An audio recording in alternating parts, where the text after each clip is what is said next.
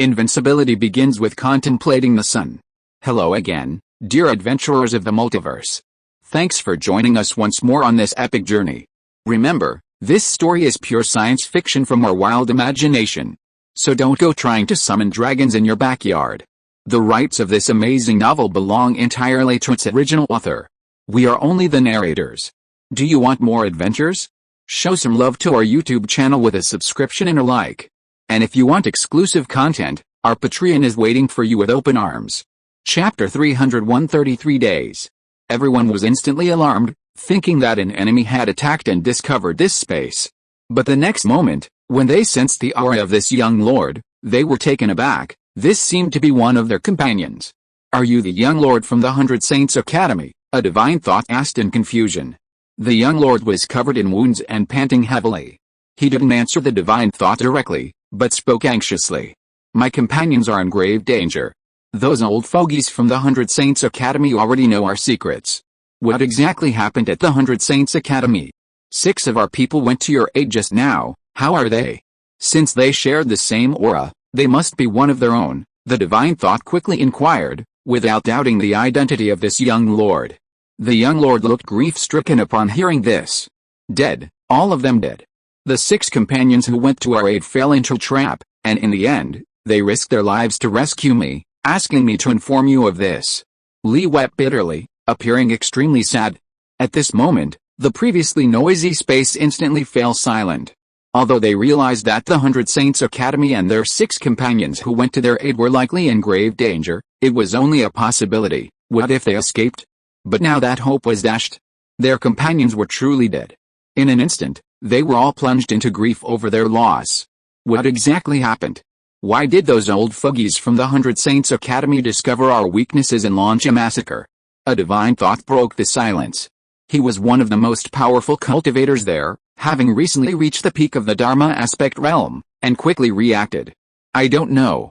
For some reason, those old fogies suddenly attacked our companions. We were completely unprepared, and most of them were killed or wounded in an instant." Heng shook his head sadly, seemingly still lost in thought.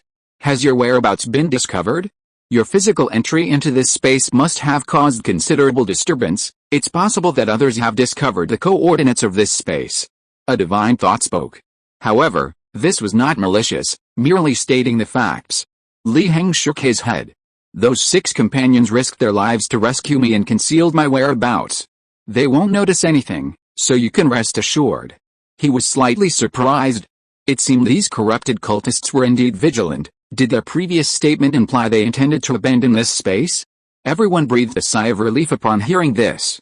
However, the divine thought spoke again. "While that's true, we must guard against the risks. Abandoning this space and re-establishing a gathering place should be put on the agenda as soon as possible, otherwise, great calamity will ensue. The most urgent task now is to get all our companions who are in powerful factions or under surveillance to leave this place as soon as possible.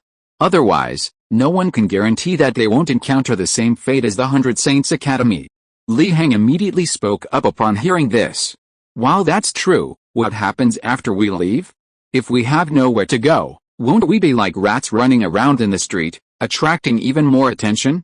The divine thoughts all agreed. Most of them were geniuses from powerful factions, of noble birth, and revered by thousands. They simply didn't want to live like rats, constantly on the run. Moreover, being part of a powerful force provides them with abundant resources, allowing them to grow rapidly. Upon hearing this, the divine sense that had spoken also faced a dilemma. Heng smiled inwardly. He spoke loudly, "Everyone, this isn't actually a difficult matter. I think we should truly unite, gather together, and form a real organization, instead of being scattered like this." The divine senses were startled by his words.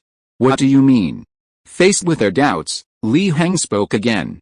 "The reason we suffered a calamity like the 100 Saints Academy is mainly because we were too scattered and unable to truly consolidate our strength.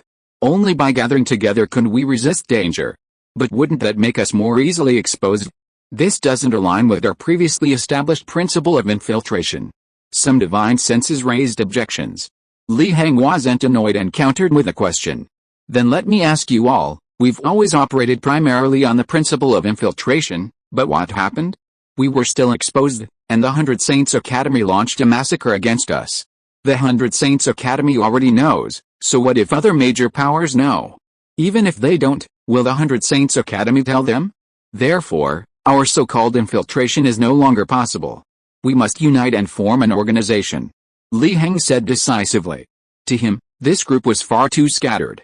Only by bringing them together and forming an organization could he manage them and facilitate his harvesting. As for how to harvest them, he already had a rough idea. The group hesitated. They admitted that their companions' words made sense. But wasn't this too risky? They hadn't yet matured, and all the celestial beings they already possessed had perished. If they were to leave the protection of their respective major powers, they would likely face a concentrated attack. But the current situation seemed to be forcing them to leave. The 100 Saints Academy already knew their secrets. Would other powers not know? They weren't fools, no one would take such a chance. Alright, if we really want to gather together and create a real organization, where should we meet? The Divine Sense asked again. The other Divine Senses also turned their gazes to Li Heng. Li Heng smiled slightly. You don't need to worry about that, I have my own way. I have an ancient house here that can exist between the mortal world and the underworld, enough to be our base. He thought of the strange ancient house he had refined back then. In the mortal world, one of the 4 holy sites of Buddhism, the White Horse Temple. Huxun, where do you want to go? Reporting to Master, this disciple is restless and wishes to travel the mortal world. Please grant me permission. The current abbot of the White Horse Temple, Yuan Tong, looked at his proud disciple with a complicated expression. Never mind, go ahead, fate will take its course. The Holy Land of Swordsmanship, the 10,000 Swords Pavilion.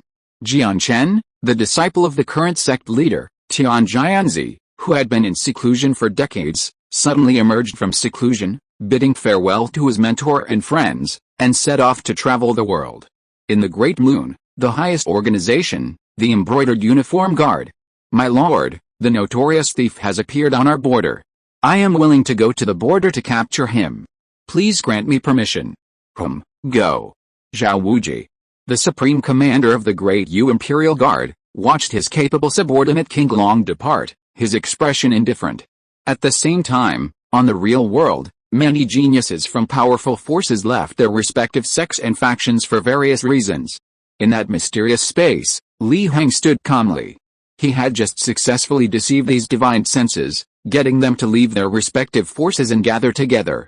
It seemed that most of them had already left for their destination. However, it all seemed a bit too easy. Although this was because he had simulated the aura of these people, making them absolutely trust that they were just companions, this ease still made Li Heng somewhat wary. He gazed at this mysterious space, lost in thought. What was the so-called true gospel doing now? Even though he had now infiltrated the enemy and gained their trust, he was still unclear and extremely puzzled about the so-called truth and the so-called gospel. Because such pollution, such calamities, such indescribable things should no longer give rise to beings with personification and subjective will. Just like when he advanced to the Dharma aspect realm, he saw the indescribable terror at the primordial level of that world's bottom. Those terrors, though also attacking him, were not actually living beings. After thinking about it, he still couldn't find a solution, so he stopped thinking. Oh well, there's always a way. Once he's harvested these fools one by one, he doesn't believe this so-called true gospel won't reveal itself. If it doesn't reveal itself, then he'll go directly to the primordial level of the world to find it. He hasn't forgotten being inexplicably kicked out of the primordial level of the world when he advanced to the Dharma aspect realm. His mind calmed down, and he came to his primordial spirit's abode. The Dharma aspect realm has 5 levels: freedom, Deo Palace, immortal platform, unity, and return to emptiness. But for Li Heng, the path of heaven and man is unavailable. He must open up a new realm based on the Dharma aspect realm. Therefore, the current Dharma aspect realm is of paramount importance. He cannot afford to make a mistake. At this moment, his strength had reached the peak of the free and unfettered realm. If he could build a Deo Palace within his primordial spirit purple mansion and allow his Dharma image to enter and transform into deity, he could ascend to the Deo Palace realm. However, Li Heng didn't want to be so careless. A towering building rises from the ground. This Deo Palace had to be powerful enough. What kind of Deo Palace was powerful enough? Li Heng didn't know. He was dealing with this inexplicable calamity, this inexplicable pollution. Therefore, he had to exert all his strength to make this Deo Palace reach the highest level he could imagine, making its essence transcend this world. Therefore, he set his sights on the 33 heavens system from his previous life. First, he would build the 33 heavens, establish a heavenly court, and then, on this heavenly court, above the 33 heavens, stand the supreme Deo Palace, symbolizing the highest heaven, elevating its essence to a very high level. This might just be wishful thinking for others, ambition exceeding the heavens, but fate as thin as paper. However, for Li Heng, who possessed source power, this was indeed achievable, and his current source power was indeed quite abundant, reaching 850,000. Which might truly help him create a model for the 33 heavens. Immediately, a thought flashed through his mind.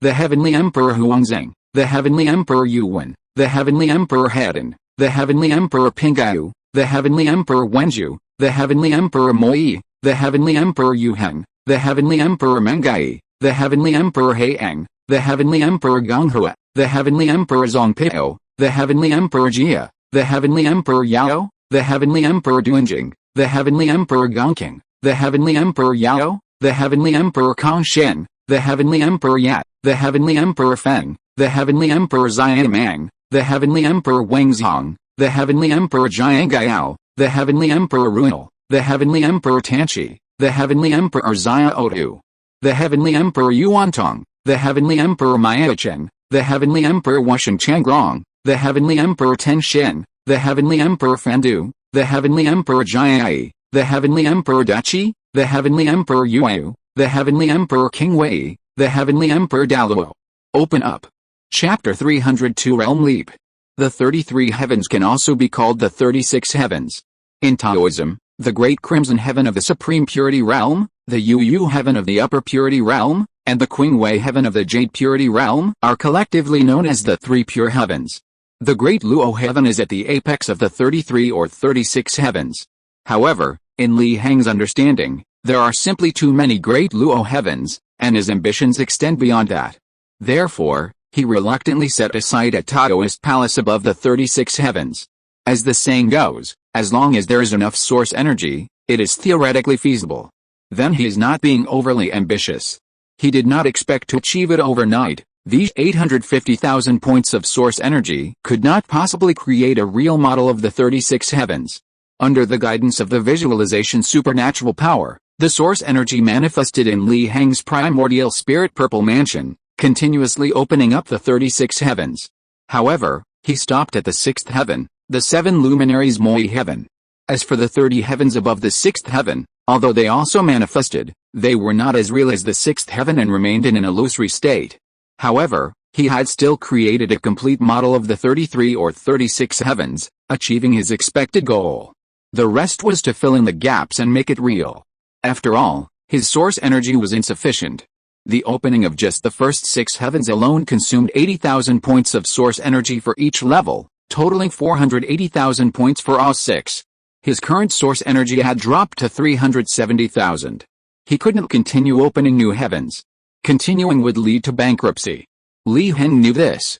There was also a saying about the 6 heavens of the desire realm above these 6 heavens, and beyond that, the 18 heavens of the form realm. Crossing each step would likely consume even more source energy. Although he didn't know if this saying involved other systems, he didn't want to gamble. He would wait until he had enough source energy before opening new heavens and replenishing it.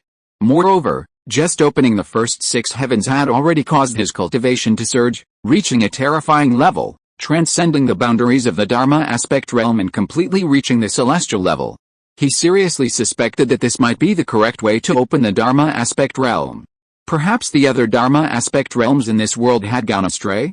After all, both the major realm of Dharma aspect and the various minor realms within it had high ideals and could be expanded and interpreted at a higher level.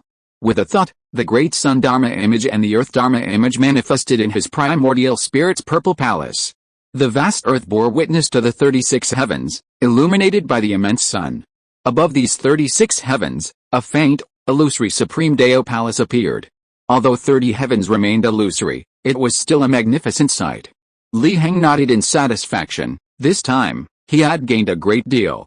Although the visualization of the great sun and earth was still progressing slowly, He was busy with other matters and couldn't find the time to visualize them, so he had to leave these tasks to his divine avatar in the underworld's cycle of reincarnation. But now it seemed worthwhile. The first 6 heavens he had created using source power, and his own efforts had already made him this powerful. If you were to create more heavens, making the remaining 30 illusory heavens real, it would probably directly exceed the boundaries of this world. How terrifying would that be? After this reflection, Li Heng calmed his mind and turned his gaze to the Dao Palace. He didn't intend to completely create the Dao Palace, he only manifested a phantom image. The 36 heavens haven't been fully open yet. If his Dao Palace were to fully manifest and open, it would be equivalent to his foundation being fixed. That's not advisable. Even if the Dao Palace isn't fully manifested, he can continuously increase his strength by opening up the remaining 30 heavens. It won't affect anything. If he doesn't have enough money, he needs to get more. If he doesn't have enough source energy, he needs to get more source energy. Li Heng calculated the time. According to the efficiency of those cultists, they've already set off for the destination he mentioned. He needs to prepare in advance. With a thought, the void shattered, and Li Heng took a step forward, leaving only this empty space. The void broke open, outside the Great Li Northern Prefecture. Where Li Heng and the monk and Taoist had gone before, in a certain place in the vast, uninhabited forbidden zone, the void broke open, and Li Heng's figure appeared here. Now, whether in terms of realm or combat power, he is comparable to the celestial beings of this world, so even though he set off later, he can arrive at his destination a step ahead of others. With a thought, a strange ancient house that had previously existed between the mortal world and the underworld quietly appeared. Li Heng raised an eyebrow. This ancient house he had overlooked seemed far from simple. Its appearance wasn't merely a matter of spatial manipulation. If it weren't for his recent surge in power, he wouldn't have been able to discern even a fraction of the house's core essence. Although he had previously refined the house, he only knew its appearance, not its underlying reasons. Thinking about it this way, the true strength and identity of the house's former owner became a matter of serious concern. During casual conversations with Li Dangquang and Yu Fuhei, Li Heng had heard of ancient monsters who had lived for countless eons. He wondered if the house's owner was one of them. If so, where had these ancient monsters disappeared to? On a whim, his thoughts drifted to that frequently mentioned ghostly place, a place many had spoken of. Had all the unrevealed ancient monsters gone there? But what was the purpose? To find a great opportunity, the source of calamity, or the truth behind the ghostly place? With increased strength, the thoughts that had been suppressed in his heart were suddenly released, and his mind became active, constantly making connections, leading Li Heng to a vague guess. He thought about it. He would find some time to confirm this guess and see what this mysterious place was all about. His divine sense expanded, reaching far and wide. Soon, he even detected the border of the Great Li. This surprised him somewhat. Had his divine sense already covered such a wide area? He knew that the place he had chosen was deep in the uninhabited forbidden zone, extremely far from the border of the Great Li, a full 10,000 miles away, yet he had still detected it. This meant that every move within a radius of 10,000 miles could not escape his control. However, this uninhabited forbidden zone was indeed aptly named. His divine sense covered a radius of 10,000 miles, yet he saw no living beings, only a lifeless and silent scene. Moreover, he also noticed, in this desolate forbidden zone, in areas not covered by the fortunes of the various dynasties, the laws and rules of heaven and earth that constitute the universe have undergone even deeper mutations. A distinctly aberrant and eerie aura can be felt. If an ordinary person were to come here, it would be tantamount to entering a gas chamber. Li Heng frowned slightly. After he cast that mutated heaven into reincarnation, he had thought it would slow down the rate of change in the universe. But now it seems that although it has slowed down, it hasn't slowed down much. This kind of mutation has already appeared in the desolate forbidden zone outside the reach of the national fortunes, making it unsuitable for ordinary people to live in. Then the lands of the various dynasties covered by the national fortunes are not far from this situation. He shook his head, knowing that he had to hurry. Suddenly, 3 different auras appeared one after another within the range of his divine sense. They've arrived. Wei Zhuan, from the White Horse Temple, who had once missed his chance with a Buddhist disciple, stood in the desolate forbidden zone outside the Great Li, frowning. Was this companion being too cautious? He actually placed the organization in such a place, in the desolate forbidden zone outside the reach of the national fortunes? Couldn't we choose a better place? This isn't conducive to cultivation. Jian Chen of the Wanjian Pavilion arrived on his sword, looking at the endless yellow sand below, a desolate, uninhabited area, and remained silent. How to put it? He felt they needed to change locations. King Long of the Dao Imperial Guard arrived riding his serpent spirit beast, looking at the destination they had gathered at, and found it somewhat unacceptable. Was this harsh, desolate place outside the realm really suitable? 10,000 miles, not far, not near. Li Heng waited in place for a while, finally seeing 3 tiny black dots flying in from afar.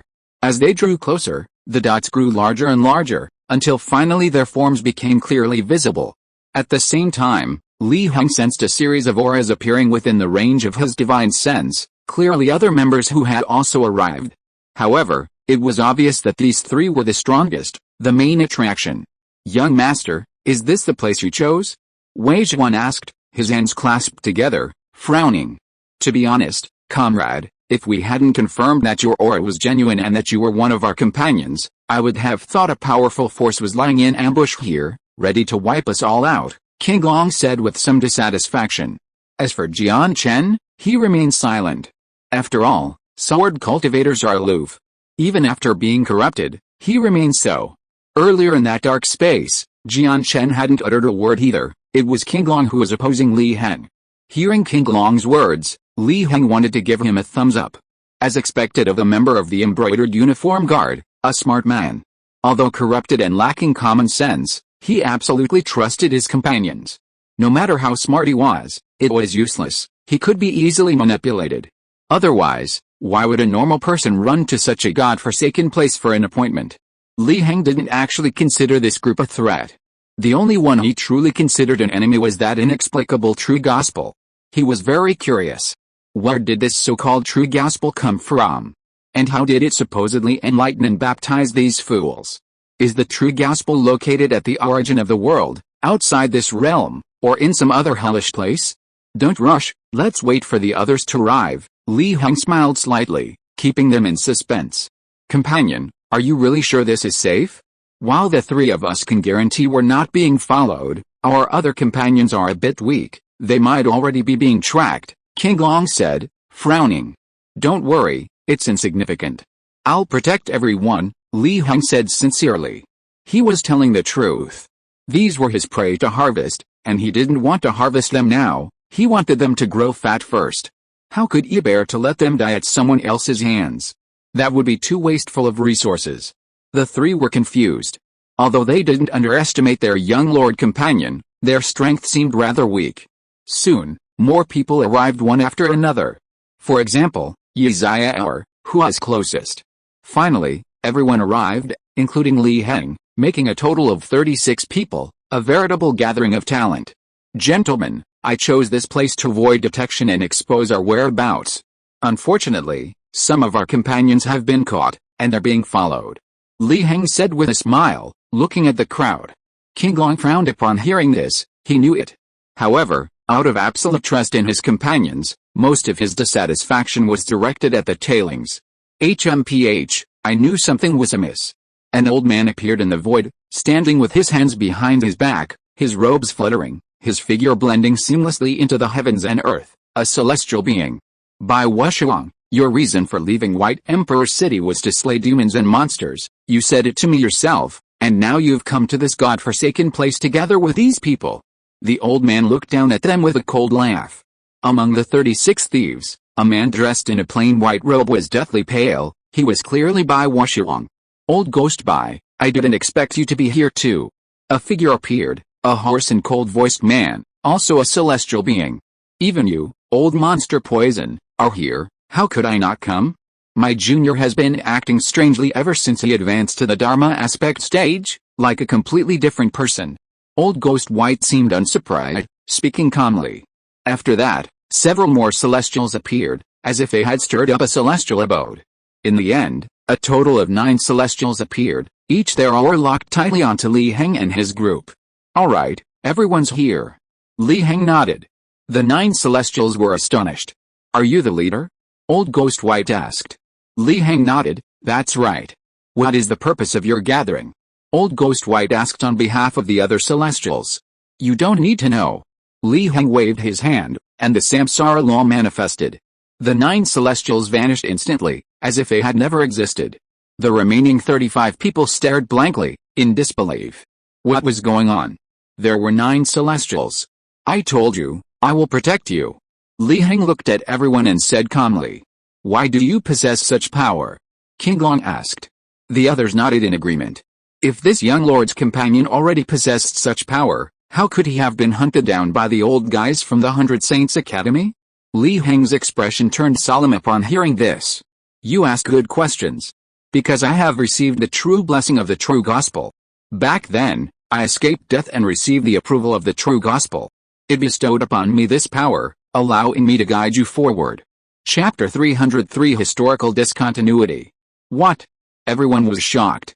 Was this young lord's companion actually chosen by the true gospel to lead them? Li Heng smiled and spoke loudly. Now that many powerful forces have noticed our abnormality, we can no longer remain silent and infiltrate. We must form a real organization to resist external enemies. And this organization cannot be leaderless. I am here to lead you on the orders of the true gospel. He directly used the true gospel's name as a shield, not afraid that they would understand his intentions, because Li Heng knew that these people's mindset meant they wouldn't think of such things.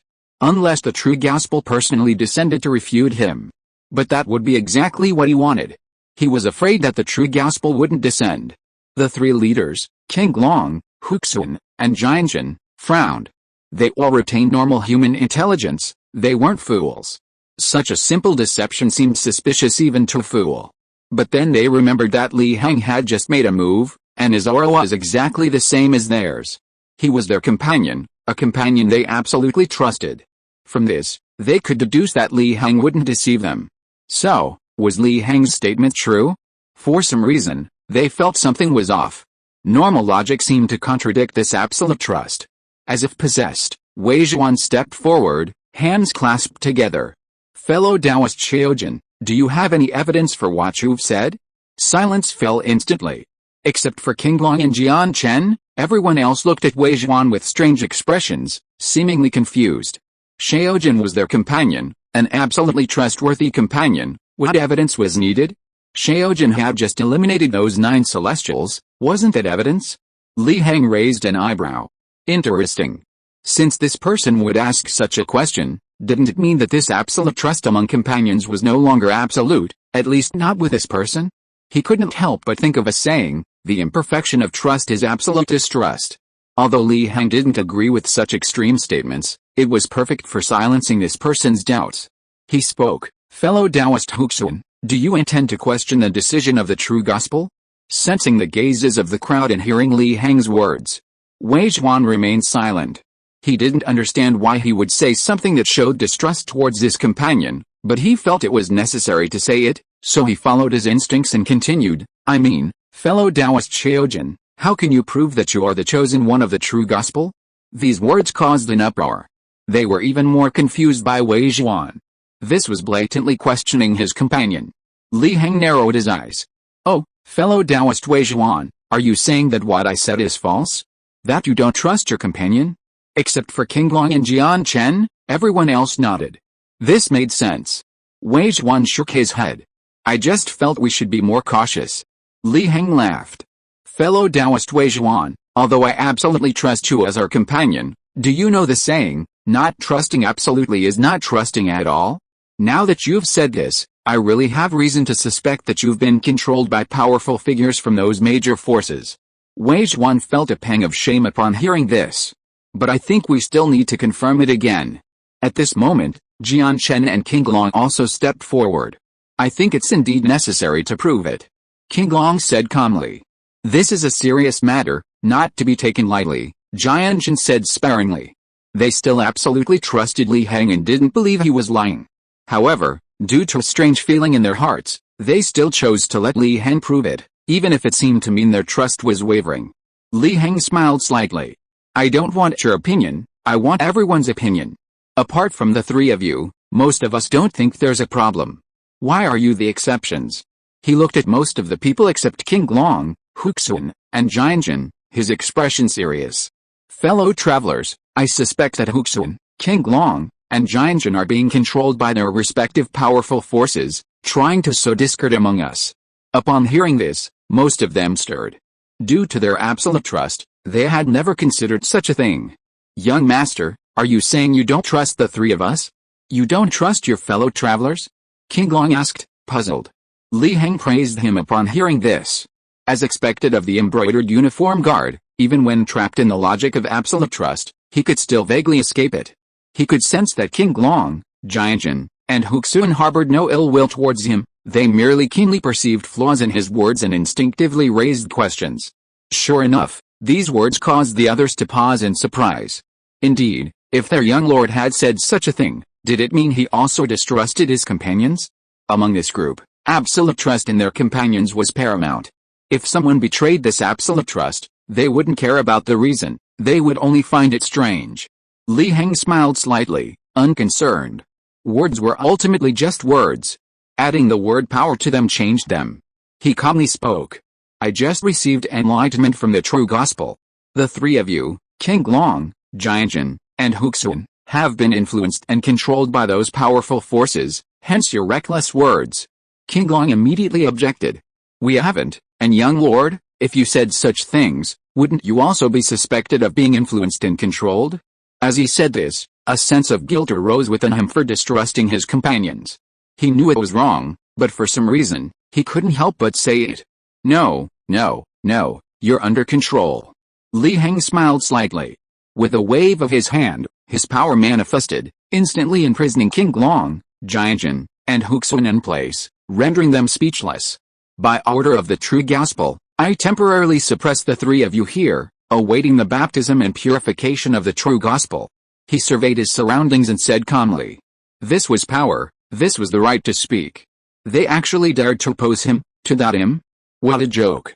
Truth and words were within the range of the canon. Those weaker than him were unworthy to speak. The crowd fell silent. They didn't understand why, as fellow comrades, they would attack their own comrades. This shouldn't be happening. Their companion Shaojin's actions were wrong, how was he any different from other humans? But then they remembered. Shaojin had just said he was acting on the orders of the true gospel. Furthermore, the situation was now settled, and Shaojin possessed the highest cultivation level. They reluctantly, somewhat accepting the situation. Perhaps their three companions really were under control? Li Heng nodded in satisfaction. As long as the so-called true gospel doesn't arrive, he can easily manipulate this group, both verbally and physically. They think they can turn the world upside down? Impossible. He naturally knew that after his bluff, their absolute trust in their comrade might have cracked slightly, but he didn't care. They were all together anyway, he could wipe them all out in one fell swoop. What good was suspicion? He'd wasted his breath explaining earlier because he wasn't planning to reap the rewards immediately, he wanted to fatten them up first. I am appointed leader of this organization by the mandate of the true gospel. This organization is called the Promised Land. Do any of you have any objections? Li Heng continued with a smile. The group exchanged glances, then bowed deeply to Li Heng. We pay our respects to our leader. They felt something was amiss. Wasn't it supposed to be that everyone was equal, without distinction of rank? Why was there another leader? But then they thought that this young lord claimed to be acting on the mandate of the true gospel, so it didn't seem unacceptable. Everything was for the arrival of the Promised Land. This was what they all thought. Alright, since that's the case, then this eerie ancient house behind me will be our mobile base in the Promised Land. You can use it to travel to various places and carry out missions. The group was confused. Missions? What missions? Li Heng smiled and said, by the command of the true gospel, find the reincarnation of heaven. Find the reincarnation of heaven and bring him before me. Understand? The group. They still felt something was amiss. But since their leader was now young master, and the mission was by the command of the true gospel, they decided to comply.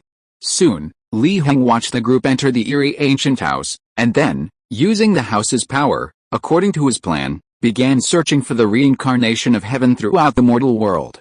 Although these people were destined to be exploited, he still wanted to squeeze every last drop of value out of them. He naturally knew that these people were very likely to be enlightened by the true gospel, and might realize their true nature, believing he wasn't one of them. He had just spent 70,000 units of source power to add some functions to the ancient house. Anyone who entered the house would be branded, They had already entered the eerie ancient house, trapped in a cage. No matter how much they tried to rebel or escape, it was useless unless the so-called true gospel personally descended to help them. For him, the true gospel's arrival was even better. He could see its true face, he wouldn't lose either way. After confirming everything was correct, he turned his gaze to King Long, Jianjun, and Huxun, whom he had just suppressed. He was curious. How did these three manage to subtly deviate from the logic of absolute trust among their companions, without the others questioning them? Even if they were the strongest among them, their strength was still limited. Was this the so-called true gospel's doing? Or did the three possess some special qualities? After thinking for a moment, he chose the monk Huxun, using his source power to create a historical silhouette, beginning to trace Huxun's past. The tracing process was uneventful. Until, when he traced back to before Huxun achieved Dharma form, he discovered a gap, a historical gap. This rift might hinder 99% of tracing methods, but for the methods of tracing source power, it's as if it doesn't exist. It directly crosses this rift, arriving before Huxun achieved the Dharma aspect. A hidden historical fragment appears. Master, what urgent matter do you have for me? Huxun, do you wish to break through to the Dharma aspect? The current abbot of Whitehorse Temple, Yuantong, spoke in the Great Buddha Hall. If you are listening to this novel on a channel other than Fanfic World, it means it was downloaded and re-uploaded without effort. We warmly invite you to visit our channel, Fanfic World. There you will find the original version of this story and many other novels of various genres. We look forward to seeing you dive into a world of incredible novels. Chapter 304: The Danger of Locking in the Future. Li Heng's expression was strange. He browsed through Jian Chen and King Long's past and found that they had experienced something similar to Wei Zhuan's. Their masters had instructed them to break through to the Dharma aspect stage. Moreover, they seemed to foresee what unpredictable things would happen once they broke through. After discussing these matters, they directly deleted this memory. They even used some methods to confuse the heavenly secrets and create gaps in history. If it weren't for Li Heng's skillful methods, he probably wouldn't have discovered these subtle actions. He couldn't help but shake his head. It was like throwing meat buns to a dog, gone and never to return. Although the powerful forces behind these three had planted some methods within them, deceiving the three who had been corrupted and brainwashed, and these methods were still in effect, they were useless. These methods were merely for locating, detecting physical conditions, exerting a little mental influence, and collecting information. Moreover, to avoid being discovered, this information was sent only once in a long while. What could be gained from this? Nothing at all. He, Li Heng, had gone to such lengths, yet he didn't even know what the true gospel was, and even this group of brainwashed and transformed cultists were completely confused and only had a vague understanding. What could such methods possibly reveal? So, it's pointless to let your talented disciples and juniors be corrupted and turned into these monsters. Perhaps the powerful forces have their own reasons, and might even think these people are entirely expendable. But Li Heng was too lazy to care. He simply waved his hand, and the great sun Dharma image manifested, instantly killing the three. The true fire of the sun enveloped the black liquid left behind by the three, incinerating it into nothingness. Source power plus 150,000. He had no need to keep these three alive. These three had been completely corrupted and transformed. Even if he could save them with source power, it would consume a huge amount of source power, which wasn't worthwhile. Moreover, after being corrupted, these three had committed a considerable amount of killing, deserving to die. Not to mention the methods laid down by powerful forces on them. They were an obstacle for Li Heng, so he simply killed them all. Of course, Li Heng had the ability to erase these methods. But these three had already challenged his authority, hindering his rule over others, or only increasing the risks, so it was better to kill them directly. He wanted to wait for these cultists, his prey, to grow stronger before slaughtering them and reaping more source power. During this time, they were also tasked with searching for the reincarnation of Tian. The goal was to extract every last drop of value. Whether they found him or not was irrelevant, maximizing profit was paramount. For Li Heng, this was merely a minor incident. These powerful forces didn't actually know what they were facing, they were simply taking precautions based on a sense of risk. At least, that's how the three forces he observed were. Compared to that, he was more concerned about this so-called historical rift. The concept of a historical rift made him think of many things. For example, This inexplicable calamity spread through time, extending from the present into the past, attempting to cover the original origin, a method almost impossible to counter. But what if a massive historical rift were artificially created? Li Heng's eyes lit up. Although this idea required solving many problems, such as how to create such a large historical rift, and what effects would occur after the historical rift separated two time periods, it was indeed a good idea worth exploring. However, he then reconsidered. If he could think of it so easily, other powerful figures might not be unable to as well. Perhaps now, or in the past, powerful figures had already undertaken similar tasks? For example, the existence of that reborn individual was highly suspicious. His thoughts wandered. Then, with a thought, he connected with the sun in the sky, and a wisp of his ethereal divine sense instantly arrived above the sun, in the palace. Rare guest, what brings you here? There are no treasures for you here. The figure reappeared, but was even more blurred than before, seemingly in poor condition. Li Heng raised an eyebrow, but wasted no time, directly stating his thoughts. Can this space-time rift, this historical rift, resolve this crisis? The figure remained silent for a moment, then spoke. Theoretically possible, but practically impossible. Because once a historical rift is created, it means a blank space exists between the past and present, leading to discontinuity in space-time and consequently, confusion of cause and effect. To put it another way, it's like the world's past suddenly disappearing. What do you think would happen? The figure said softly. The past is gone, the present doesn't exist, Li Heng calmly guessed. Your guess isn't entirely correct, but it's close. If you want this world to end quickly, this method is best, so don't even think about it. It's not like I haven't considered it. Has anyone else used this method? Of course, some people have. But unfortunately, they don't have that kind of power in this world, except for me. However, someone did risk their life using space-time manipulation. How should I put it? Quite daring. I'm telling you now, so be prepared. Li Heng was surprised. To be described as daring by this celestial figure? So what exactly happened? He was curious. Those daring guys aren't from your timeline, but from the past, the era of the ancient saints you speak of. Those daring guys are the saints you call them.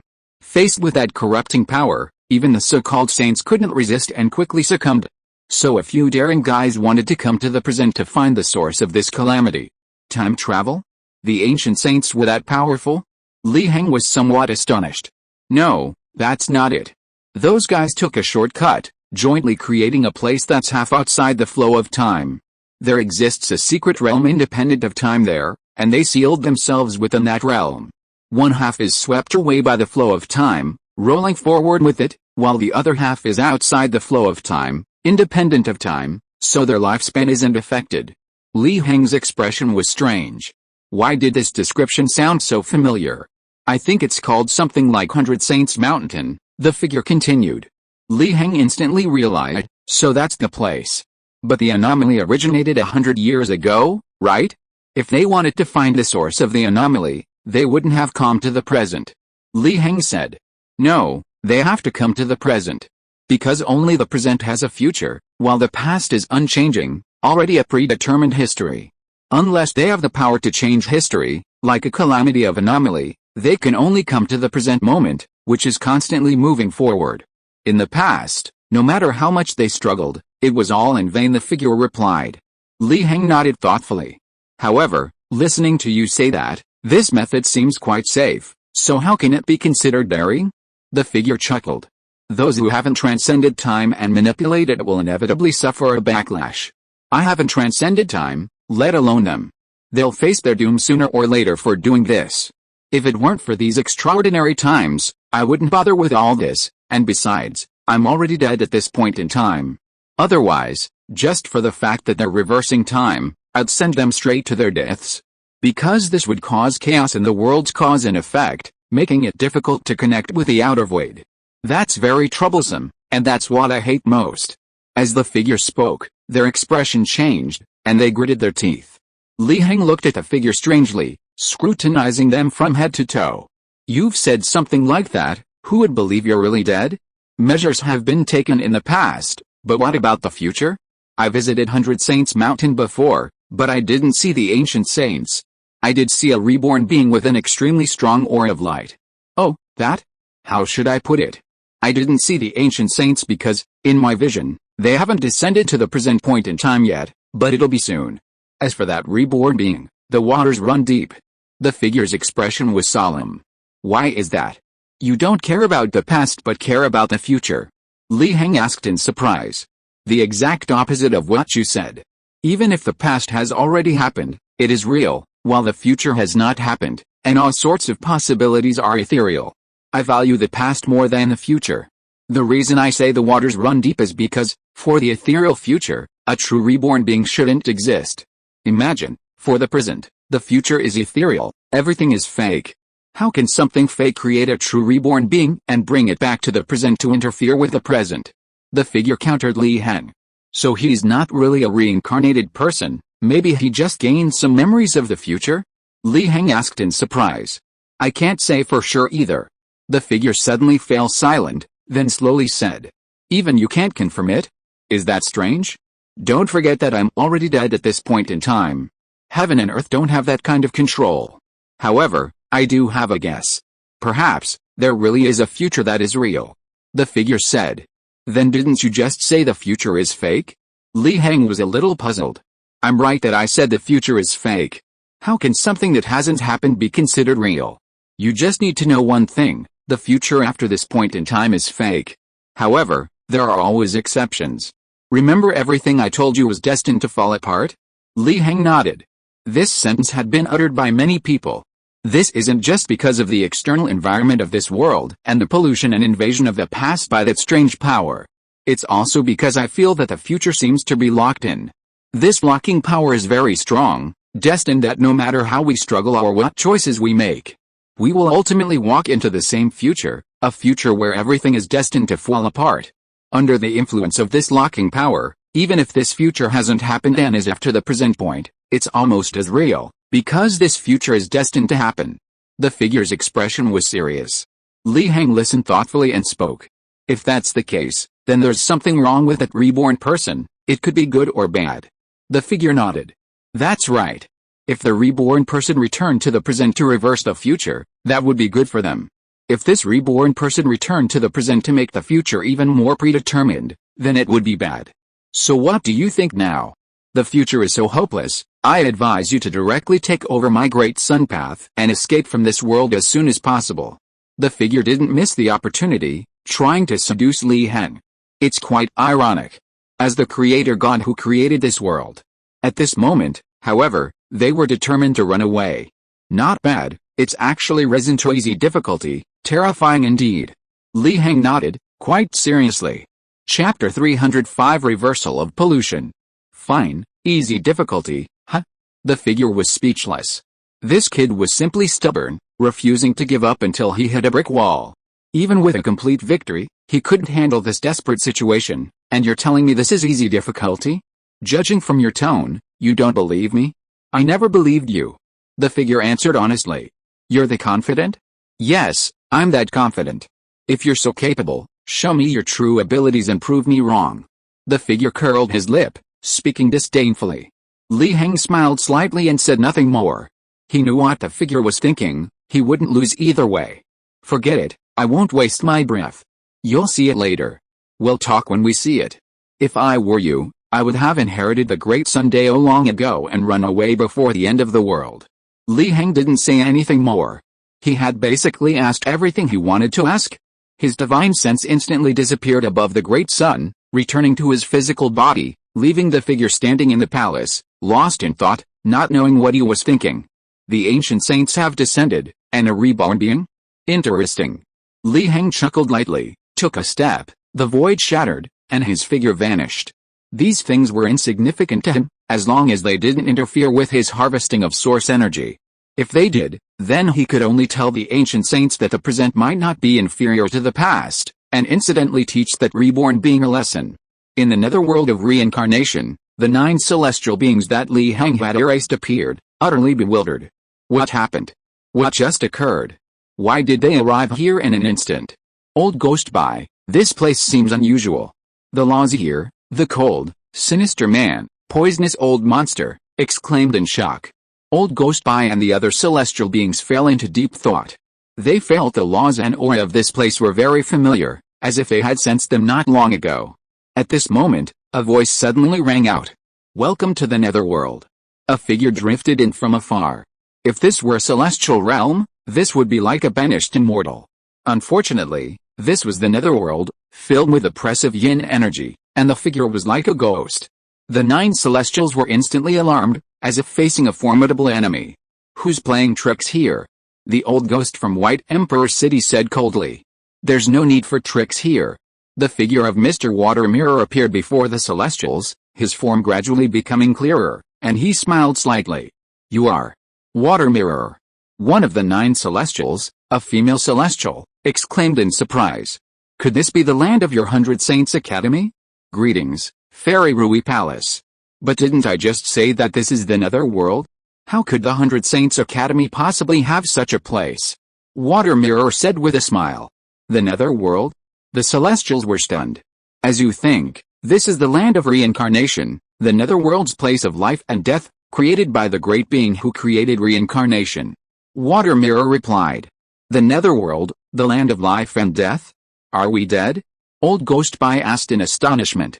The female celestial being known as Fairy Rugong had a subtle expression. She spoke softly. "Shujing, I remember you broke through to the celestial realm and then died during the breakthrough process." Upon hearing this, the celestial beings shuddered. They had seen Shujing, a dead man? No way, were they really dead? But that shouldn't be the case. They still had abundant yang energy within them, and they were still in a weakened state. How could they have suddenly died? Fairy Rugong is joking. "Haven't you heard about the battle that took place in the northern prefecture of Dali?" Shujing said. Fairy Rugong frowned. "Was that really you?" "Of course it was me." Shujing nodded. "When I broke through to the celestial realm, the world underwent a cataclysmic change, and I was severely polluted. I had no choice but to disappear and live in seclusion in the northern prefecture of Dali. Later, many celestial demons invaded the northern prefecture of Dali. I fought them and was nearly killed. I was saved by a powerful being who had created the cycle of reincarnation, which is why I came here. You must have also encountered that powerful being, right?" The celestials were stunned upon hearing this. "So that's how it is? The powerful being who slayed so many demons in the northern prefecture of Dali was actually the one who created the cycle of reincarnation?" They had been wondering why there were so many terrifying beings, making them, the celestials, feel so awkward. It turns out it was all one person. But Shuijing said they encountered that powerful being. They didn't have any unusual phenomena. When? Wait. They couldn't help but think of Li Heng. It was because of Li Heng's wave of his hand that they came here. Suddenly, everyone's hearts trembled. Could that person be the powerful being who created the cycle of reincarnation? Cold sweat instantly broke out on their foreheads, and they were filled with regret. Previously, they had spoken somewhat disrespectfully to the powerful being who had created the cycle of reincarnation. If they had angered that being, they would have been in serious trouble. "What's wrong with you? Why do you look so strange? You should be happy to be here. This is a great opportunity for you." Shuijing sensed something was amiss. "Ha, it's nothing, it's nothing." Old Ghost Bai was the first to suppress his panic and forced a smile. He couldn't scare himself now. If the powerful being who created the cycle of reincarnation really wanted to kill them, they would have died long ago. Why would they have been thrown here? Perhaps they were still of some use to that powerful being? "You say this is a great opportunity? Why do you say that?" The Fairy of Rui Palace also calmed down and asked in confusion. "Don't you feel anything? After arriving here, the pollution you have been exposed to has begun to lessen, stagnate, and even show signs of reversal." Shuijing said. Upon hearing this, the celestial beings quickly checked and fell silent instantly. Because what Shuijing said was true. The pollution in their bodies had begun to lessen, the pollution that had been expanding and deepening had stopped, and even showed signs of reversal. This completely stunned them. They had previously exhausted all their methods and countless secret techniques, yet they couldn't resolve this terrifying pollution. But after arriving here, the pollution vanished on its own. Although they had considered using the power of reincarnation to eliminate the pollution when they were reborn, it was merely speculation, without any evidence. Moreover, the proposed method involved personally entering reincarnation, a price that would be extremely high. A single misstep could lead to losing one's true self in endless cycles and utter annihilation. But now? It was almost resolved upon arriving here. This was unscientific, uncultivable. They simply couldn't understand the principle. Could the netherworld reincarnation realm truly possess such miraculous effects? Their attempts at small-scale time manipulation had failed. You must have sensed it already, Shui Jing said with a slight smile, deeply grateful to Li Heng. This was a life-saving grace. Without Li Heng, they would have died long ago. At this moment, Li Heng stepped forward, returning to the reincarnation realm and appearing before the 9 celestial beings. He nodded slightly upon seeing Shui Jing. It seems Shui Jing has already told you, so I won't waste my breath. You should know where you are and what this place is for. Seeing Li Heng appear, the 9 celestial beings dared not be disrespectful anymore. They bowed deeply to Li Heng and respectfully said, "We greet you, Senior. Please forgive our rudeness. I don't observe such formalities here. Get up. Now, are you curious why I threw you here?" Li Heng said. The celestial beings exchanged glances. An old ghost Bai stepped forward. "I think it's because we are valuable to you, Senior." Li Heng nodded. "That's right, you are intelligent. I have the ability to reduce or completely remove the pollution within you, but you must also work for me. It just so happens that this netherworld is newly established and lacks manpower." He went straight to the point, without beating around the bush. The celestial beings were surprised. So that's how it is? However, as long as the pollution within them could be reduced or even completely removed, they would do anything. Moreover, this powerful figure was unfathomable. Even without this incident, they all wanted to curry favor with him. Of course, the most important thing was that they were at his mercy. They immediately spoke up, expressing their loyalty, except for the old white ghost, who remained silent until everyone looked at him with astonishment. Only then did he look at Li Heng and slowly speak. "Senior, there's something I don't understand." "Speak," Li Heng said calmly. "Was it your doing regarding my junior?" the old white ghost asked, his gaze intense. "What are you referring to?" Li Heng smiled slightly. "After my junior broke through to the Dharma aspect stage, he seemed like a different person, his whereabouts becoming increasingly mysterious. Now, he's suddenly gone to a forbidden area to meet with others. Becoming a different person? That's naturally not my doing. However, it was indeed my doing to invite them to the gathering. This was the netherworld, his home turf, and he naturally didn't think these 9 celestial beings could leak secrets. So he directly explained the cause and effect, the hidden dangers of Chen Ming's breakthrough to the Dharma aspect stage. The celestial beings were greatly surprised upon hearing this, so that was the case. All the promising juniors they had chosen had turned into monsters? Had they all been transformed and brainwashed? Your disciples and juniors, in a sense, died completely after breaking through to the Dharma aspect stage. What lives on are merely monsters possessing your juniors' memories, Li Heng said calmly. The celestial beings' expressions were complex, and they secretly regretted their actions. If they had known this would happen, they shouldn't have allowed their juniors to break through to the Dharma aspect stage, but now it was too late for regrets. "Senior, can you save him?" Old Ghost Bai asked. The other celestial beings also had some expectations upon hearing this. This senior could alleviate the pollution within them, and even had the ability to completely eliminate it, so perhaps he also had the ability to save their juniors and reshape their true selves. "Save him? What are you willing to give in return?" Li Heng said calmly. "I don't know about the others, but as long as senior can save my junior, I, Old Ghost Bai, will go through fire and water, even unto death." Old Ghost Bai bowed deeply to Li Heng, very sincerely. That was his grandson, he had no choice but to save him. Saving him is possible, but as for the price? Li Heng smiled. P.S. To correct a previous setting, the protagonist created a complete 33-day or 36-day model, but only the first 6 days are real, the rest are virtual, waiting for the protagonist to fill in and create them. This part doesn't cost money. Chapter 306 Rules of the Road to the Underworld. After a while, Li Heng watched the 9 people leave. These 9 celestials still had value to him. They had already made a contract with Li Heng, branded themselves, and were to work for him. In exchange, Li Heng would suppress them and even eliminate their corruption, which was a fair trade. Li Heng didn't have many tasks for them. There were only 2. The first was to try their best to find the reincarnation of a celestial, and to report any abnormalities immediately. However, even if Li Heng didn't say so, they would still try their best to find it. Now, to them, a dead celestial was a good celestial. The second was to capture demons and monsters and bring them to Li Heng. These 9 celestials all came from powerful forces, with tentacles all over the world, making them very suitable for this task. They were all walking sources of energy. He then looked at Shui Jing, who was waiting for orders. How is the situation lately? Have any fools violated the cycle of reincarnation? Li Heng asked. Reporting to your excellency, no one has been found yet. The Dharma aspect experts and celestial experts in the real world have been very restrained and haven't violated the cycle of reincarnation much? Shui Jing replied respectfully. Upon hearing this, Li Heng shook his head. He had originally intended to make an example of someone to establish his authority. He hadn't expected so many Dharma aspects and celestial realm experts to be so cowardly. Wasn't there a single fool who would risk offending the order of reincarnation? Or was his aura of mockery not strong enough? Shui Jing was puzzled. What was wrong with His Excellency? No one dared to offend the authority of reincarnation, everyone revered His Excellency's reputation. Wasn't that good enough?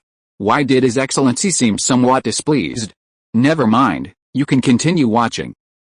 I grant you the right to travel between the yin and yang realms. You can also take this opportunity to go out and see if anyone is causing trouble, and perhaps capture some demons and monsters as well. With that, Li Heng vanished. In the present world, in Dali, Beijun, Baifeng County, Baishi Mountain, Li Heng reappeared. He had encountered Baifeng in this place and seen something resembling the cycle of reincarnation. In a moment of playfulness, he had erected 2 stone tablets in the present and the inner world. He looked at them. Located in the mortal realm, the stone tablet atop White Stone Mountain remained undamaged, still standing there, radiating the divine will of the great sun, sealing the spatial rift and preventing the white wind from blowing out. Clearly, no one had climbed White Stone Mountain recently. Then what about the inner world? Li Heng pondered. His current realm was comparable to a celestial being, and his combat power was unmatched within that realm. He saw through the truth of this place at a glance. The so-called inner world was actually a reflection of the mortal realm. He took a step forward, entering the inner world. Li Heng proved it with his divine sense. This inner world wasn't large, only covering White Wind County. However, this inner world seemed like a strange realm. Could it connect to other places? But these passages were extremely well hidden. If his realm hadn't been so high, he wouldn't have been able to discover them. Moreover, Li Heng's expression was strange. In a flash, he arrived at the spatial rift, the place where he had placed the stone tablet. Then he saw some souls kneeling before his stone tablet, and after kneeling, slowly entering the spatial rift. This, looking at the contents of the stone tablet. If you do not bow before the emperor, your true destiny is lost. Your name is inscribed on the reincarnation stele. One step, one bow, and your sins on the path to rebirth will be halved, protecting your true spirit. Those who chant my true name will see eternal life in reincarnation. He pondered, his face full of questions. This stele was merely something he had erected on a whim. The inscription was at most a joke. These souls wouldn't actually believe it, thinking it could protect them, would they? Why are you kneeling before this stele? Li Heng appeared. In this world, there were souls without intelligence and sentient beings. Sentient beings with intelligence were one thing, they might actually understand the words on the stele and be fooled. But why were all the souls without intelligence kneeling before that stele? Was this immortality a bit too absurd? Living people. The sentient being hidden among the many souls was startled. I told you, would you buy my cupcake? A strange creature pushing a cupcake cart, about to step into the spatial rift, suddenly stopped upon hearing Li Heng's words and said coldly. Since you said so, of course I'll buy it. Li Heng smiled slightly. He had wondered why he hadn't gained source power after killing these strange creatures, but now that his realm was higher, he saw through the truth at a glance. These strange creatures weren't their true forms, but merely projections. Following the causal connection, Li Heng saw that all the causal threads were connected to the spatial rift, as if their true forms were on the other side of the rift. Then buy it from me first. The cupcake strange creature smiled slyly. At this moment, the other strange creatures hidden among the many bewildered souls also reacted, realizing this was a good opportunity, and quickly jumped out as well. I know about this too, buy me a basket of dates. A strange creature selling dates happily interjected. I know too, just buy me a pack of tea, it's cheaper than theirs. A female strange creature selling tea hurriedly said. What are you all doing, haggling? Just buy a piece of charcoal from me, it'll be cheaper than theirs. A charcoal seller carrying a charcoal basket said eerily in a cold voice. Li Heng raised an eyebrow. This group of eerie creatures was far more intelligent than the ones he had encountered here before. They had even learned to compete and haggle? Shut up, all of you. Are you looking for death? The eerie creature selling the cupcake instantly flew into a rage, picked up the cupcake knife, sliced off a piece, and showed it off. You lot, believe me or not, I'll bankrupt you right now. Instantly, most of the eerie creatures cowered and dared not speak. The others may be afraid of you, but I'm not. The eerie charcoal seller sneered. Your cupcake is expensive, but this old man has no money. What's the use of forcing me to buy? This old man is a tough nut to crack. Do you think I'm afraid of you bankrupting me? Then he turned to Li Heng. Young man, don't hesitate any longer. Buying my charcoal is the best deal. If you buy his cake, you'll be bankrupt, giving him everything you own. Li Heng smiled slightly upon hearing this. I don't understand. Buying cake might be edible, but what's the use of charcoal? That's right, don't listen to this old man. My cake is fragrant, hot, and delicious, far better than this old man's charcoal. Buy it now. The strange cake vendor instantly became happy. So, how much does this cake cost? Li Heng asked with a smile. You'll find out when you buy it. The strange cake vendor smiled mysteriously. Alright, I'll buy it. As soon as he finished speaking, the strange cake vendor swiftly handed the cake to Li Heng, then loudly proclaimed, place your order now. 1 cake, and as for the price, it's everything you own. Instantly, Li Heng sensed a force of rule descending from the shadows, attempting to strip him of everything, his lifespan, cultivation, life itself, his status, everything seemed to be stripped away. Then, he reached out and grasped that wisp of rule power. Interesting, Li Heng chuckled. He finally understood why these strange creatures possessed this power of rule. It turned out they all possessed a strange power that could trigger this transaction rule. The cupcake strange creature was stunned. What was going on? Hadn't the transaction occurred? But all the conditions had been met.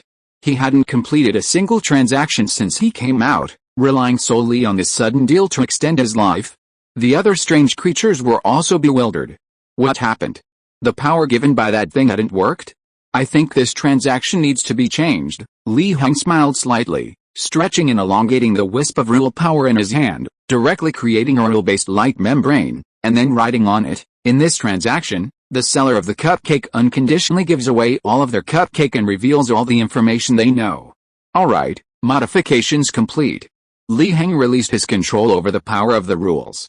Instantly, he could sense that all the cupcakes from this strange creature belonged to him on a causal level, and the cupcake card involuntarily came to his side. The strange creature reacted instantly, terrified. What did you just do? Then its form gradually faded, becoming nothingness. Li Heng was stunned at the sight. He then received a notification that 200 points of source energy had been added to his account.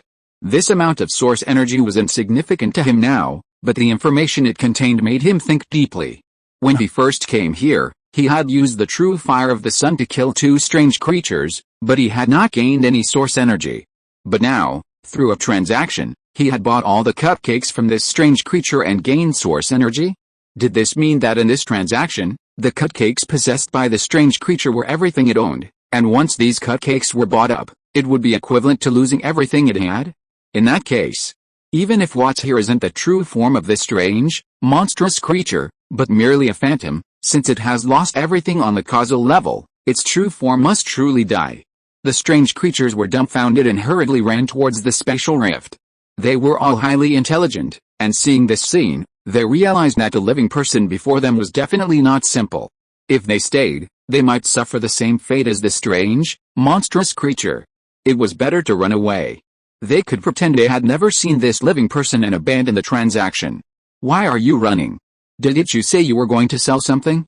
Li Heng spoke calmly, directly imprisoning many of the strange creatures. The expressions of these strange creatures instantly became more unsightly than tears. It was as if a calamity had struck them. What had they done to deserve this? Speak, who are you? What is your origin? Where does this spatial rift lead to? Why are you trading? And why are you kneeling before this stone tablet? Li Heng said indifferently. Sir, "Could you buy me a piece of charcoal?" the charcoal seller's strange creature asked. "Oh, you also want to sell me something? Then let's try." Li Heng laughed. No, sir, you've misunderstood." The charcoal seller suddenly became flustered and hurriedly explained. "According to the rules, this is necessary. You need to buy a piece of my charcoal before I can tell you the relevant information. This is the rule of the underworld road, and also the rule of that thing." Li Heng raised an eyebrow upon hearing this. The underworld road? That powerful underworld force that also attempted to establish a cycle of reincarnation? Chapter 307 Rule Radiation. Is the road to the underworld behind you? What do they want? Li Heng asked curiously.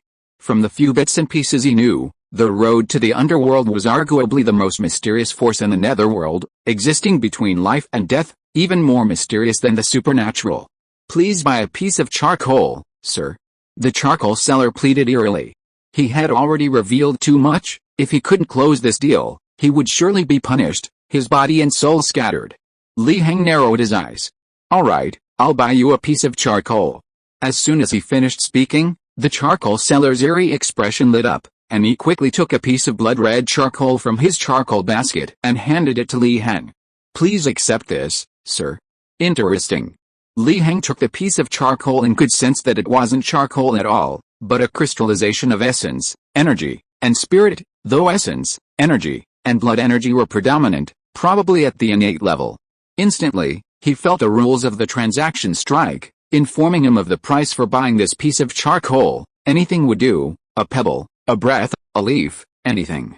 Seeing the charcoal seller's strangely ingratiating yet pained expression, Li Heng roughly understood the situation. "Since you're so sensible, I won't let you suffer a loss." With a wave of his hand, the primordial energy of the mortal world broke through the void and entered this realm, condensing into a crystal in his hand. This primordial energy crystal is the exchange. Li Heng tossed a crystal to the charcoal seller. "Thank you, sir. Thank you, sir. Thank you, sir." The charcoal seller strangely held the primordial energy crystal in his hand, sensing the surging primordial energy within. He was instantly overjoyed, realizing this was definitely a valuable item. He had initially thought he was going to suffer a huge loss. He hadn't expected this living person to be so kind. "Speak, tell me what you know." Li Heng didn't care and went straight to the point. Anyway, this realm had nothing. Extracting primordial energy from reality and forming a material crystal was the simplest thing for him. Besides, this thing wasn't very useful. It was just highly condensed primordial energy, only good for looking intimidating. "Yes, sir. This place we're in is called the Ghost Realm, connected to other ghost realms by hidden passages, weaving a vast network. It was actually created by the Yellow Springs Road, starting from the underworld and extending into the mortal realm, eventually covering the entire mortal world, intending to create a Yellow Springs Road that encompasses both the mortal and underworld realms, a cycle of reincarnation. The bewildered souls you see, sir, are actually drawn here by these ghost realms, entering the territory of the Yellow Springs Road through this spatial rift. As for the reason the Yellow Springs Road does this, we don't know. However, there's a rumor that the Yellow Springs Road is drawing so many mortal souls into the underworld, as if it's trying something. But recently, for some reason, fewer and fewer souls are being drawn into the underworld by the ghost realms, causing the ghost realms along the way to slowly shrink. Li Heng nodded upon hearing this. He understood. He roughly understood why there were fewer and fewer souls. Naturally, it was because reincarnation had been established. This Yellow Springs Road is truly vast. It dares to snatch people? It's courting death. Then what are you? You're quite different from those bewildered souls, Li Heng asked. The charcoal seller quickly replied, afraid Li Heng would become impatient. We were actually among those bewildered souls before, but after entering the mortal world, we were chosen by the people of the underworld road and made to sign a contract with something, thus becoming the sentient beings we are today. The underworld road ordered us to return to the mortal world, to walk through various strange realms, and even within the mortal world itself, to trade with others. The people of the underworld road said that as long as we trade to a certain amount, we can be resurrected and reborn as humans. The charcoal seller's eerie expression revealed a hint of longing. I see. That's quite a scheme, Li Heng muttered expressionlessly. In his heavenly eye vision, he could sense the trading power contained within these beings radiating outwards, vibrant and embedded in the surrounding void. If what the charcoal seller said was true, they traverse numerous strange realms, strange domains, and even the mortal world, spreading across various places. This means that the power of their trading rules has radiated to many areas. This implies that the Yellow Springs Road, or those who have signed contracts with these strange entities, have grand ambitions, attempting to inscribe their trading rules throughout the world, permeating it. The charcoal seller, seeing Li Heng's expression, was startled. Had he said something wrong? Then let me ask you, why are you kneeling before this stone tablet? Li Heng asked. I don't know the specific reason either, but recently, rumors have spread among our group of strange entities that the stone tablet standing in this special rift is very extraordinary. Some strange entities have even tried to trade for this stone tablet using the trading rules, only to be devoured and killed by its backlash. The charcoal seller honestly replied. Li Heng smiled slightly upon hearing this. It would be a miracle if these strange entities could trade for this stone tablet. This stone tablet contains the true meaning of the great sun and the essence of the earth. Although it's useless, its status is extremely high. How could these strange beings be qualified to trade with it? Any attempt to trade would result in a backlash from its high status. However, this doesn't seem to be enough to justify the worship of these strange beings, or even those bewildered souls. There must be some secret behind it. Perhaps the existence of this stone tablet has already come to the attention of the higher-ups of the underworld road, and they want to use it for something? Li Heng knew the stone tablet was useless, but upon closer examination, it could still have some uses. For example, as a coordinate, for use in descent? Those who worship the stone tablet are all souls, strange beings, with extremely dense yin energy. It's possible they could brand it, giving them a new coordinate in the mortal world. Or perhaps they want to create a god? The power of their vows generated by so many souls or strange beings worshipping this stone tablet could very well make it spiritual, or even create a god named Ju in the unseen world. Li Heng couldn't figure out their reason for doing this. Besides, he had already sensed it doing so. Because his divine avatar's Ju. Most likely.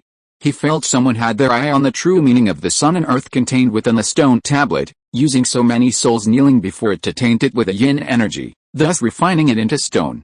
What is that thing you made a contract with? Is it a copper coin? Li Heng continued to ask. These bizarre trading rules reminded him of the life-buying money he had encountered before, also a strange transaction. I don't know either. Before we made the contract with a thing, we were just like these bewildered souls, confused and without intelligence. Only after making the contract did we gain intelligence. The charcoal seller's eerie form shook its head. Then do you know? Li Heng looked at the other eerie forms. The other eerie forms shook their heads violently. Sir, considering how much I've revealed, could you protect me? I've revealed so many secrets, the underworld must have sensed it already. At this moment, the charcoal seller's eerie form swallowed hard and said, You mean the road to the underworld is afraid of being killed? Yes, although I just completed a transaction with you, and within the rules I can tell you information without incurring a backlash, it doesn't mean the road to the underworld wants to see it. Li Heng narrowed his eyes upon hearing this. Information can be given within the rules, but the road to the underworld doesn't want to see it? Does that mean the rules that govern these bizarre projects aren't actually imposed on the road to the underworld itself? Otherwise, they would have been killed by the backlash long ago when these bizarre things leaked information. In that case, the thing that signed the contract with them is more likely to be the money for buying lives, since the money for buying lives doesn't belong to the road to the underworld. At most, there's a cooperative relationship. For example, the money for buying lives helps the road to the underworld establish the so-called cycle of reincarnation. The road to the underworld selects human souls from the mortal world to become agents of the money for buying lives, allowing them to travel throughout the mortal world, spreading the rules of the money for buying lives, a mutually beneficial arrangement. Perhaps this is the truth? Of course, Li Heng also knows that all of this is based on reasoning, without any evidence. To truly verify this, he would have to see for himself what's going on. To see for himself, he would have to enter the underworld. But the underworld wasn't his territory, and he was on its blacklist. Exposure there could mean being struck by lightning. This gave him a headache. By the way, let me ask you another question. Does this special rift lead to a place teeming with wandering spirits? The charcoal seller nodded. Yes, sir. The underworld is teeming with wandering spirits. It's common to see them flying around. However, There's a rumor about their origins. It seems their appearance was caused by an experiment by the underworld. As for what that experiment was, I don't know. The charcoal seller shook his head. Suddenly, the spatial rift in front of him became chaotic. A leg clad in armor emerged from the rift, stepping into this world.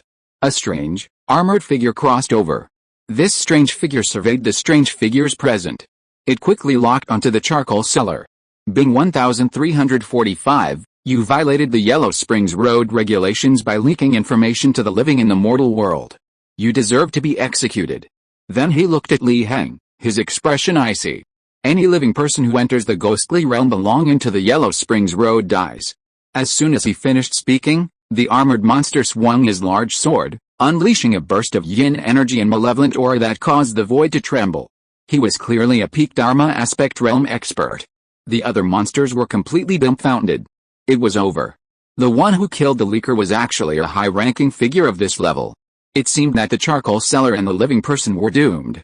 Even if this high-ranking figure got angry, they would be in trouble. They were simply no match for such a being. Their bodies trembled involuntarily. Li Heng narrowed his eyes. Your monster is quite arrogant.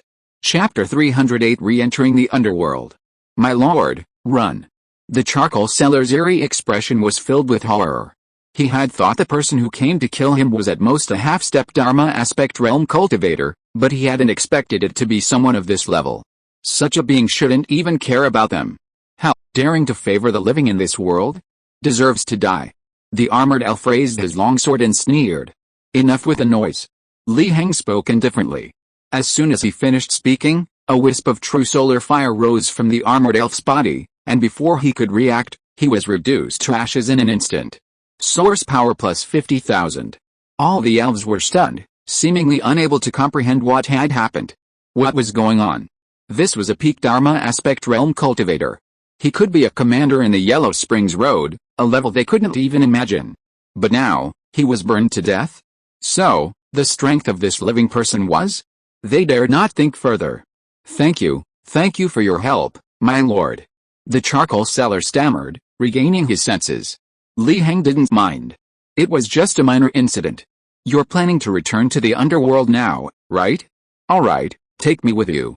I've long admired the underworld. He said with a smile. Above the void of the underworld, 4 celestial-level powerhouses gathered. 3 of them represented the 3 major forces, the Yellow Springs Road, the Suspended Mountain, and the life-buying money. The other celestial was a heavenly demon, the one that Li Heng had subdued and planted in the underworld. How are your preparations going? Although the mortal world has declined somewhat in this era, there are still quite a few powerful individuals. If there are too few of us, we'll just be sending ourselves to our deaths, not attacking the mortal world. The heavenly demon chuckled, seemingly eager for chaos. The Suspended Mountain is sending 9 heavenly demons. The heavenly demon of the Suspended Mountain said. The Yellow Springs Road is also sending 9. The heavenly demon of the Yellow Springs Road spoke up. What a grand display. The life-buying money side doesn't have that many powerful individuals, only 3 heavenly demons, but the life-buying money main body will send a power avatar. The heavenly demon of buying life money laughed. The heavenly demon of Suspended Mountain and the heavenly demon of Yellow Springs Road were somewhat surprised. There was actually an incarnation of buying life money going? It seems buying life money is really going all out. They knew how terrifying the real buying life money was, an undead and immortal being, with extremely troublesome trading rules. Even they couldn't avoid it. The heavenly demon of Yellow Springs Road seemed to have thought of something. Is the real buying life money going to proceed to the next step? He asked, narrowing his eyes. The heavenly demon of buying life money smiled slightly. That's all thanks to you, Yellow Springs Road. If it weren't for the path you provided and the souls of the mortal world as agents, buying life money wouldn't have been able to leave its mark or coordinates in the mortal world. Not at all, it's just a transaction. The heavenly demon of Yellow Springs Road said indifferently. Alright, stop talking nonsense. Quickly set a date for attacking the mortal world, lest that emperor of the Great Ming Dynasty reneges and disagrees, and we use the skin of his Great Ming to attack the mortal world. That emperor may look down on himself now, but the Ming Dynasty he ruled still has a name and a mark on us. As long as we wear the skin of the Ming Dynasty and pretend we are its people, we can avoid the suppression of the laws of the mortal world and unleash our full power. The heavenly demon beside him said impatiently. What's the rush? Since that Ming Emperor has come to our underworld, let us do as we please. Are we afraid he'll go back on his word? Besides, we don't need him to do anything. The heavenly demon of Suspended Mountain said with a smile. That's right, just a title can bring him so many benefits. He should be content. If he dares to go back on his word, he'll be ungrateful. The heavenly demon of Yellow Spring smiled disdainfully. At this moment, Li Heng entered the underworld. Without the barrier between the two worlds, Li Heng instantly sensed the location of the heavenly demon and found that the heavenly demon was gathering with other heavenly human-level experts. Little demon, what are you doing? Li Heng's words instantly traversed the boundless void, resonating deep within the heavenly demon's mind, actually condensing into a spiritual avatar. Your Excellency, you've arrived. Hearing your voice is like hearing celestial music. I'm incredibly excited. The heavenly demon jolted awake, also condensing a spiritual avatar within his own mind, responding obsequiously. How is the matter I asked you to handle going? Li Heng ignored the heavenly demon's flattery and went straight to the point. He had spared this heavenly demon initially, making him a spy infiltrating the underworld, giving him the task of luring demons from the underworld to the mortal realm stealthily, without being detected or suspected. Your Excellency, it's reached a crucial moment, the heavenly demon hurriedly replied. I'm currently meeting with 3 celestial level beings from Suspended Mountain, Yellow Springs Road, and Life Buying Money to discuss how to enter the mortal realm, and we're about to set a time for the attack. Li Heng raised an eyebrow. What a coincidence. Your Excellency, I have something to say, but I'm not sure if I should. The heavenly demon hesitated for a moment before speaking. Speak, Li Heng replied calmly. Your Excellency, you've sent quite a few powerful figures. The Suspended Mountain has sent 9 heavenly demons, and the Yellow Springs Road has sent 9 heavenly devils, 18 heavenly beings in total, enough to cause turmoil in the mortal realm. While the life-buying money side only has 3 heavenly devils, they will bring with them an avatar of life-buying money, the heavenly demon said worriedly. 9 heavenly demons and 9 heavenly devils might not be a concern for your Excellency, but if the true avatar of life-buying money descends into the mortal realm, it will likely cause immense danger. Because the true form of life-buying money is too strange. Li Heng suddenly became interested. What do you mean by that? Your Excellency should know about strange beings, right? Undying and indestructible, killing according to the rules. This life-buying money is a strange being, and a special kind at that. It possesses self-awareness. The heavenly demon's words were startling. Oh, self-awareness? Li Heng pondered. Strange things are mostly corrupted, alienated, or distorted rules, acting according to those rules. So even if they exhibit some intelligence, they actually lack self-awareness. What would happen if the rules had consciousness? But now, this life-buying coin's true form overturns that? That's right. When this life-buying coin first appeared in the underworld, no one paid attention. They thought it was a minor matter, like other strange things, something that could be contained and sealed.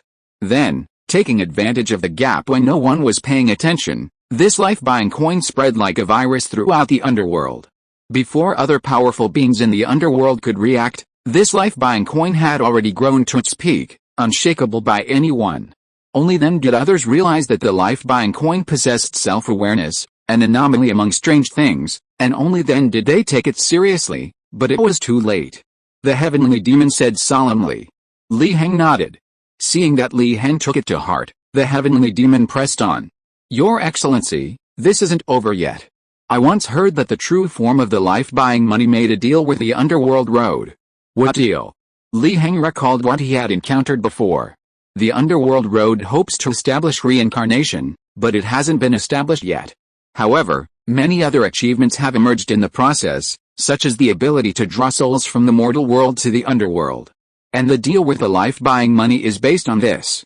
The underworld road selects some souls from the mortal world, makes them make a deal with the life-buying money, signs a contract, turns them into monsters, and makes them constantly travel between the mortal world and the underworld. I don't know their specific purpose. But what is certain is that the life-buying money and the underworld road have already made corresponding arrangements in the mortal world, but they just haven't activated them yet. The heavenly demon said solemnly. Li Heng fell into deep thought. In fact, even if the heavenly demon hadn't said it, he could roughly guess. As for why he chose souls from the mortal world, It was probably because souls from the mortal world were not suppressed by the mortal world, making it easier to travel in the mortal world.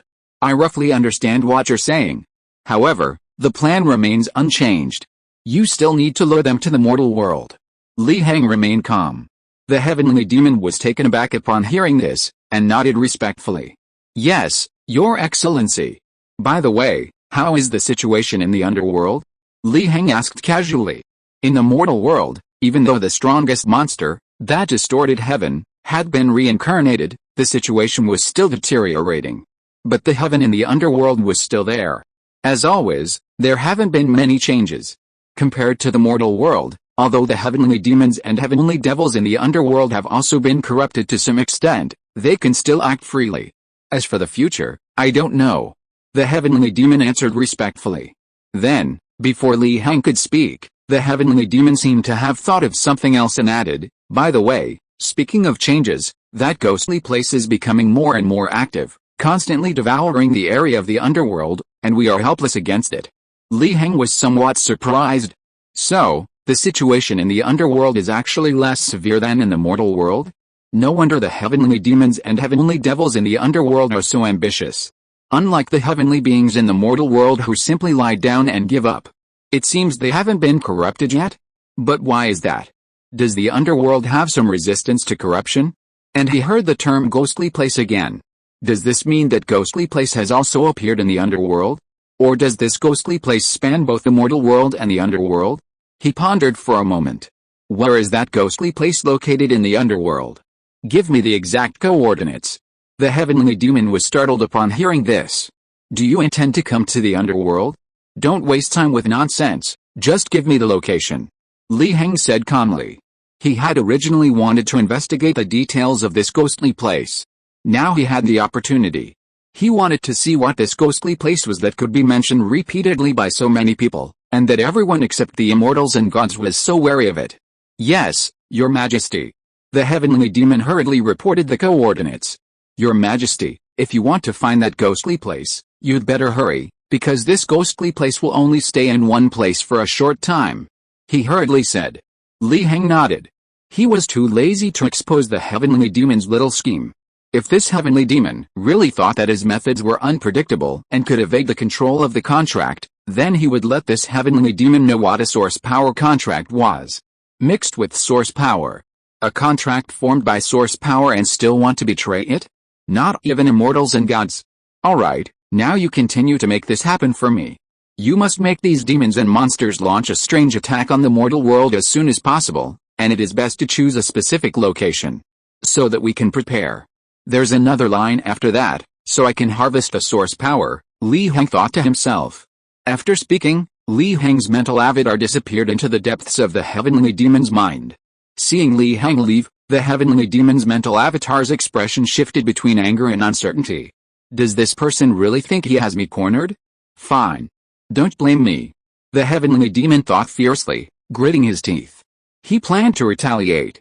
Chapter 309 Another ghostly place. Transaction amount. 9 times. The charcoal seller honestly answered the gatekeeper before him.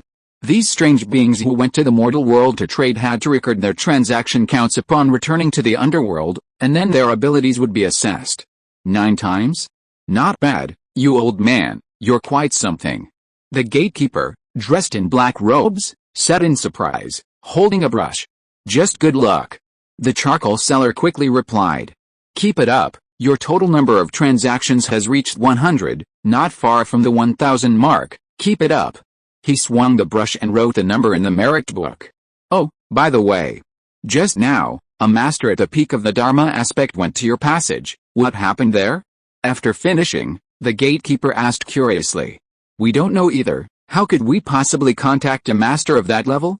The charcoal seller shook his head. The gatekeeper then looked at the strange beings queuing behind the charcoal seller, and those strange beings also shook their heads violently, like rattled drums, not knowing either. Are you kidding?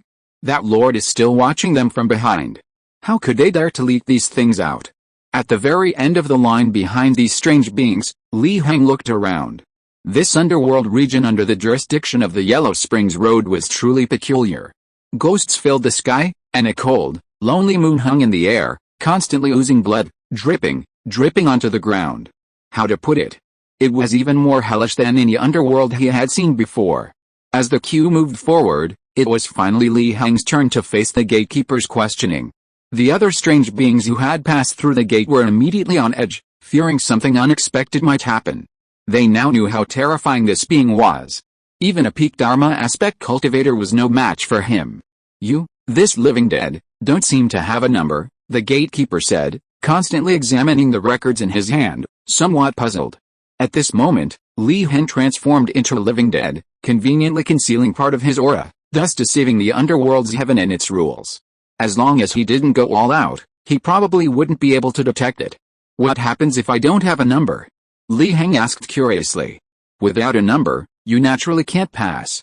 The gatekeeper's expression immediately turned cold. He picked up the scythe beside him and stood up, like a grim reaper reaping lives. "I strongly suspect you smuggled yourself in. Come with me." The gatekeeper left the counter and floated in front of Li Heng. "What will happen if I go with you?" Li Heng asked with a smile. The gatekeeper seemed surprised by Li Heng's calm reaction, and his expression softened as well. Even so, he was still unsightly, as cold as a corpse. "I'm not some idiot who doesn't understand human nature.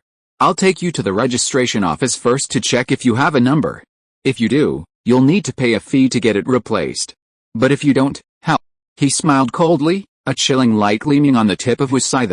A murderous aura surged. "Okay, then let's go." Li Heng nodded. And so, Li Heng obediently followed the gatekeeper. This completely surprised the other strange beings. What was going on? They obediently followed a gatekeeper? What on earth was this person doing? The road to the underworld, truly was just one road. Unlike other major powers that radiate outwards from their own center, the road to the underworld wasn't a vast network of strange domains, but rather a network connecting countless other strange domains, forming a vast expanse covering the underworld.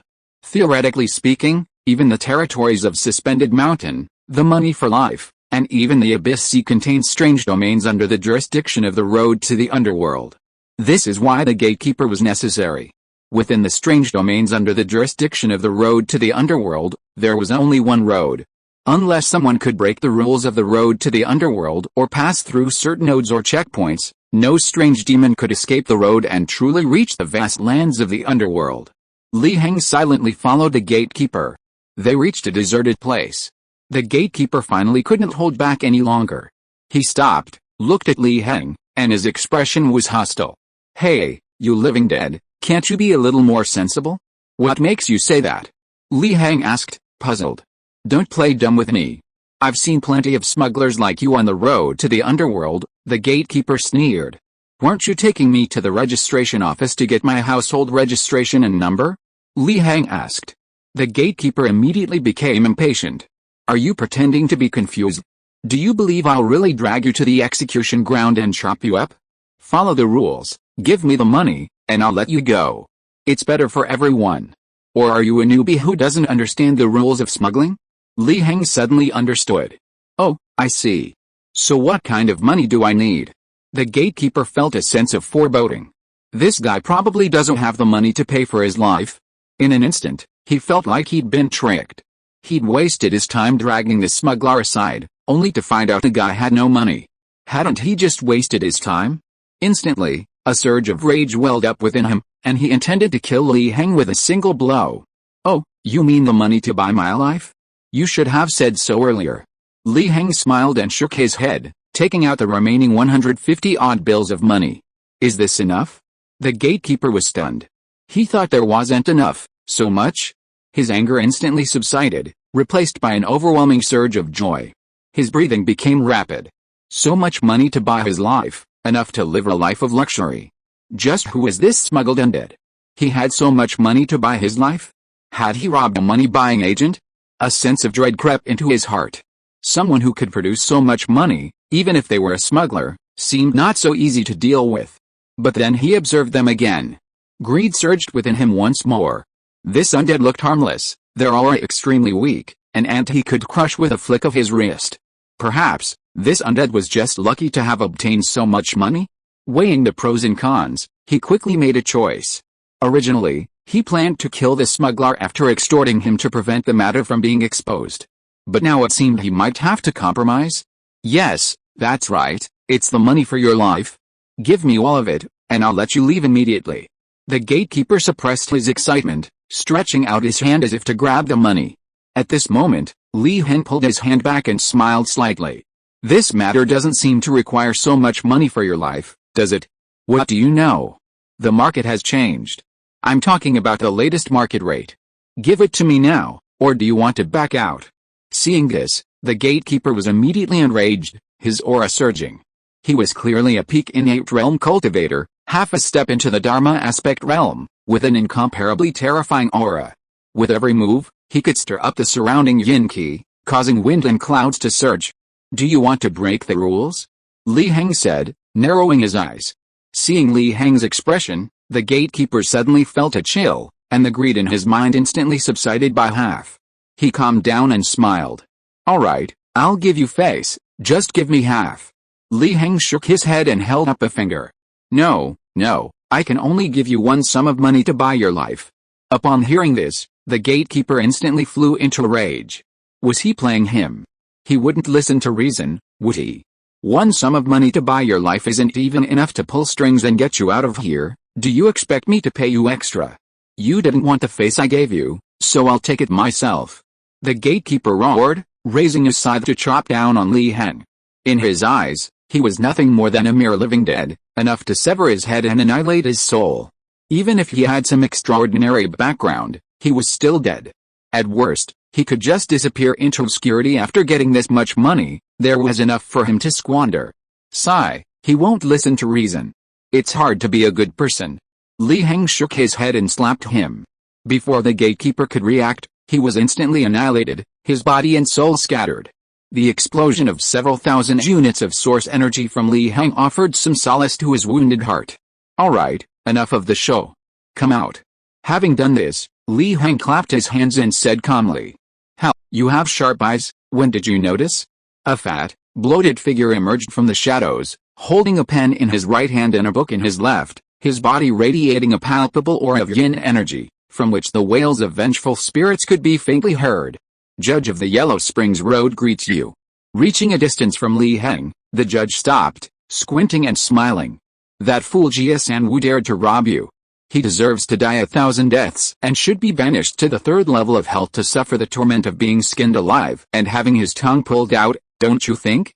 Heng raised an eyebrow upon hearing this. Judging from your words, you're not here to cause me trouble? The judge laughed. To be able to sneak in through the passage to the mortal world, you must be a great mystery or demon in the mortal realm. We on the road to the underworld would rather befriend someone like you than offend you, Heng said with a smile. I thought I hid myself well enough, so why did you still notice? He tilted his head, looking at the judge with some curiosity. Actually, it was a lucky coincidence. I was originally going to find that idiot Jia Wu, but then I ran into you, the judge said with a faint smile. Heng suddenly understood. It turned out he was just unlucky. He had thought the road to the underworld had some kind of technology that could detect his hiding place, but it was just a lucky coincidence? No wonder the judge said he was a great demon or mystery in the mortal world. He clearly hadn't seen through his true form, only that someone had infiltrated and sneaked in. In that case, what do you intend to do? Heng continued to ask. Someone like you, Your Excellency, will certainly be granted face by the underworld. You can leave the underworld and go to the vast world of the dead. However, you did enter illegally, violating the rules of the underworld. Therefore, if you wish to leave the underworld safely, you must do us a favor, the judge said with a smile. Heng was surprised. It seemed they were recruiting him. What if I say I'm not interested? No, Your Excellency will be interested. Because this matter involves that damned place, the judge said confidently. Chapter 310 Reunion with an old friend, encounters in the mysterious city. Although you are likely from the mortal realm, you must have heard of that infamous place. It appears out of nowhere, and each time it appears, it devours a portion of the underworld or the mortal realm, the judge said solemnly. Heng nodded, his expression calm. And then? You don't need to play dumb. Although that infamous place devours the underworld and the mortal realm, each appearance gives birth to rare treasures and numerous great opportunities. Some lucky ones can even enter that infamous place and emerge unscathed. I don't believe you're not tempted by that, the judge chuckled. All right, you've convinced me. I agree, Li Heng replied calmly. The judge was taken aback, somewhat surprised. So quick? He had intended to explain further, but he agreed so quickly? Although that infamous place held great opportunities, it also posed great dangers. He had wanted to say more. But thinking it over, he decided against it. What if he said too much, exaggerating the dangers of this haunted place, and made the man back down? Celestials rarely appear these days, and he had finally managed to recruit such a powerful recruit, he couldn't let him escape. Good, straightforward. The Yellow Springs Road, admire people like this, the judge laughed. He immediately pulled out a token from his robes, the token radiating a chilling aura. This is my Yellow Springs Road token. You can use this token to move freely throughout the Yellow Springs Road. Take it for now. Tomorrow, when the main force departs, I will notify you via this token. As for today, you can take your time to explore the Yellow Springs Road and experience the local customs and traditions. Li Heng took the token. The moment he held it, he felt a chill, a faint, malevolent aura was secretly invading his body, but Li Heng blocked it with his power. He didn't care. This token looks very sinister, seemingly made of bones, best suited for demons and monsters. It's not surprising that such a sinister item exists. Evil energy is poison to mortals, but a tonic to demons and monsters. The judge nodded upon seeing this. In that case, I won't disturb you any longer. I will inform you tomorrow. With that, he slowly retreated a few steps, disappearing into the shadows, his figure vanishing and his aura disappearing as well. Li Heng remained quite calm upon seeing this method. It was simply using the laws governing this place for transfer, nothing special. Li Heng had originally planned to cause a ruckus on this Yellow Springs Road and then use the coordinates given by the heavenly demon to reach that hellish place. Now it seemed his plan had to change. He could also test the heavenly demon's loyalty. Continuing along the road, Li Heng soon saw a strange domain standing before him. This domain was extremely peculiar, manifesting a colossal city standing in the void. Furthermore, there were many city gates, each connecting to a road, and on each road, numerous eerie demons and monsters lurked. It could be described as a place where the eerie came and the demons went. Using this as a reference, Li Heng observed his current location. He found himself in a hidden alleyway. Clearly, the gatekeeper had brought him here for extortion purposes. No wonder there were no other eerie demons or monsters. He strolled aimlessly until he arrived at this eerie city. Just like in the real world, there were guards at the city gates, checking the passing demons and monsters. Although these guards were also demons and monsters, they wore armor and looked quite imposing. But Li Heng felt, why did the tall guard at the head look so familiar? He searched his memory. The tall guard's figure gradually matched that of an old friend in his memory, even his aura was vaguely similar. He walked up to the tall guard. The surrounding guards tensed up at the sight. They weren't blind, they could see the white bone token pinned to Li Heng's waist. This meant he was a distinguished guest of the underworld, someone they addressed as Sir. Sir, is there anything we can do to help you? All the guards bowed deeply. The demons and monsters entering the city were astonished by the situation. What was going on? Who is this person? The city gate guards, usually so arrogant and demanding payment for entry, were now so subservient? Some sharp-eyed demons gasped upon seeing the white bone token at Li Heng's waist and quickly distanced themselves. They couldn't afford to offend such a distinguished guest of the underworld. Befriending him? What a joke. If the underworld found out they were harassing such a guest, they'd be condemned to a fateful ordeal in the boiling oil hell. I ask you, were you previously surnamed Xing? Li Heng asked, looking at the tall guard before him. The tall guard was taken aback. Reporting to you, sir, I don't know either. Since I was born with sentience, I've never had a surname. But now that you've said this, the word punishment feels somewhat familiar. I just don't know why. He shook his head, somewhat confused. Li Heng sighed. All right, come with me. I happen to need an assistant, and I like your appearance, so you're the one. The tall guard was startled upon hearing this, then overjoyed. This was a distinguished guest from the Yellow Springs Road. And now he had been chosen by this distinguished guest. This was his opportunity, his chance, and he wouldn't have to stay here as a gatekeeper anymore. He quickly agreed. Yes, sir. Without even mentioning any other conditions, he bowed deeply, almost kneeling to thank Li Heng, but Li Heng's strength held him back. "Go, don't say anything more," Li Heng said calmly, turning and leaving. The tall guard followed behind Li Heng tactfully. At this moment, the demons and monsters who had been watching the show finally realized what was happening and felt a surge of envy, jealousy, and hatred. What merit does a mere gatekeeper possess to be favored by such a high-ranking official? It's practically pure luck. The other guards felt a pang of melancholy. How could they say such a thing? They were brothers, sharing joys and sorrows, and suddenly he'd risen to prominence, ascended to a higher position? Damn it, they'd sworn an oath to be gatekeepers for life. And now he'd betrayed that vow. The guards cursed under their breath, their voices dripping with envy. Entering the eerie city, everything before them was bizarre and bloody. Hearts, livers, spleens, lungs, and kidneys hung on iron hooks, firewood burning beneath them, smoke rising in a faint, strange aroma wafting through the air.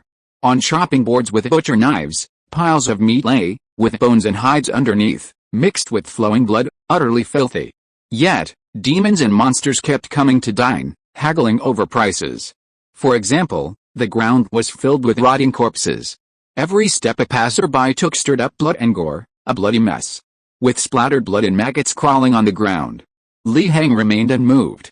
It was supposed to be a ghost city. It would be strange if it weren't like this. He could simply destroy the city before leaving. Why be angry?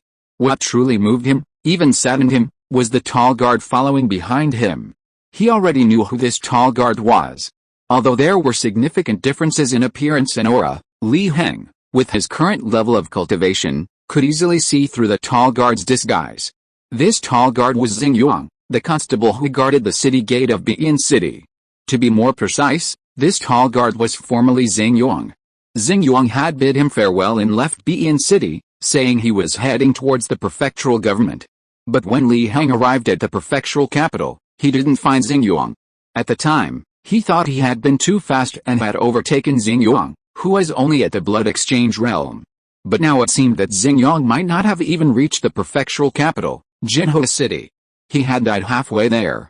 So his soul, by chance, was drawn by the mechanism of the Yellow Springs Road and came to the underworld, somehow becoming a city gate guard. This left Li Heng unsure whether to sigh or laugh. "You really don't remember the past?" Li Heng asked. The tall guard behind him was startled, then realized that it was this lord speaking to him, and quickly replied, "Sir, are you talking about my past life?" Li Heng raised an eyebrow. "Oh, it seems you still remember?" The tall guard shook his head. "I only know that I had a past life, but as for who I was or what memories I had, I have no idea." "Then how did you become a guard?" "I don't know either, it was all a blur. The first thing I heard when I gained sentience was, this soul has some potential, we can't let it go to waste on the life selling money, pick him out separately." The tall guard obediently repeated those words. Li Heng nodded, thoughtful. "So that's how it is?" But when he looked at Xingyuang before, he didn't notice anything different. He was just an average person, even worse than Li Heng before he awakened his cheat. Could it be that something special only appeared after his death? Li Heng was both amused and exasperated.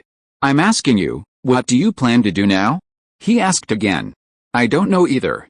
I thought I was going to guard the gate for the rest of my life, but I never expected to meet you, sir, so I'll leave it all to you." The tall guard gritted his teeth and said respectfully, "Even if I told you to die?" Li Heng said casually, "It's entirely up to you, sir." The tall guard fell silent for a moment, then spoke resolutely. All right, don't worry, you won't die." Li Heng shook his head. Theoretically speaking, if Xingyuang were resurrected, then this tall guard would truly die. Because the two are not the same entity, this tall guard only possesses a large part of Xingyuang. They are merely two similar flowers. Moreover, the core part that truly belonged to Xingyuang has long since vanished. Unless time-based methods are used to resurrect Xingyuang, this lost core part must be retrieved. This would require searching both worlds, even the vast void. Li Heng's current source power is insufficient for this. As for time-based methods, that's even more impossible. "Do you have a name now?" "No, sir." "Then I'll give you a name. From now on, you'll be called Xingda," Li Heng said calmly. The tall guard was overjoyed. This meant that this sir had acknowledged him. "Thank you for bestowing a name upon me, sir." He bowed deeply. All right, Go pick out a clean inn for me. We're leaving tomorrow. Thinking of what he'd witnessed in the city, a cold glint appeared in Li Heng's eyes. Tomorrow, he'd raze this entire city to the ground. If you are listening to this novel on a channel other than Fanfic World, it means it was downloaded and re-uploaded without effort. We warmly invite you to visit our channel, Fanfic World. There you will find the original version of this story and many other novels of various genres. We look forward to seeing you dive into a world of incredible novels. Chapter 311 Paper Doll Ritual. The city of ghosts was full of bizarre sights, and the inns were no exception. Some were decorated with skulls and skeletons, with human heads used as curtains. Others were a bloody mess, crawling with maggots, making one feel nauseous. After searching for a long time, they finally found a clean inn. However, despite its cleanliness, it was still more eerie than the other inns. This was because it was a paper inn, and the people coming and going were all paper figures, their faces painted with blush, looking extremely strange. A few glances would trigger the uncanny valley effect. This is the inn you found? Li Heng raised an eyebrow. Xing Da next to him awkwardly replied, this is indeed the cleanest in the city. While most of the other inns are covered in blood and piled with corpses, not as clean as this paper figure inn. Li Heng's brows relaxed. Never mind, let's go in, it's only for one night. He was too lazy to say anything more. After all, finding a normal inn in a city of ghosts was a pipe dream, and he didn't need to deliberately make things difficult for them. The two were about to approach the inn. They were stopped by a paper figure standing at the entrance. Halt, you two. This is the paper figure inn. Only paper figures are allowed in and out. The paper figure was shaped like a child, its body wrinkled, as if it had been folded haphazardly. You fool. What are you doing? This is an honored guest. Suddenly, a paper figure dressed as the innkeeper emerged, scolding the gatekeeper before turning to Li Heng with a fawning smile. My lord, please come in. This fool is ignorant. Li Heng nodded, saying nothing more. They were both just eyeing paper figures. Led by the innkeeper, the two entered the inn. What would you like to eat, sir? While we don't have food made of flesh and blood, we do have some divine incense. If you're interested, we'll serve it immediately, the innkeeper asked solicitously. Stay for one night, leaving tomorrow, Xing Da answered for Li Heng. The innkeeper was taken aback, looking at Li Heng. Seeing that Li Heng didn't reply, he immediately spoke. Since that's the case, waiter, come here and escort these two distinguished guests upstairs. Remember, rooms number 1 and 2. He called over a waiter and instructed him. The innkeeper smiled and watched Li Heng and his companion go upstairs until their figures disappeared. Then, the smile vanished from his face, replaced by worry. What exactly did these distinguished guests from the road to the underworld want? Were they just here to stay? He hoped they wouldn't interfere with the ceremony that evening. Otherwise, a murderous intent rose within him. Above this eerie city, at a height high enough to monitor this section of the road to the underworld, the many eerie domains, and even beyond the road to the underworld, stood a palace complex. This palace complex wasn't magnificent, it was entirely gray and black, filled with a sinister aura. If it weren't for its lack of solemnity and only eeriness, it would truly resemble the netherworld. The judge sat in a large hall, holding a scroll, carefully reviewing the list of people written on it. He nodded in satisfaction. Finally, he had enough scapegoats and sacrifices. Hell, that hellish place may hold great opportunities, but they're not so easy to obtain. There always need for sacrifices and scapegoats, right? The judge smiled slightly, confident. Did they really think the road to the underworld was a charitable institution? At this moment, a figure walked in from outside the hall. Upon closer inspection, he resembled the gatekeeper Li Heng had encountered before, dressed in black robes, with a scythe beside him, like the Grim Reaper. What, you're back? Did you find any information? How about the living dead who smuggled in from the mortal world? The judge asked casually. Everything else, including the selected personnel, was within his expectations and control. He had even predetermined their future fates and endings. The only exception was the living dead from the mortal world. If he hadn't suddenly remembered the strange stone tablet he had found in that passage and decided to go out and study it more closely, he wouldn't have discovered that someone had smuggled in. Reporting to you, sir, that living dead wasn't just wandering around the city. He seems to have taken a fancy to being a gatekeeper, recruited him as a follower, and then settled in a paper doll inn. The subordinate replied respectfully. Oh, interesting. A monster of flesh and blood, going to paper doll inn? And I seem to remember that the paper doll inn is not simple, is it? Judging by the time, they seem to be holding a ceremony tonight? The judge thought for a moment and said with surprise. Because of the special nature of the Yellow Springs Road, it is a vast net covering the underworld, and other forces will appear in the ghost realms under its jurisdiction.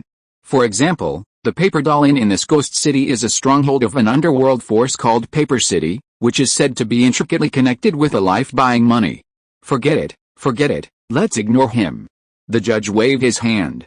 Anyway, this is none of the Yellow Springs Road's business, and this living dead is leaving tomorrow to go to his death in a ghostly place. There's no need for him to cause trouble for him. You may leave. Suddenly, the judge frowned and ordered his subordinate to retreat. But it was too late. A thin shadow emerged from the void, passed through the subordinate, and was absorbed by the shadow, which then solidified and materialized. The judge wasn't angry. He ran directly to the shadow and knelt down. Judge, I respectfully welcome your excellency. I failed to greet you properly, please forgive me. His body trembled as he offered his respectful greeting, a hint of fear in his heart. How had this god of death emerged from seclusion? Judge, you seem quite frightened. The shadow chuckled, its voice hoarse. I dare not. The judge quickly replied, his expression becoming even more ingratiating. What was going on? Weren't there rumors that the organization's leaders all had important matters to attend to, or were in seclusion? How did someone suddenly appear here, and a bloodthirsty god of death at that? He had seen this leader in action before. With a single strike, all the strange realms, regardless of demons or monsters, were devoured and absorbed, turning a vast territory into a forbidden zone. Alright, I won't tease you anymore. I've appeared in the world this time because I have a favor to repay. Aren't you organizing a group to go to that hellish place? Take me with you. The shadow smiled slightly. How dare I overstep my bounds? Since your excellency has appeared in the world, your excellency should preside over it. The judge fawned, sweating profusely. Stop talking nonsense. I told you to preside. So you preside. The shadow grunted, the sound causing the judge's internal yin energy to surge, his expression turning deathly pale, almost causing him to explode. Now you must remember, I am just a passerby monster heading to that hellish place seeking opportunities, understand? The shadow laughed. He was now increasingly eager to see just how strong a being that could make that old demon suffer and only be able to rely on his help to deal with it was. He couldn't let him down. If it wasn't strong enough, that wouldn't be good. Inside the Paper Doll Inn. Although he didn't understand how day and night were calculated in the underworld, it was already nighttime in the underworld. Heng sat cross-legged, closing his eyes to visualize the great sun, continuously increasing the progress of his visualization. At this moment, a series of murmurs entered his ears.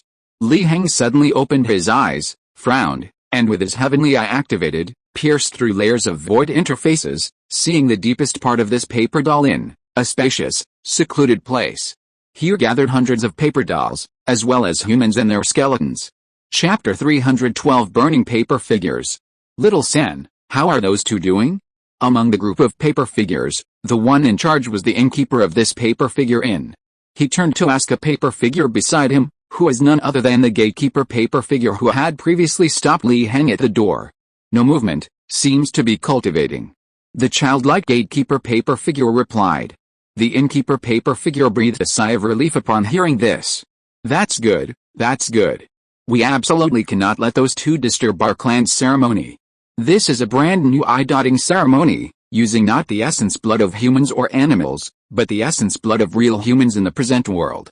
It will be of great benefit to you little children. Heng saw and heard everything here, including their conversation. He couldn't help but recall a rumor about paper figures, that paper figures cannot have eyes, because once they have eyes, they truly come to life. This so-called eye-dotting ceremony before him seemed to be related to this rumor. Using human essence blood to dot the eyes? It was simply courting death. Heng was immediately filled with killing intent. The hidden place he saw was littered with human skeletons. Judging from the traces of time on these remains, this ritual had occurred more than once. At that moment, in that hidden place, the paper figure who ran the shop stepped forward. Looking at the crowd before him, he laughed loudly. Now it's another eye-dotting ceremony, and this ceremony is different from the past. It uses the true essence of human blood. This is truly an unprecedented event in 100 years. You little ones are blessed. Upon hearing this, the paper figures waiting for their eyes to be dotted stirred with excitement. The most crucial event for their paper figure clan was the eye-dotting ceremony. Whether the ceremony succeeded or not, and whether the dotted eyes were of high quality, largely determined their future. Now, the essence of human blood they were using was actually the blood of a true human, not that of those incomplete, beast-like beings. They knew that their paper figure clan's ancestor had used the blood of a true human. Alright, the eye-dotting ceremony begins now. The paper effigy of the shopkeeper announced the start of the ceremony, then looked at the humans who were imprisoned beside them, unable to escape, and could only look at them in terror, and smiled coldly. Please become the fortune of my race. After saying that, 10 paper figures stepped out from the group of paper figures. Judging from their aura, they were all at the Dharma aspect realm. Each of them held an exquisitely crafted paper dagger and walked towards the humans. They were preparing to begin the slaughter. This is truly an interesting matter. Suddenly, Heng's words echoed throughout this hidden place, causing the paper figures within to pause in surprise. The shopkeeper, who was in the lead, could only change his expression immediately. After all, something unexpected had happened. He spoke coldly, showing no weakness whatsoever. I don't know who's playing tricks, but this is one of the key aspects of our clan's ritual. Those secretly spying, please leave obediently. This ritual of our clan has already been reported to the Yellow Springs Road. If anyone dares to disrupt the ritual, what awaits you is not only the pursuit of my paper doll clan, but also accountability from the Yellow Springs Road. Do you think you can afford to offend the Yellow Springs Road? The shopkeeper's paper doll spoke with conviction, feeling a sense of satisfaction. Normally, in this eerie city, they would tuck their tails between their legs when they saw anyone from the Yellow Springs Road, refusing to offend them in the slightest. They would even offer various benefits and resources. Now, they could finally use the Yellow Springs Road's name. Hell, you guys are really interesting. Heng tore through the void, bypassing the layers of void blockade set up by the paper doll clan, and arrived at this hidden place, standing calmly opposite the group of paper dolls. The shopkeeper was startled. It's you? What, is it strange that I'm here? Heng said calmly. The shopkeeper's expression turned ugly. After a brief silence, he bowed deeply to Heng. As a distinguished guest of the road to the underworld, please abide by its rules and refrain from disturbing our clan's ceremony. What if I say no? Heng said calmly. You must understand that a distinguished guest of the road to the underworld is merely a guest, not the road itself. I hope you will consider this carefully before acting, lest you do something you will regret later. Furthermore, has our paper doll clan ever offended you, sir? We have treated you with utmost courtesy and respect throughout the day. Why then must you appear here and disrupt our clan's ceremony? It will bring you no benefit. The shopkeeper paper doll grinned, giving him ample face. What you say makes some sense. Heng smiled slightly upon hearing this. The shopkeeper paper doll breathed a sigh of relief. It seemed this person, out of consideration for the road to the underworld and the prestige of his paper doll clan, intended to give up. Unfortunately, I refuse. Heng spoke again indifferently. The shopkeeper's paper figure's expression instantly turned ugly. The 10 paper figures carrying paper daggers stepped forward, their auras exploding, suddenly locking onto their surroundings, coldly staring at Heng. Does your excellency truly wish to be an enemy of my paper figure clan? An enemy of the rules of the underworld road? The shopkeeper's paper figure refused to give up, continuing to accuse Heng and exert pressure. Upon hearing this, Heng suddenly smiled. Since you know I am a distinguished guest of the underworld road, yet I suddenly appear to disturb your so-called ceremony, haven't you considered that this is actually at the behest of the underworld road? The underworld road doesn't want your so-called ceremony to proceed? The paper figures were shocked, stunned. What he said made sense. The shopkeeper's paper figure's expression also became uncertain. He had indeed considered this possibility, but then he felt it was unlikely, because the underworld road had no reason to make things difficult for their paper figure clan. Their clan wasn't without backing. But after hearing Heng's words, his heart began to waver again. Although their paper doll clan had its own powerful backers, those backers were ultimately just that, backers. The emperor was far away, and local officials held more power than local ones. If the road to the underworld truly wanted to harm them, they would die. Does the road to the underworld really want to attack our clan? The shopkeeper asked, then realized he was asking a pointless question. Who would answer such a simple, direct question so readily? Actually, I don't know either. Li Heng said with a sly smile, actually giving an answer. The paper dolls were stunned again. What did that mean? Was he really not from the road to the underworld, and his earlier words were just a bluff? Suddenly, anger surged within them, filling them with righteous indignation. They wanted nothing more than to tear Li Heng apart for daring to play them. The shopkeeper's paper doll narrowed its eyes. Who exactly are you? What's your background? Early this morning, when you, a living dead with flesh and blood, checked into my paper doll inn, I felt something was off. Could you be sent by an enemy of my clan to disrupt the ritual? But this is quite a grand gesture. To actually send someone with a Yellow Springs white bone token. The paper doll innkeeper smiled coldly, analyzing. Suddenly, he felt he understood. How much did they pay you? My clan will double it. If you can name the clan or being that hard you, my clan can give you even more, double or triple the reward, how about it? He looked at Li Heng confidently. Li Heng's expression was subtle. This was truly interesting, he had actually been mistaken for someone else's mercenary. Actually, I wasn't sent by anyone else. It's just that your ritual disturbed my cultivation. This was too annoying, so I appeared. He said calmly. This was indeed part of the truth, his hearing was too good, there was no way around it. The group of paper dolls were completely dumbfounded. Just this reason, being disturbed, being bothered? What a trick. No, they are the tricksters. To put it another way, even a ghost wouldn't believe it. After being fooled by Li Heng's bluff, the shopkeeper lost his patience and became somewhat impatient. Since you were only disturbed, please leave. We'll ensure the rest of the ceremony is quiet and won't disturb you. He gestured for Li Heng to leave. He didn't want to fight someone who possessed the Yellow Springs white bone token, a distinguished guest of the Yellow Springs Road, unless absolutely necessary, as that would be tantamount to attacking someone from the Yellow Springs Road. Li Heng shook his head. That won't do. You don't know what I lost because you disturbed me. What did you lose? The shopkeeper felt a sense of foreboding, but given the Yellow Springs white bone token at Li Heng's waist, he could only ask helplessly. The opportunity to break through to the heavenly ghost realm. Li Heng said very seriously. Just now, I was in seclusion cultivating, my spirit soaring beyond the heavens, capturing a wisp of spiritual energy that could allow me to achieve the heavenly ghost realm. Unfortunately, you disturbed me, and that spiritual energy accidentally slipped from my grasp and disappeared. Tell me, how are you going to compensate me for this? Li Heng's expression turned unfriendly. The paper figures, led by the shopkeeper, gaped in disbelief, feeling their intelligence insulted. Are you kidding me? A chance to break through to the heavenly demon realm? You're asking for an exorbitant price, the shopkeeper exclaimed. If you were even at the peak of the Dharma aspect realm, about to break through to the heavenly demon realm, would you be making things difficult for us small clans? The shopkeeper laughed, letting out a cacophony of laughter. My lord, my clan isn't so easily fooled, Li Heng said dismissively. You can't talk about ice with a summer insect. There are countless opportunities in the underworld.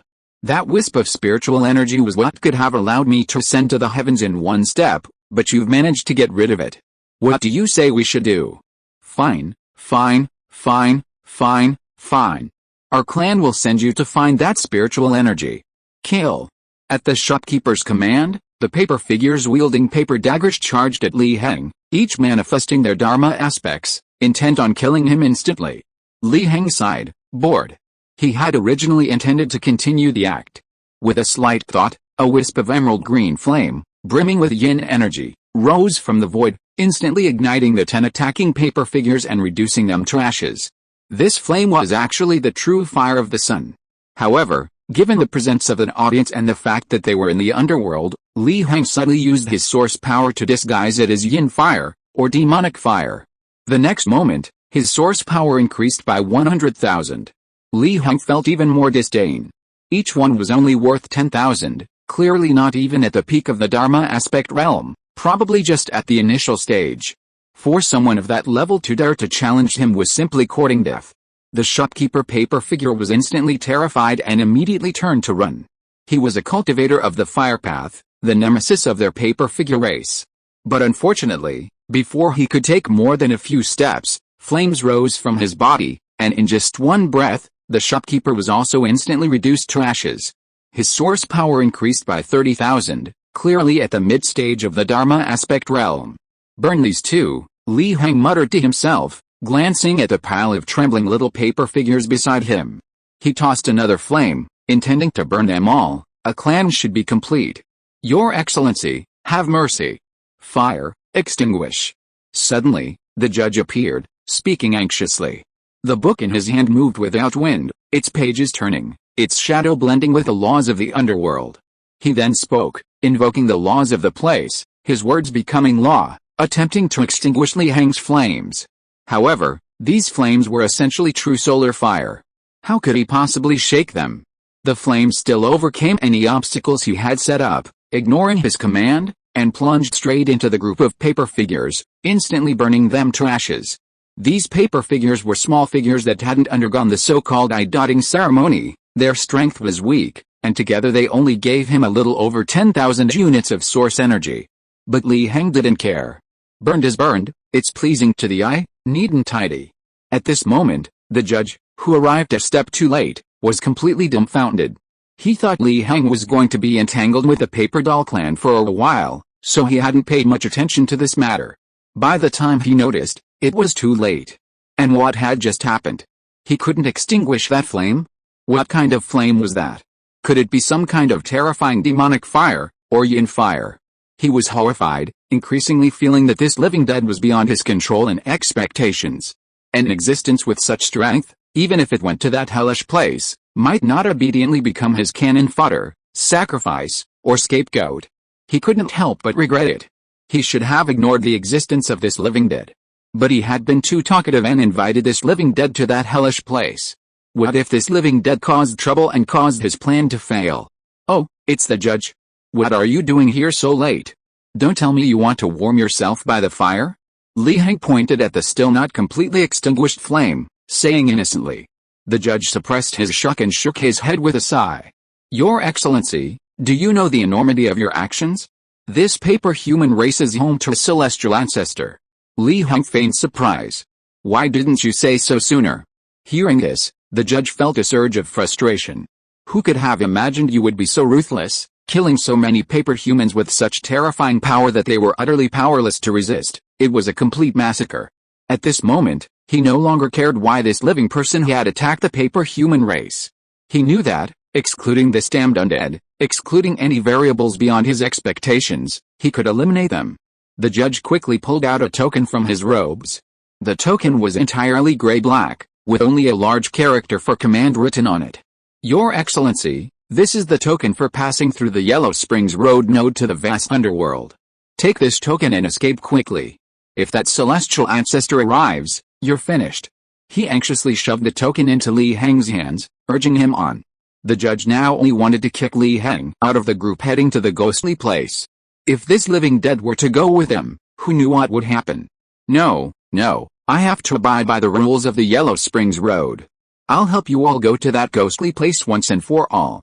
"I can't break my promise," Li Heng said firmly, shaking his head. The judge was dumbfounded. This living dead was really going to stick to him? "Things are urgent now, this isn't the time to be reckless. Although I've only met you a few times, we've hit it off immediately. I don't want you, my old friend, to die at the hands of the heavenly ghost ancestor," he said excitedly. Li Heng nodded emotionally. "In that case, I can't let you down, brother judge. Don't worry, I'll definitely help you." Li Heng patted his chest and laughed heartily. The judge fell silent, cursing inwardly. "Damn it. Fine, since you're so heartless, don't blame me for being ruthless too." A barely perceptible glint of ruthlessness flashed in the judge's eyes. Chapter 313 1 million source power. "Since you insist, I will not try to dissuade you. I only hope you are safe." With these words, the judge disappeared.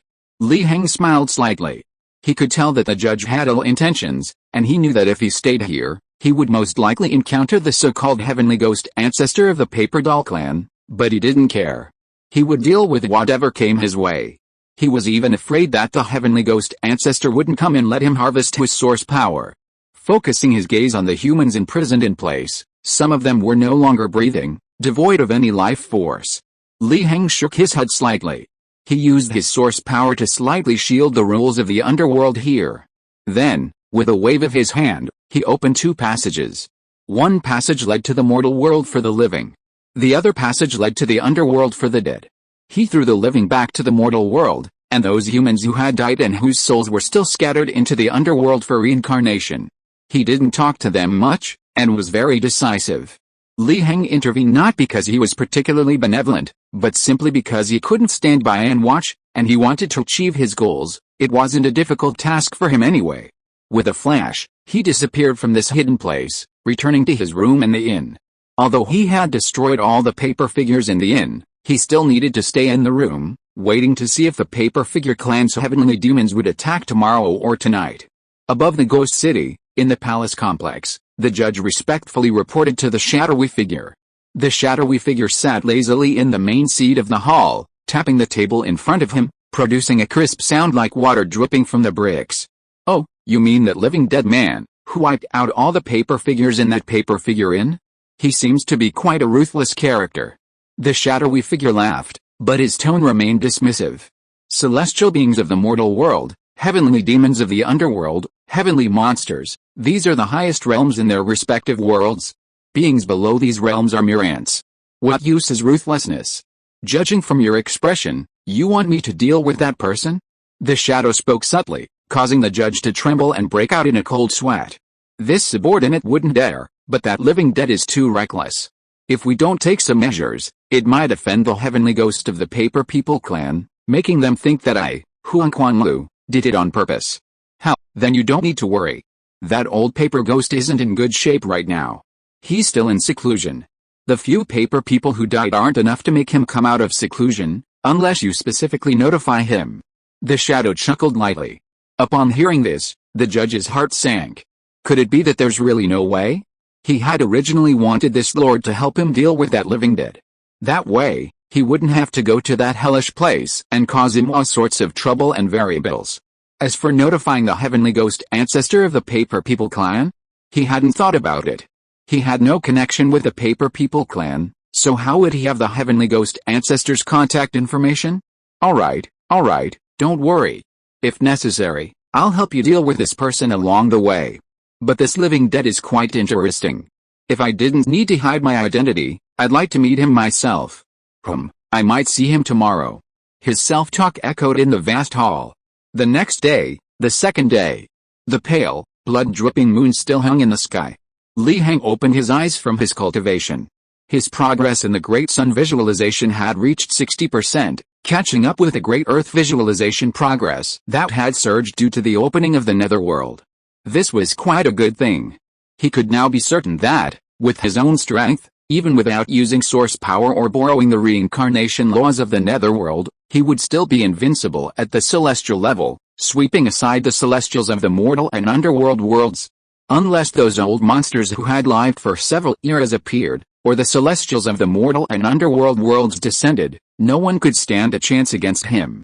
However, to his disappointment, he hadn't even seen a shadow of the heavenly demon ancestor of the Paper Doll clan that the judge had mentioned last night. But it didn't matter, that so-called ghostly place was the main event. At this moment, the Yellow Springs white bone token at his waist reacted. It was clear that the judge had sent a message to gather. Opening the door, Xingda was already waiting for a long time. "Let's go." Li Heng led Xingda, breaking through the void, and almost instantly arrived at the gathering point notified in the message, a very spacious plaza with blood-red runes engraved on the ground. Dozens of Dharma aspects were gathered here. Judging from their auras, more than 10 were at the peak of the Dharma aspect realm. And leading them was none other than the judge. Almost all the Dharma aspects present immediately noticed Li Heng's appearance and turned their gazes to him. They had already learned of Li Heng, this powerful figure, from the judge, but no one greeted him. After all, the Paper Doll clan had a heavenly demon. Even the most powerful living dead would die if they offended a heavenly demon. Just a dying man. Upon seeing Li Heng appear, the judge's face suddenly darkened, but he quickly smiled and spoke loudly, "Everyone, we're all gathered. It's time to depart." He then waved his hand, and a massive skeletal ship appeared before them. "Please board. The closer we get to that hellish place, the more chaotic the laws and rules become. Only by relying on the skeletal ship can we cross this chaotic land." The Dharma aspects nodded and boarded the ship one by one. Seemingly due to the urgency of the matter, they didn't linger after boarding, immediately taking to the air and leaving the eerie city, heading towards the location of that hellish place. Li Heng stood on the ship, hands behind his back. Watching the eerie city recede into the distance until it completely disappeared, he suddenly unleashed the power he had left behind in the city. Within the eerie city, the might of the vast earth manifested, instantly blasting it apart. All the demons and monsters within the city perished. Source power plus 1 million. Li Heng sensed this and was slightly surprised. It seems this is the correct way to harvest source power. Adding this million, his source power has now reached over 1.5 million. He was originally worried about whether he would run out of source power on his trip to that hellish place, but now there's no need for that at all. This underworld is truly a treasure trove. At this moment, the judge's face was grim. He sensed the destruction of the ghost city. What exactly happened? Could it be that the heavenly ghost ancestor of the Paper Doll clan went mad, unable to defeat the culprit, so he vented his anger on their Yellow Springs Road? Interesting, this power. The shadow sensed the aftershocks of the ghost city's destruction, smiled slightly, but didn't care much.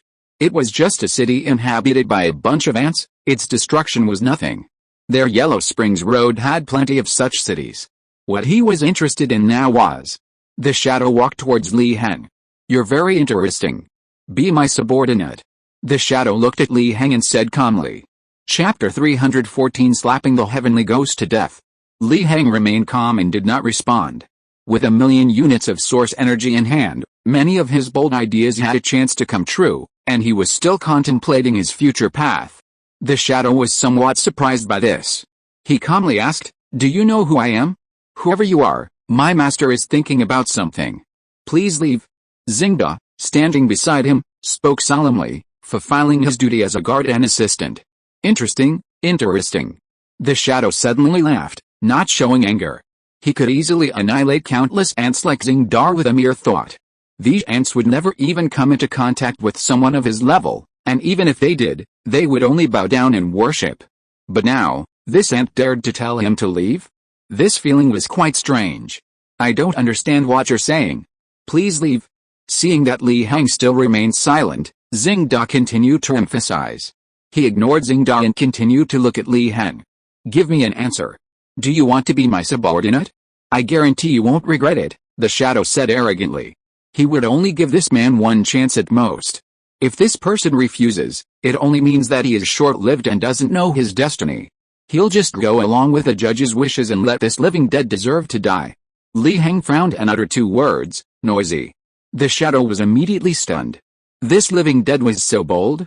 Although he was currently concealing his cultivation and pretending to be a passerby, upon close observation, he didn't believe this living dead couldn't sense his unfathomable depths. You really have guts? Then die. The shadow said calmly, the heavens cannot be insulted.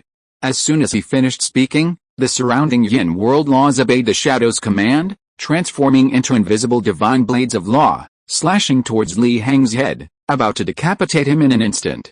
The next moment. With a crack, the divine blades of law shattered. The moment the divine blades of law touched Li Heng's neck, they shattered like a mirror, like porcelain smashed on the ground. The shadow was stunned again. It didn't work. This doesn't make sense. Under the heavenly demon, who can withstand this attack? Li Heng revealed an impatient expression. Aren't you annoying, you little monster? I was going to keep you around a bit longer, but you came looking for trouble. Are you so eager to die? As Li Heng spoke, the surrounding scenery blurred, as if covered by a dozen filters, seemingly transported to a different void, no longer on the bone boat. The shadow was even more surprised. Looking at the calm Li Heng before him, he slapped his forehead, suddenly realizing everything. So that's how it is. He laughed heartily, not annoyed at all. Which fellow Taoist are you, able to deceive me so easily? Could it be that you were also invited by that old demon to go to that hellish place to deal with that old demon's enemies? Li Heng raised an eyebrow upon hearing this. He had initially thought that this heavenly monster was just an accidental encounter, but it seemed this was not an accident. The old demon? It seemed to be the work of that extraterrestrial heavenly demon. Due to the source power contract. Unable to directly harm him, the extraterrestrial demon sought help from others? That was a simple and brutal method. However, this was actually a loophole deliberately set up by Li Heng. He wanted to see if the extraterrestrial demon would behave. It seemed it really was as he suspected, unruly. Li Heng shook his head. Heaven's sins may be forgiven, but self-inflicted sins are unforgivable. He had originally considered that after this matter was over, he might spare the extraterrestrial demon's life. But now it seemed he couldn't, and he could only read the source power with tears in his eyes. What, you don't want to talk? But that's not surprising. That old demon is very clever. He signed a contract with you, making it unsurprising that you can't leak information. Also, what kind of method is this, actually shielding the rules of the underworld and forming an independent realm? The shadow said with a smile. Finished?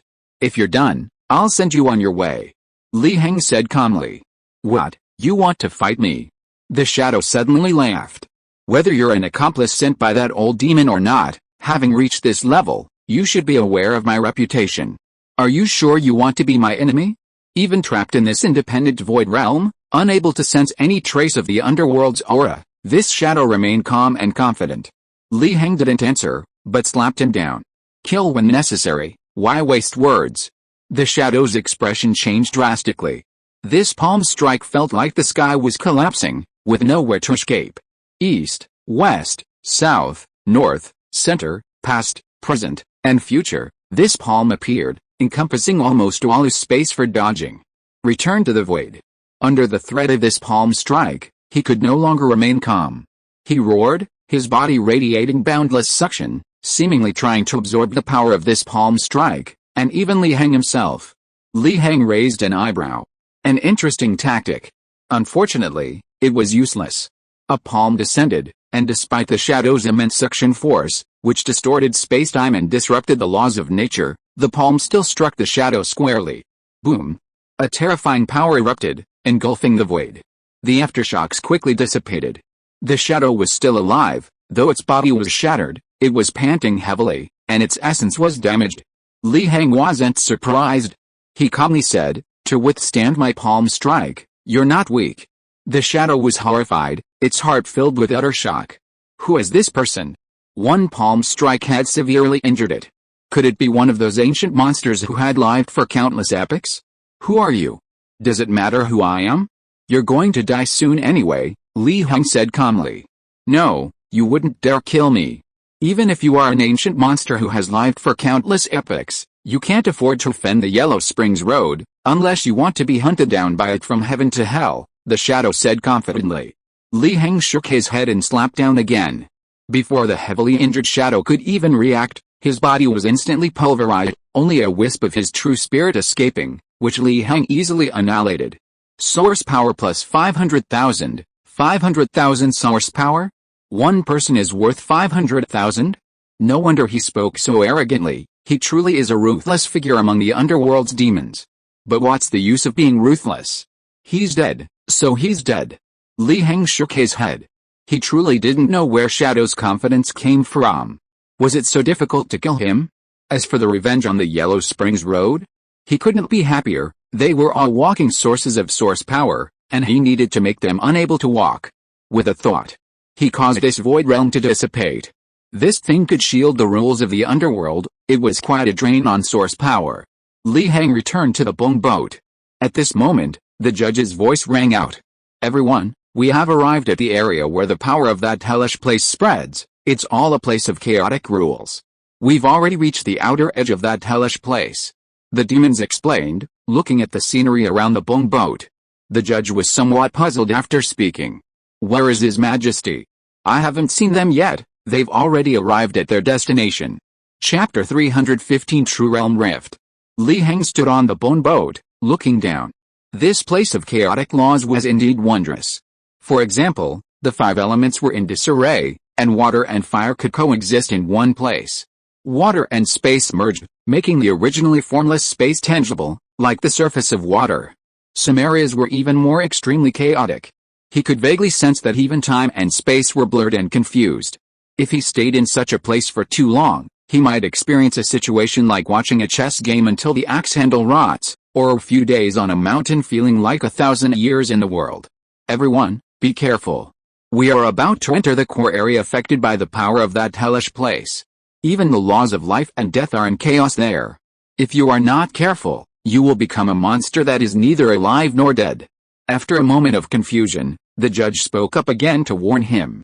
For these demons and monsters to call it a monster, one could imagine how terrifying it was. The demons and monsters nodded. They knew the importance of the matter. They were not fools who had achieved the Dharma body. If they didn't even know what this hellish place was, they wouldn't have come here to die. At this moment, the judge walked towards Li Heng, revealing a warm smile. Your Excellency, how are you feeling? So, Li Heng replied calmly. Your Excellency, did you see that strange shadow just now? Seeing Li Heng's cold attitude, the judge didn't bother with pleasantries and went straight to the point. He had just seen the Venerable One approach this living dead. At the time, he was secretly pleased, thinking that the Venerable One had taken his advice and was going to deal with this living dead, but now the living dead was still alive, while the Venerable One was nowhere to be seen. This was really too strange and bizarre. Oh, you mean that shadow? It's dead, Li Heng said honestly. The judge's expression stiffened upon hearing this, and after a brief silence, he laughed. Your Excellency is quite the joker, but since you don't know, I'll go ask others. We are about to see the real ghostly place. Your Excellency should be prepared. As he spoke, he slowly walked away, a cold smile on his face. Did this living dead really think he was a fool? The Venerable One was at the heavenly ghost level, and an extremely powerful one at that. How could he be dead? However, this living dead treated him with such an attitude, so he must not harbor any ill intentions towards him either. Therefore, he had to find an opportunity to kill this living dead. Soon, the bone boat stopped flying. Because they had reached the edge of the truly hellish place. The demons looked at the scene before them with strange expressions and fell silent, some even having the urge to retreat. Seeing is believing, and this hellish place was truly terrifying. Because this hellish place was an abyss, a deep abyss. The vast and boundless underworld was blocked by a black abyss that stretched for countless miles, wide and boundless, with no visible opposite bank. The abyss was widening and swallowing the underworld. The abyss, the chasm, there was not a single ray of light in it. It was as if even light had been swallowed up. This is truly terrifying. A skeleton kept muttering, then turned and fled. He didn't even dare to look again. Everyone, what do you think? Having witnessed this with your own eyes, you probably have a general idea of the true name of this place. The judge said solemnly. Even though he had encountered this thing more than once, each time he saw it, he was utterly shocked, feeling like an ant. The demons nodded strangely. The moment they saw this hellish place, under the influence of some unseen force, they already knew its true name. True Realm Rift. The name was perfectly normal, yet it was unspeakable. They tried to say the name, but couldn't. A few demons, defying the odds, unleashed their full power, their divine forms reflecting their own, even using trump cards at the heavenly demon level, trying to utter those 4 words. Then, in an instant, they died, their bodies exploding. The judge was used to it. Every time he brought people to this hellish place, there were always these reckless fools, and they were the ones who died the fastest. You should all take this as a warning, and never utter these words. Otherwise, even if you manage to withstand the backlash, you will face great terror and be trapped in misfortune. The judge warned solemnly. For demons to speak of misfortune was laughable. But that's the truth. The demons and monsters nodded hurriedly. Only a fool would say that. Li Heng raised an eyebrow, slightly surprised. What the judge said did have some truth to it. With his current strength, he could indeed withstand the backlash and say those 4 words. But he also had a vague feeling that as long as he said it, a great terror would befall him. A terror that even he couldn't withstand now. Alright, now let's get down to business. Everyone, take out the offerings you've prepared. If we don't offer sacrifices to this hellish place, then we won't be able to come out after we go in, the judge said. The demons and monsters stirred with excitement. Wait, we still have to go in? A bull demon asked in astonishment. What else? Do you think there will be a great opportunity if we don't go in? The judge said calmly. But rest assured, everyone. To successfully offer your sacrifice and be accepted by this hellish place, you can venture 100 miles into its depths without encountering much danger. As for going beyond 100 miles, you're all doomed. Although some demons and monsters were still hesitant, a small group had already taken out their offerings and thrown them into the True Realm Rift. They then left a bone boat and rushed into the True Realm Rift, as if eager to be the first to enter. Seeing that the monsters who rushed into the rift hadn't experienced any problems, most of the monsters couldn't wait any longer and took out their offerings, such as rare treasures, bloodline beasts, and various underworld artifacts. After offering their sacrifices, they also rushed into the True Realm Rift. In the end, only Li Heng, Xingda, and the judge remained. "Your Excellency, aren't you going in?" the judge asked in surprise. "Then why aren't you going in?" Li Heng smiled slightly. "As one of the leaders of the Yellow Springs Road, I must stay here to meet everyone. After all, even outside this hellish place, there are many dangers, such as the many monsters affected by its power," the judge said righteously. "Is this your reason for sending me down as a sacrifice?" Li Heng smiled mockingly. The judge's expression changed, and he spoke in a deep voice, puzzled. "What makes you say that?" But the next moment, his body moved, turning into liquid and directly merging into the bone boat, while shouting, "Attack!" Instantly, more than a dozen demons rushed out from the True Realm Rift. These were the first batch of demons who had entered the True Realm Rift. The judge, whose life-saving ability had greatly increased after merging with the bone boat, was very puzzled. How did this living dead realize this? He brought so many scapegoats and cannon fodder. He just wanted them to be sacrifices. He had already tampered with the bone boat. Once the demons and monsters boarded, they would be marked with a sacrificial offering, destined to become sacrifices upon entering the True Realm Rift. The True Realm Rift had a hidden rule: the more and stronger the sacrifices, the deeper the area could be explored, facing greater risks but also gaining greater opportunities. He had gone to great lengths to achieve this. He had mobilized some people from the Underworld Road to act as decoys, sending the first batch into the True Realm Rift. Most of the demons and monsters had lowered their guard, and the plan was largely successful. Except for Li Heng, all the other demons and monsters had entered. "Kill," the judge commanded, ordering the demons and monsters to attack Li Heng. Regardless of how this living dead knew his methods, he had to die. His side had superior numbers, so they couldn't lose. Chapter 316: The Mummified Corpse Breaking Through the Abyss. Boring. Facing the bizarre offensive launched by these dozen or so demonic beings at the Dharma aspect level, Li Heng shook his head, pressed down with his palm, and the sky collapsed. Instantly. Under this palm, under immense pressure, these demonic beings at the Dharma aspect level exploded instantly. Whatever their supernatural powers or Dharma aspects, they all shattered in that instant, utterly powerless to resist. The judge, along with his body and the white bone boat, immediately fled. He knew he had kicked a hornet's nest. However, Li Heng's palm continued to slowly press down, encompassing all directions of heaven and earth.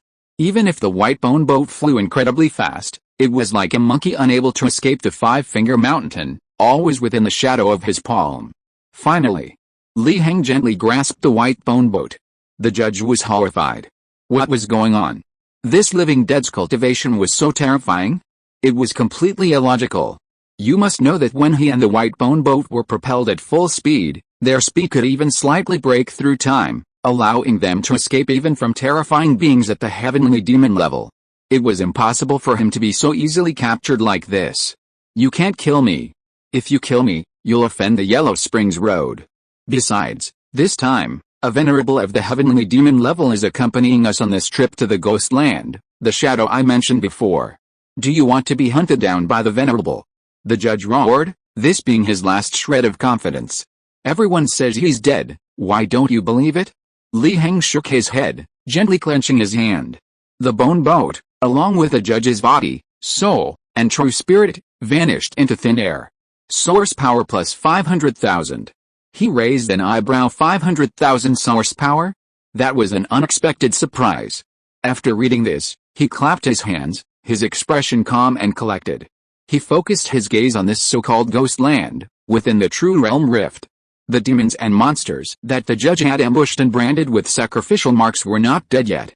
They were currently in a state of neither life nor death, awaiting the judge to initiate the sacrificial ritual. Now that the judge was dead, Li Heng would take over. However, he wasn't interested in this so-called sacrifice or the search for great opportunities in this hellish place. To him, killing and harvesting source energy was far better than offering a sacrifice. His intuition could sense the immense terror emanating from this True Realm Rift. These demons' bizarre treasure-hunting behavior seemed suicidal to him. It was like an explorer venturing into a dragon's lair. If they were lucky, They might find the dragon hibernating or unaware, perhaps managing to obtain some treasure. But if they were discovered, death was the only outcome. He who walks by the river will eventually get wet. Without a certain level of self-protection, Li Heng didn't intend to risk his life, even though his current source energy reserves had reached 2.5 million. After all, he had other uses for this source energy and didn't plan to use it extensively here. However, the true name of the True Realm Rift. Li Heng pondered slightly. He thought of the information from those powerful figures of the Ming dynasty and the conversation with the immortal figures. True Realm Rift, True Realm? Rift? Could this hellish place really lead somewhere? After careful consideration, he still couldn't find a solution. Li Heng temporarily suppressed these guesses, deciding to first retrieve the demons and monsters that had become sacrifices, then slaughter them all and harvest their source energy. With a thought, boundless power manifested. A palm composed of the primordial energy of heaven and earth, and the laws of nature, appeared in the void and, following Li Heng's thoughts, probed into the abyss, attempting to retrieve the demons and monsters within. At this moment, Li Heng raised an eyebrow. Although he hadn't entered this so-called True Realm Rift, this hellish place, he could still sense the abyss's malevolence and extremely chaotic rules through that enormous palm. Faintly, he could even feel the same indescribable madness as the pollution, as if something was watching him, and this feeling grew stronger the deeper he probed. Truly a place born from calamity. Li Heng shook his head. After harvesting the source energy, he planned to leave. With his current strength, he couldn't do anything to this place. His hands began to crumble due to the extreme chaos within the abyss, but in such a short time, Li Heng had already gathered most of the demons and monsters, and he could safely finish gathering them before they dissipated and then retrieve them. At this moment, a voice rang out. A living being, the aura of flesh and blood? How is this possible, this place? No, these are coordinates. Ha, I can finally go back, A series of words rang out.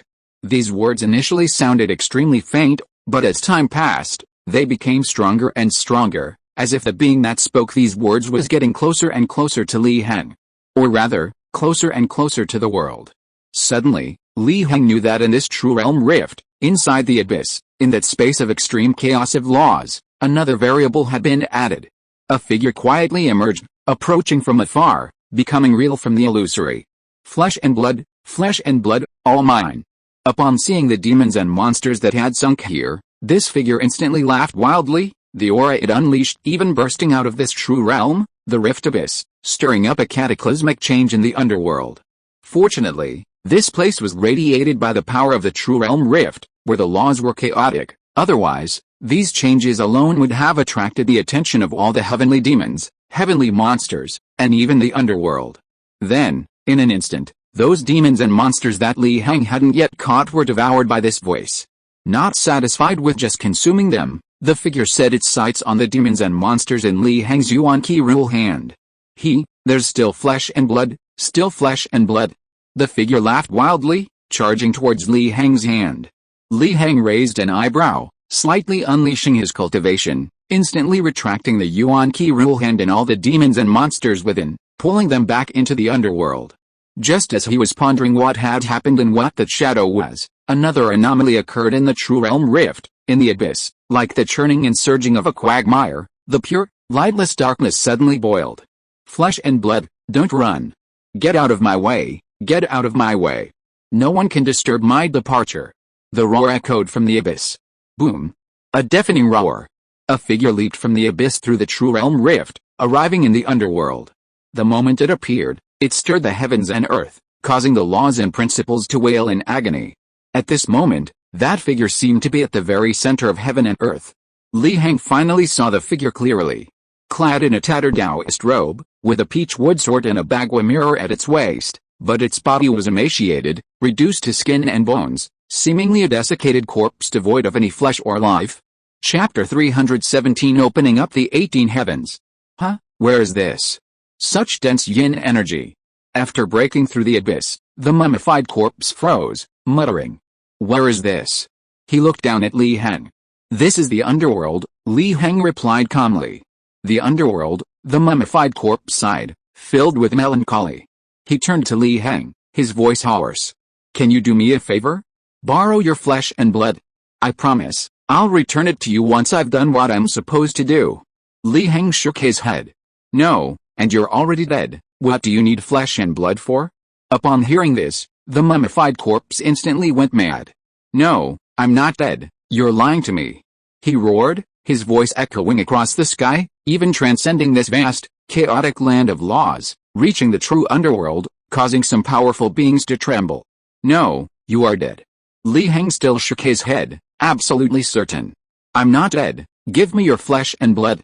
The mummified corpse's expression twisted into a ferocious grimace as he lunged at Li Heng. This pounce shattered the laws of heaven and earth, shaking the entire void. The resulting wind pressure swept across this chaotic land, tearing up the earth for tens of thousands of miles. At this moment, the immortal monsters in this chaotic land also suffered annihilation. For example, the skeleton that had been attacked while fleeing and turned into a monster was now reduced to bone dust. And this was merely the aftershock of this pounce. Facing this pounce, Li Heng dared not be careless. The Earth Dharma image and the Great Sun Dharma image manifested, evolving into a scene of a vast sun illuminating the boundless earth, its divine power limitless. At the same time, the Taiwan scripture within his body circulated, the Great Sun's sacred body's bloodline boiled, and the 3 flowers and 5 ki within his body vibrated. With the assistance of martial arts techniques and combined with the true 6 heavens within his primordial spirit palace, he unleashed a supreme attack. It collided with the pounce of this desiccated corpse. And then, a mushroom cloud covering thousands of miles rose slowly. This chaotic land of laws couldn't withstand the collision of their forces and shattered instantly. Terrifying power ravaged every inch of this place, utterly destroying it. Except for that infamous place, which remained unscathed, everything else became void, pure void. Although the attack only occurred within this chaotic land of laws, it subtly affected the foundation of the underworld, detected by many celestial monsters and demons within it, who turned their gazes in this direction. However, due to the sheer terror of the collision, the aftershocks lingered for a long time. They couldn't see clearly, only vaguely guessing that 2 terrifyingly powerful beings were fighting. But wasn't that the location of that infamous place? The celestial monsters and demons were shocked. Could it be that a monster from that infamous place had crawled out? Give me your flesh and blood, the desiccated corpse roared, seemingly losing its mind. In the dissipating aftershocks and dust, the desiccated corpse reappeared, seemingly unharmed, as if Li Heng's attack had had little effect on it. Li Heng's figure also appeared, his expression calm. Indeed, this mummified corpse had surpassed the limits of the celestial realm, exceeding the boundaries of both the underworld and the mortal realm. In the corpse's sudden attack, he had even heard the lament of the laws of heaven and earth, the laws of the underworld, and even the rules of the mortal realm, were far too fragile for a being of this level. Even with his full force attack, he couldn't harm the corpse. While his current realm could sweep through celestial realm cultivators, he hadn't yet reached above them. Li Heng sighed. Troublesome. His full force attack wasn't a normal attack, he couldn't use it many times, and even if he did, it probably wouldn't be enough to harm this corpse that had transcended the celestial realm. And since it was in the underworld, he couldn't use the power of reincarnation. Theoretically, he couldn't defeat this corpse. His only option, if he didn't want to die, was to escape. But now, he had plenty of source energy. He had originally planned to use these 2.5 million units of source energy to surprise something, but it seemed he had to use some now, hoping this corpse would give him a sufficient surprise. At this moment, the mummified corpse lunged at him again. This lunge was even more terrifying than before. Beyond mere speed, it even shattered time itself, moving faster than an instant, carrying terrifying power as it charged towards Li Heng. Even the pure void seemed to groan. Li Heng doubted.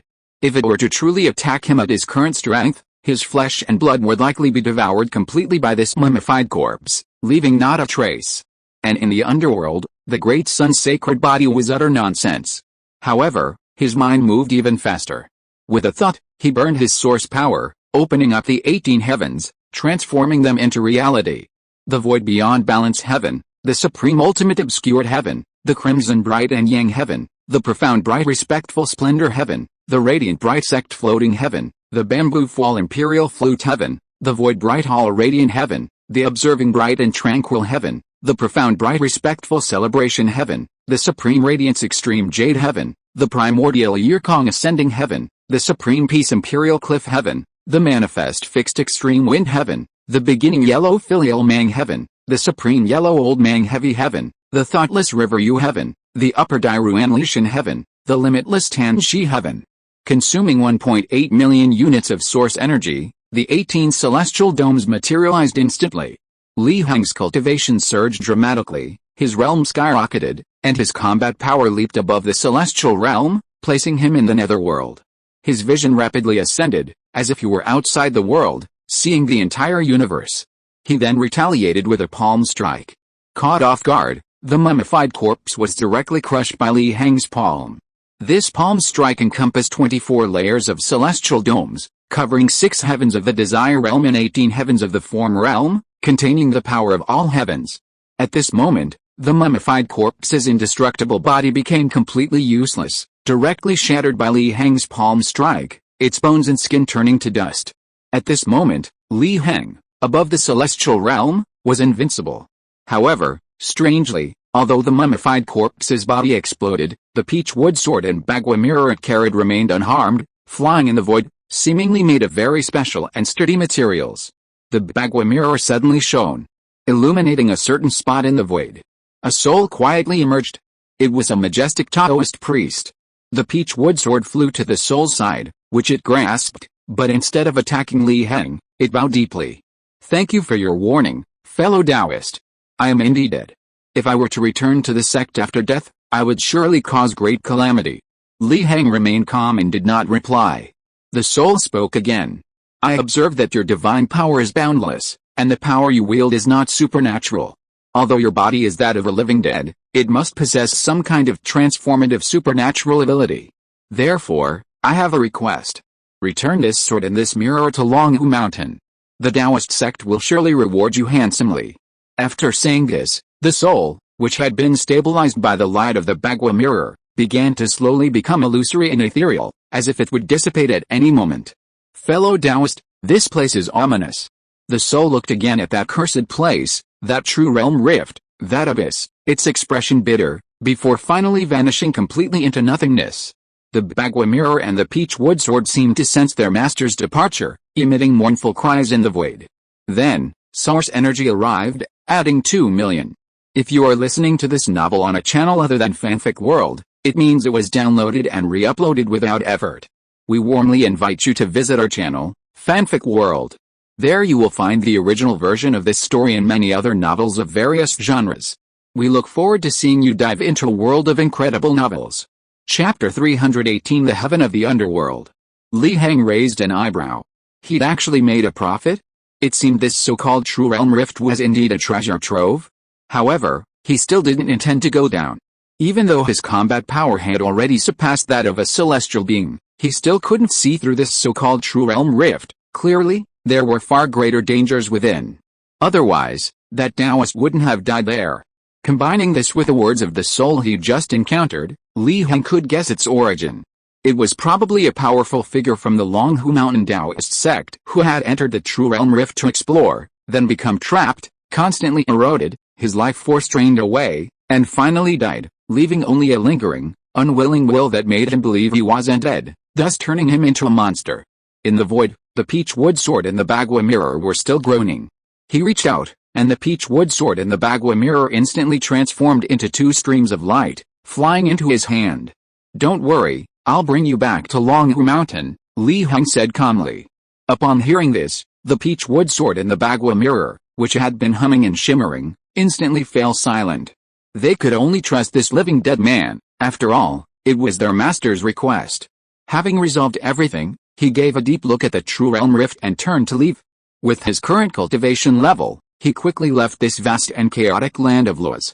At this moment, the aftershocks of the collision between the dried corpse and Li Heng gradually dissipated, and the gazes of the heavenly demons and heavenly ghosts pierced through, instantly gasping in shock. What on earth had happened here? The vast and boundless land had directly become pure void? What happened? Although the power radiation from the hellish place had previously caused the laws of this place to become chaotic, and it had faintly broken away from the rule of the underworld, it still possessed the land, the extension of the underworld's veins. But now the land was gone. They were horrified.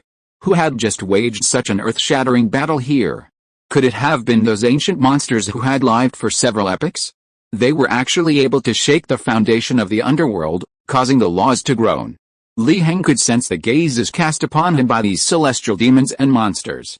He had initially thought that with his current level of cultivation, he might be able to instantly eliminate these celestial demons and monsters of the underworld.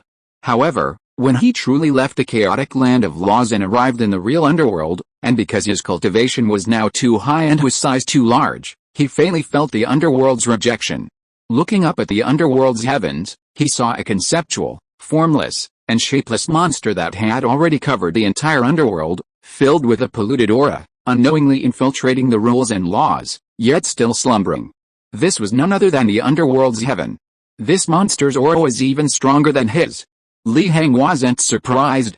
This underworld's heaven hadn't split like the mortal world, it was a completely polluted behemoth, a truly complete heaven, so it wasn't surprising that it was stronger than him.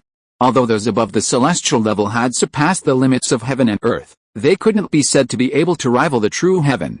It's like graduating high school, or even starting college, but your knowledge level might not be better than your high school teachers. Who knows if they're a graduate student or even a PhD? He estimated that the underworld is a level higher than the celestial realm. Moreover, because the underworld has been completely corrupted and distorted, radiating polluting power, it's probably even more troublesome than he imagined. He was just very curious about what had happened. The underworld was clearly so corrupted, a complete monster, even more hopeless than the mortal realm. In that case, the underworld should have already fallen. Why is the underworld still unharmed? Those celestial demons and ghosts who are integrated with the underworld's heaven and earth don't seem to be making any significant movements.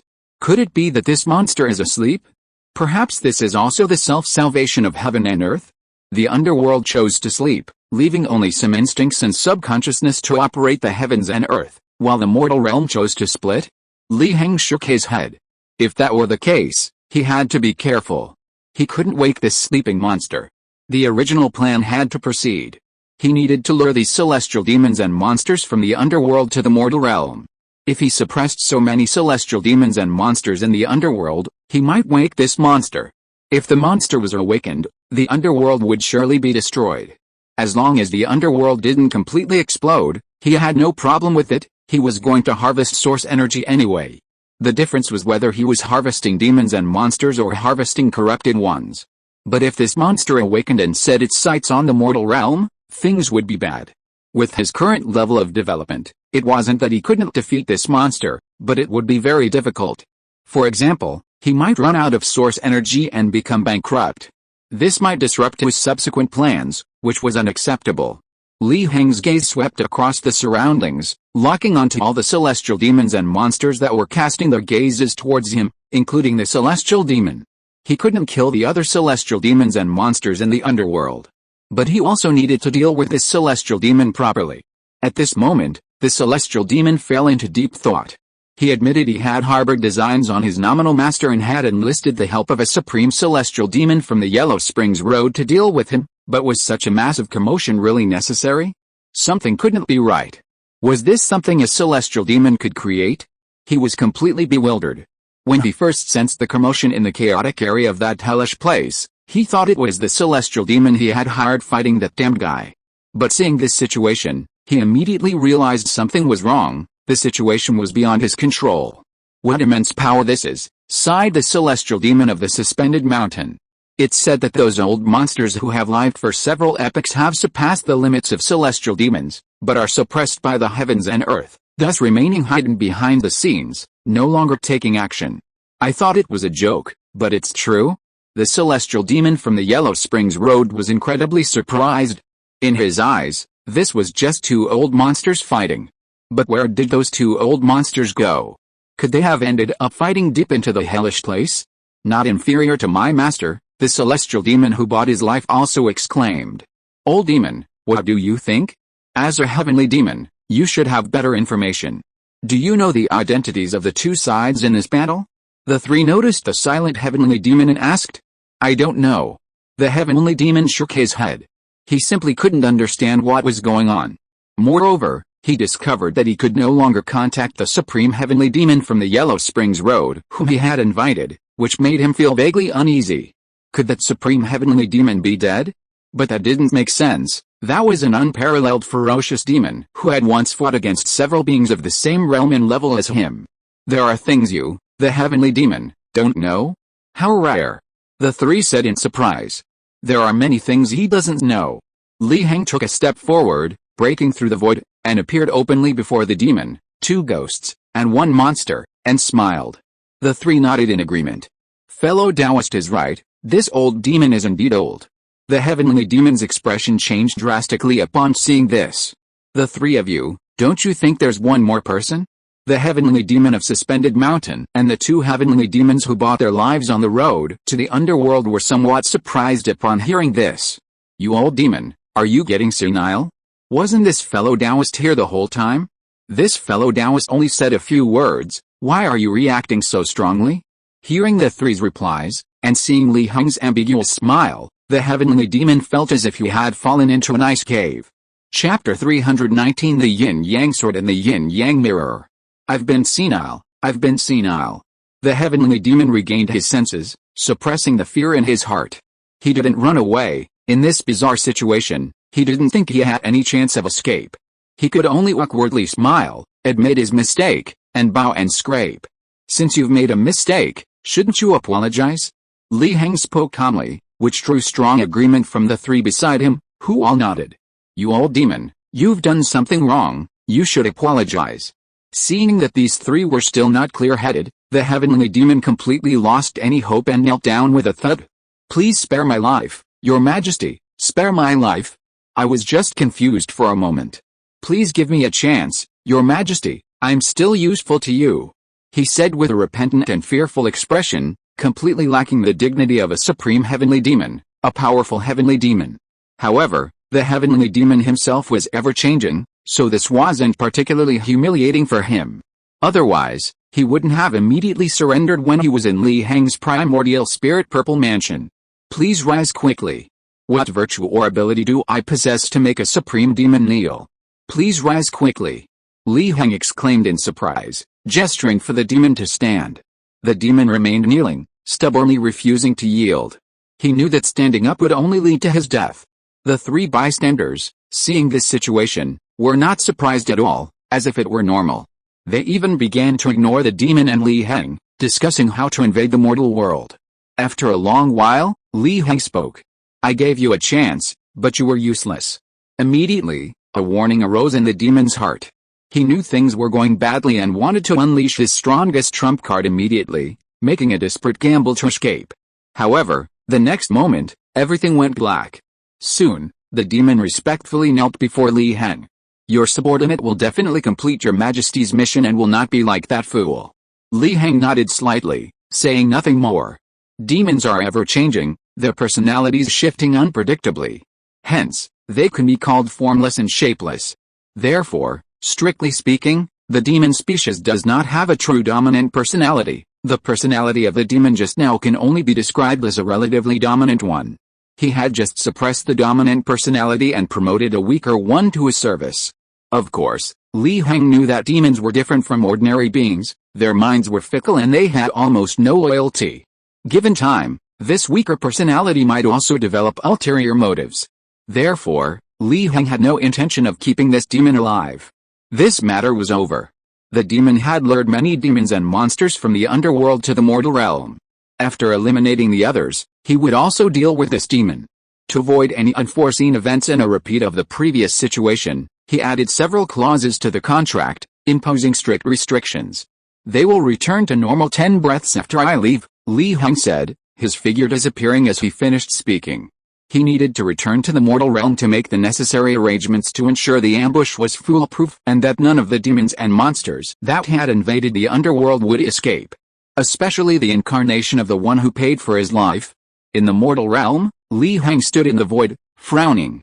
Having broken through to the celestial realm, his eyes were now able to survey the entire world, piercing through the workings of all rules and principles of heaven and earth, and he also saw the terrifying pollution deep within the very source. It churned, writhed, murmured, babbled, and went mad. At this moment, Heng had to admit that he couldn't solve this pollution in his current state. Even if he expended his source energy and went bankrupt, he couldn't solve it. It seemed he needed to harvest source energy much faster. Li Heng pondered this. He took a step, traversing 10,000 miles. Li Heng appeared before Longhu Mountain in Longquan County, Dali, the place known as the main hall of all Taoist sects. He then spoke loudly, his voice echoing throughout the mountain. Where are the experts of Longhu Mountain? In an instant, the void rippled. 10 experts at the celestial realm limit flew out from Longhu Mountain. Why have you come, fellow Taoist? The leading old Taoist stepped forward and spoke loudly. They couldn't afford to be indifferent. Because none of them could see through Li Heng, his cultivation seemed to surpass all of theirs. This was simply unbelievable. Li Heng looked at the 10 celestial realm limit experts and exclaimed in admiration. As expected of the ancestral home of all Taoist sects under heaven, 10 celestial realm limit experts. No wonder even the master of this place, Dali, dares not do anything. In his perception, 5 of these celestial realm limit experts faintly resonated with Longhu Mountain's aura, likely belonging to its orthodox lineage, while the other 5 possessed different auras, possibly from various Taoist branches. Moreover, it was highly probable that these weren't even all the powerful figures from Longhu Mountain's Taoist sects. Fellow Taoist, you flatter us.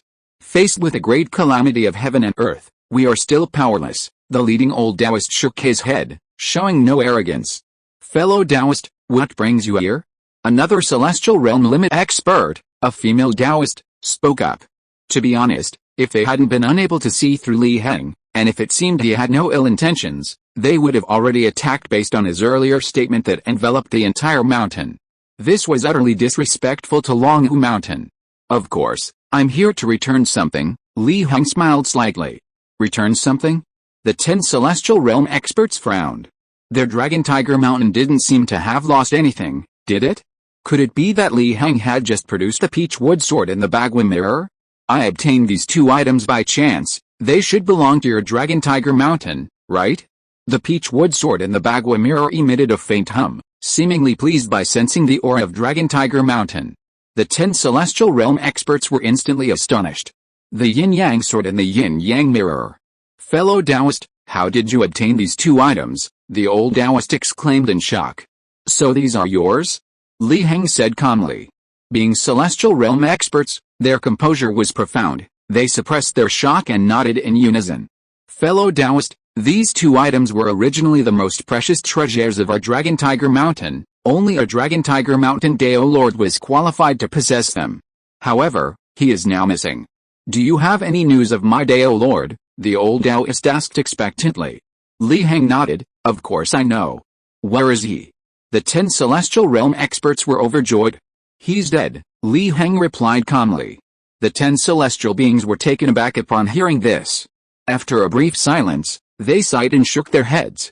Although we 10 had already anticipated this when you took out the yin-yang sword and the yin-yang mirror, our delusion still led us to hope for a miracle, the old Taoist said with a complex expression. He slowly explained the whole story. Li Heng understood immediately. It turned out that the Taoist master of Longhu Mountain had already faintly surpassed the celestial being limit. He happened to encounter that cursed place, where the true realm rift had appeared, and went there to seek opportunities, only to disappear. And judging from the current situation, the mummified corpse was indeed the Taoist master of Longhu Mountain. As for why the mummified corpse was already above the celestial being level, while the Taoist master of Longhu Mountain was only at the celestial being level, it was clearly because the Taoist master had indeed found some opportunities in that cursed place and advanced above the celestial being level, but unfortunately, he still died there. Thinking of this, Li Heng felt somewhat fortunate. Luckily, he hadn't acted rashly and rushed in. Otherwise, even if he hadn't died, he would have suffered greatly. Risk and opportunity go hand in hand. Li Heng shook his head and told the 10 people that the Dao Lord of Longhu Mountain had already advanced to the celestial realm. The 10 people's expressions were complex upon hearing this.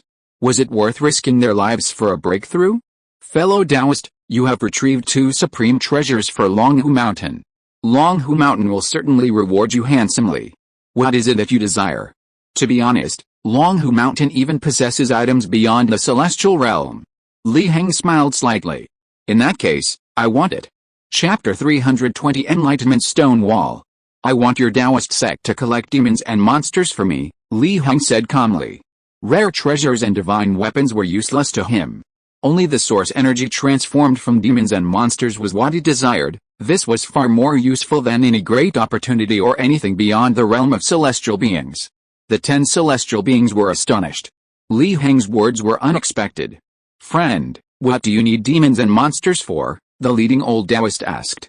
Their Taoist sect had branches all over the world. If they were truly in operation, capturing demons and monsters wouldn't be difficult. However, they were very curious about Li Heng's purpose. What if collecting demons and monsters was for some bad purpose? They absolutely could not agree. To collect them and kill them for fun, Li Heng replied calmly, and he was telling the truth. The 10 celestial beings were stunned again. Collect them and kill them for fun? That's quite a unique interest. They secretly complained, unsure what to say. This person didn't seem particularly bloodthirsty. "Any other requests besides this?" the old Taoist asked again. Collecting demons and strange creatures was relatively easy for their Taoist sect. However, Li Heng had revealed information about their missing Taoist master and returned 2 supreme treasures. They felt somewhat guilty for paying such a low price. It seems this task will be easy for you," Li Heng observed, pondering slightly. "What kind of foundation does your Taoist sect possess? Something that would tempt me?" He spoke calmly, releasing a faint aura beyond the mortal realm, aura that nearly crushed the surrounding void and laws. The 10 celestials were shocked. It was an aura beyond the celestial realm. Could this person be beyond the celestial realm? No wonder this being knew about their Taoist master's breakthrough to the celestial realm. It seemed this being was also beyond the celestial realm. Unconsciously, they began to address Li Heng as being. The old Taoist quickly spoke up. "So it's you, senior. Please forgive me. It's all right. You said your Longhu Mountain possesses something beyond the celestial realm. I'm quite curious about the foundation of your Longhu Mountain Taoist sect." Li Heng smiled slightly. The old Taoist's expression turned arrogant upon hearing this. "To be honest, senior, this will definitely satisfy you." Having revealed their true cultivation levels, the 10 celestial beings became increasingly eager to please. "In this world, strength is still the best passport. Please accompany us to the back mountain, senior." The 10 celestial beings led the way. Li Heng nodded, and without further ado, followed their guidance directly to the back mountain of Longhu Mountain. Although it was called the back mountain, it was actually a large blessed land. As soon as Li Heng entered, he could feel the extremely rich spiritual energy and the manifest rules and principles, and it was also subtly isolated from the outside world. The old Taoist smiled smugly. "As you've probably already noticed, senior, this secret realm of our Taoist sect can isolate the inside from the outside, shielding us from the pollution of the mortal world to the greatest extent possible. So, ultimately, we can't solve the pollution at its root, but as long as the celestials don't leave this secret realm, the progress of the pollution will be delayed. With special methods, living to the end of their natural lifespan isn't impossible." Li Heng nodded calmly, offering no further comment. It was just a matter of clinging to life, the most miserable kind of clinging to life. The 10 celestials were startled by Li Heng's reaction. They had expected him to react to this situation, perhaps even intending to stay in the secret realm, since those above the celestial level also suffered from pollution, perhaps even more severely than celestials. Celestials were polluted because they were integrated with heaven and earth and thus implicated. But those above the celestial level were polluted because they themselves were subtly beyond heaven and earth, no longer protected by it, and directly facing the pollution. Based on this idea, they thought this secret realm would be very useful to this being above the celestial level. But now, he was so calm, seemingly unconcerned. Did this being above the celestial level also possess a similar secret realm? That didn't make sense. This secret realm of Longhu Mountain is said to have been created by immortals and gods.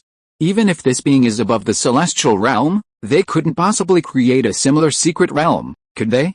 They gritted their teeth, exchanged a few words, and decided to use their ultimate move directly.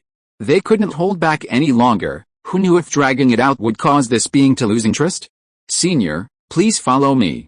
The old Taoist didn't continue what he had said before and silently led the way. Finally, the group arrived at the deepest part of the secret realm, where an incredibly smooth stone wall, like a mirror, stood. "Senior, this is our Taoist sect's treasure, the Enlightenment Stone Wall." The old Taoist proudly introduced it to Li Heng. Li Heng raised an eyebrow. This stone wall was indeed something special. He looked at it at a glance but couldn't see through it. You must know that he was now above the celestial realm, able to see through all things in heaven and earth, and the mortal world, yet he still couldn't see through this stone wall so close to him. What's so special about this stone wall?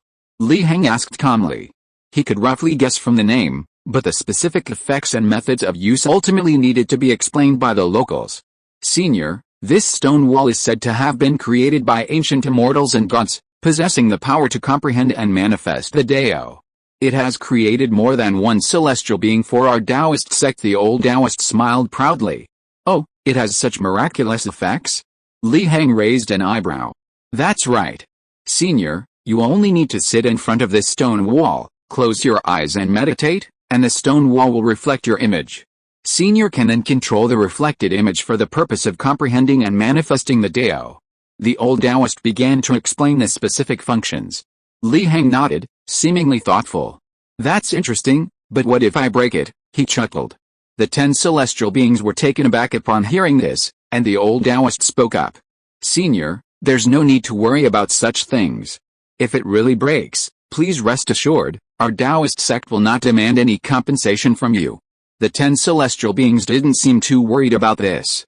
In fact, if it weren't for the fact that Li Heng's cultivation was higher than theirs, and perhaps his seniority was also higher, making them feel they couldn't be too presumptuous, they would have burst into laughter. What a joke. This stone wall was created by ancient immortals and gods. Even an ancient immortal or god would be capable of destroying it. It's impossible for someone merely above the celestial realm. I'm relieved with your assurance, Li Heng nodded. He didn't want to make enemies with his sect over such matters. There were many places on this Dragon Tiger Mountain that he couldn't see through. Its foundation was very deep. It wasn't impossible for someone above the celestial realm to suddenly emerge from some hidden corner. He flew to the Enlightenment Stone Wall and closed his eyes to meditate. The Enlightenment Stone Wall reflected his illusory form. Li Heng pondered, doesn't this Enlightenment Stone Wall say I can demonstrate the Dao? I also want to see what happens when the Dao of the Great Sun, representing heaven, and the Dao of the Earth, representing Earth, merge. With a thought, the Dharma images of Earth and the Great Sun appeared. The stone wall also reflected the Dharma images of Earth and the Great Sun, surrounding Li Heng's reflected illusory form, and then, with another thought from Li Heng, they slowly merged. At that moment, terrifying power erupted. Then, the stone wall exploded. Chapter 321 True Realm, Immortal Realm. All of this happened so suddenly. The Enlightenment Stone Wall, which had been as smooth as a mirror reflecting Li Heng's illusory body and the two Dharma aspects, shattered and exploded the moment the two Dharma aspects merged and the Taoist energy erupted. The 10 celestial beings were stunned, not yet reacting. When they did, their mouths gaped wide. What on earth happened? The Enlightenment Stone Wall exploded. At this moment, they were completely at a loss. The Enlightenment Stone Wall was a creation of immortals and gods, far beyond their comprehension. And yet, this high-level thing had exploded. They had no means to repair it. Li Heng was slightly taken aback, then regained his composure. This was also within his expectations. However, he had thought that the stone wall might still hold for a while. He hadn't expected it to explode directly when the two Dharma aspects perfectly merged and their Daos intersected. Was it because the stone wall's level was too low to withstand the pressure? No one knew better than him what he had just done. The vast heavens and the boundless lands, each could be the origin of a world, the most fundamental and primordial Dao. The world is utterly insignificant before these two fundamental Daos. Yet he had just fused them together, a feat beyond even defying the heavens, blatantly violating the concept of rationality. Therefore, he anticipated that even if the Enlightenment Stone Tablet was a creation of immortals, it would still encounter problems during his attempt. And now, his prediction had come true. Although the Enlightenment Stone Tablet was overly fragile, collapsing at the outset, he still gleaned some key insights that would aid his future fusion of Daos. How should we explain this situation? Li Heng asked, raising an eyebrow. They had assured him they wouldn't pursue the matter. The 10 celestial beings opened their mouths wide, wanting to speak, but unsure what to say. Should they demand compensation from the senior? But they had said they wouldn't. Besides, they couldn't defeat this senior. Yet, without compensation, they didn't know what to do. After all, this was one of their Taoist sect's most powerful and harmless assets. Their previous words weren't boastful. That enlightenment stone tablet had indeed nurtured many celestial beings. Suddenly, the world froze, time stopped flowing, and everything became like a black and white photograph. Everyone except Li Heng, including the 10 celestial beings, was frozen in place. "Good lad, making such a big fuss." A laugh and a scolding voice rang out, and the celestial figure descended once more. Li Heng was slightly surprised, but calmly asked, "What brings you here? How could I not come? It's true what they say, a scholar should be looked at with new eyes after 3 days' absence. In just a few days, your cultivation has already reached above the celestial level, and you even directly damaged that guy's things?" The figure said with shock and admiration. "That guy's things? Who is that guy?" Li Heng asked. "A dreamer, best left unmentioned." The figure shook its head. "So what brought you here all of a sudden?" Seeing the figure choose to play the riddle, Li Heng retorted directly. Now that his cultivation had reached above the celestial level, observing this figure, he no longer felt it was as unfathomable as before. It was probably only 2 or 3 levels higher than him. "Just now I noticed that what that guy left behind in this world disappeared. I thought some great terror had sprung up, reaching the level of immortals and gods. Who would have thought it was you? But since you're already here, and you've already proven your potential by reaching above the celestial realm, I have some things to discuss with you, such as that true realm rift." The figure spoke softly. He personally uttered the words true realm rift, yet Li Heng didn't sense any great terror descending. Clearly, this figure's level allowed him to ignore or evade such a terror. "So what do you want to discuss?" Li Heng asked. "Aren't you curious why it's called the true realm rift?" The figure smiled slightly. "Not curious," Li Heng replied calmly. This unexpected remark left him speechless, somewhat annoyed. Couldn't this guy just follow the script? Embarrassed, he chose to speak to himself. "Actually, this true realm rift really does lead to the so-called true realm, and this true realm, well, let's put it this way, this true realm used to have another name, the immortal realm." The figure's words were startling. Li Heng's expression shifted slightly. "So the current situation is?" The figure nodded slightly. "Yes, just as you thought, it's over. Of course, this kind of over only applies to normal beings like us. For some things, it can only be said that they've returned to their original state, returned to reality. After all, in the great void, peace is just a lie, calamity is eternal, the truth." The figure shrugged, saying helplessly. Li Heng seemed thoughtful upon hearing this. So what? You're pretending not to be interested in me, right? You must be very curious now. You know, there are many good things in the true realm, such as the ruins of immortals and gods, the remaining magical treasures of immortals and gods, and so on. The figure's tone was subtle, as if tempting. "So you want me to go into the true realm?" Li Heng raised an eyebrow and said. "Could you please not be so direct? It sounds like I'm forcing you in. But I do have a request, I, a mere survivor, genuinely want you to find something. That thing concerns me, you, and the world. And that thing is in the true realm." The figure seemed somewhat frustrated as it spoke. "So what is that thing? And why don't you go? You're dead now, but not completely, are you?" Li Heng countered. He wasn't stupid, this was clearly dangerous. Rather than pinning his hopes on some so-called thing, he'd rather hope it harvested source energy and saved the world. We survivors originally escaped from there, already marked. If we go back in, there's only one outcome, complete death, madness, and mutation. As for what the thing is, I can't tell you for now, unless you really intend to accept my commission." The figure shook its head. "Then what benefits will I get?" Li Heng asked. That so-called true realm was clearly a place of immense terror and danger, otherwise, the Dao Lord of Dragon Tiger Mountain, a being above the celestial realm, wouldn't have died there. It's even highly likely that the Dao Lord hadn't even entered the true realm, still wandering in the rifts. If the rifts are so perilous, what about the so-called true realm? Don't worry, I'm not asking you to go now. To enter the true realm, you need to climb at least 1 level higher, otherwise, you'll die there, utterly defenseless. As for the benefits, the true realm has many terrors. Things even more sinister and bizarre than the demons and monsters of the underworld. But aren't you curious about the remnants of the ancient immortals and gods? Li Heng raised an eyebrow.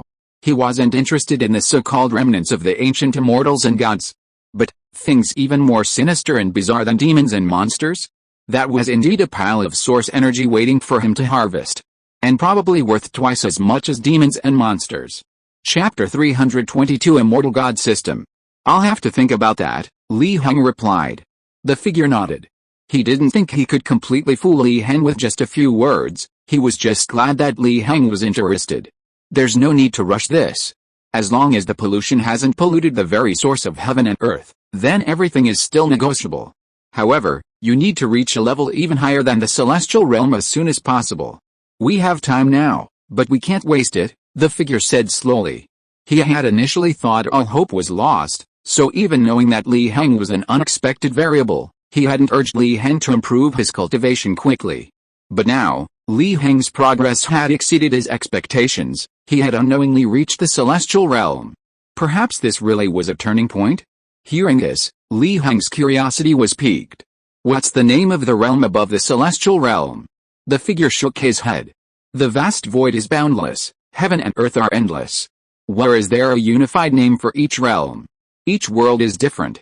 For example, the celestial beings of this world could be called demigods or Mahayana cultivators in other worlds. Then what is your system of immortals and gods? Li Heng persisted. The figure was silent for a moment, then spoke. I can reveal some information to you, but not too much, because we are just a group of survivors, essentially losers. If you know too much, you might be targeted. Then hurry up and tell me. Li Heng's tone was calm. Above the celestial beings is the void heaven, above the void heaven is the void Dao, and above the void Dao is the creation realm, which is the realm I am currently in. Although you have reached the void heaven realm, it will be extremely difficult to break through to the next level, so you are still a long way from me. So you have to work hard.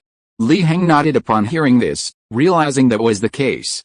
However, after a moment's thought, his expression became somewhat subtle. Because, strictly speaking, he was currently only a Dharma aspect. It was only because the 36 heavens he had created were so extraordinary that even before he had completed creating them, he had already reached the void realm, a realm above the celestial beings. If all 36 heavens were to materialize and be created, how powerful would he become? However, perhaps it couldn't be calculated that way. He had already forged his own path. His Dharma form wasn't the Dharma form of this world, nor the Dharma form of immortals and gods, but rather a unique Dharma form belonging to himself. In the future, his advancement would only be based on these realms as a reference point. He couldn't truly strive to reach those realms. Moreover, as the immortal figure said, they were failures, which also meant that this system had failed. Li Heng naturally wouldn't advance step by step on this failed system, from Dharma form to celestial being, to void realm, to void Dao. After explaining to Li Heng, the immortal figure turned his gaze to the broken enlightenment stone wall beside him, his expression complex, and sighed, never mind, it's still an old friend's possession, it's necessary to maintain it. He waved his hand, as if time had reversed. The shattered enlightenment stone wall began to coalesce, like a videotape being played in reverse. In the end, it was actually restored to complete enlightenment stone wall by this figure. However, its aura was far weaker than before. Li Heng raised an eyebrow. Is this all the creation immortal gods are capable of? Seeing Li Heng's somewhat disdainful expression, the figure was quite annoyed. What exactly did you practice on this enlightenment stone wall, kid? The source is so severely damaged that even the time reversal technique couldn't completely solve it. I feel like you're even more monstrous than a monster. Hearing the complaint, Li Heng shrugged, looking innocent. This wasn't his fault. He had already warned those 10 celestials, but they hadn't taken it seriously. Forget it, I won't pursue it. But if my old friend is still alive, he might have already sensed it. If he returns one day, good luck to you. The figure was somewhat gloating. Oh, he's stronger than you? Li Heng raised an eyebrow. After all these years, I still don't know. But that guy is good at surviving. Even if 99% of the immortals and gods are dead, that guy might still be alive, the figure replied. Li Heng immediately understood. A coward, huh? You don't need to worry about that. If he comes back for it after I break one, I can just give him 100, or even a tremendous opportunity. Li Heng smiled slightly. The figure shook its head. All talk and no action. A tremendous opportunity? 100? This kid doesn't even know how precious the materials of this enlightenment stone wall are. If that happens, he'll have a real headache. Alright, I won't say anything more.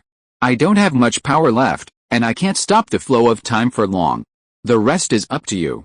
As soon as the words fell, the world resumed its flow, and the figure disappeared. Li Heng thought to himself, "Not much power left. Do you think I'm a 3-year-old? Nobody believes that. Even if a celestial god of this level is dead, as long as they have a breath left, they can probably live for hundreds or thousands of years, let alone this guy who isn't quite dead yet. Huh? How did the Enlightenment stone wall recover?" These 10 celestials didn't seem to feel that time had ever stopped. To them, it was just an instant, without any warning, and the Enlightenment stone wall had already recovered.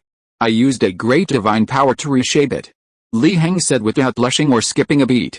Summoning the figure of a celestial god to descend into the world and resolve the power of the shattered Enlightenment stone wall, isn't that a great divine power? Li Heng nodded inwardly, feeling that there was nothing wrong with it. These 10 celestials were stunned. A great divine power? Why didn't they notice it? Even if this senior was a level higher than them, it shouldn't be this high, right? There wasn't a single fluctuation of power, all of a sudden? But it seems there's no other reason, right? Currently, there are no beings above the celestial level in the Taoist sect, so the 10 of them believed it with some doubt. Li Heng spoke at this moment. "I don't need much gratitude from you. Your Taoist sect just needs to do your best to help me collect demons and monsters.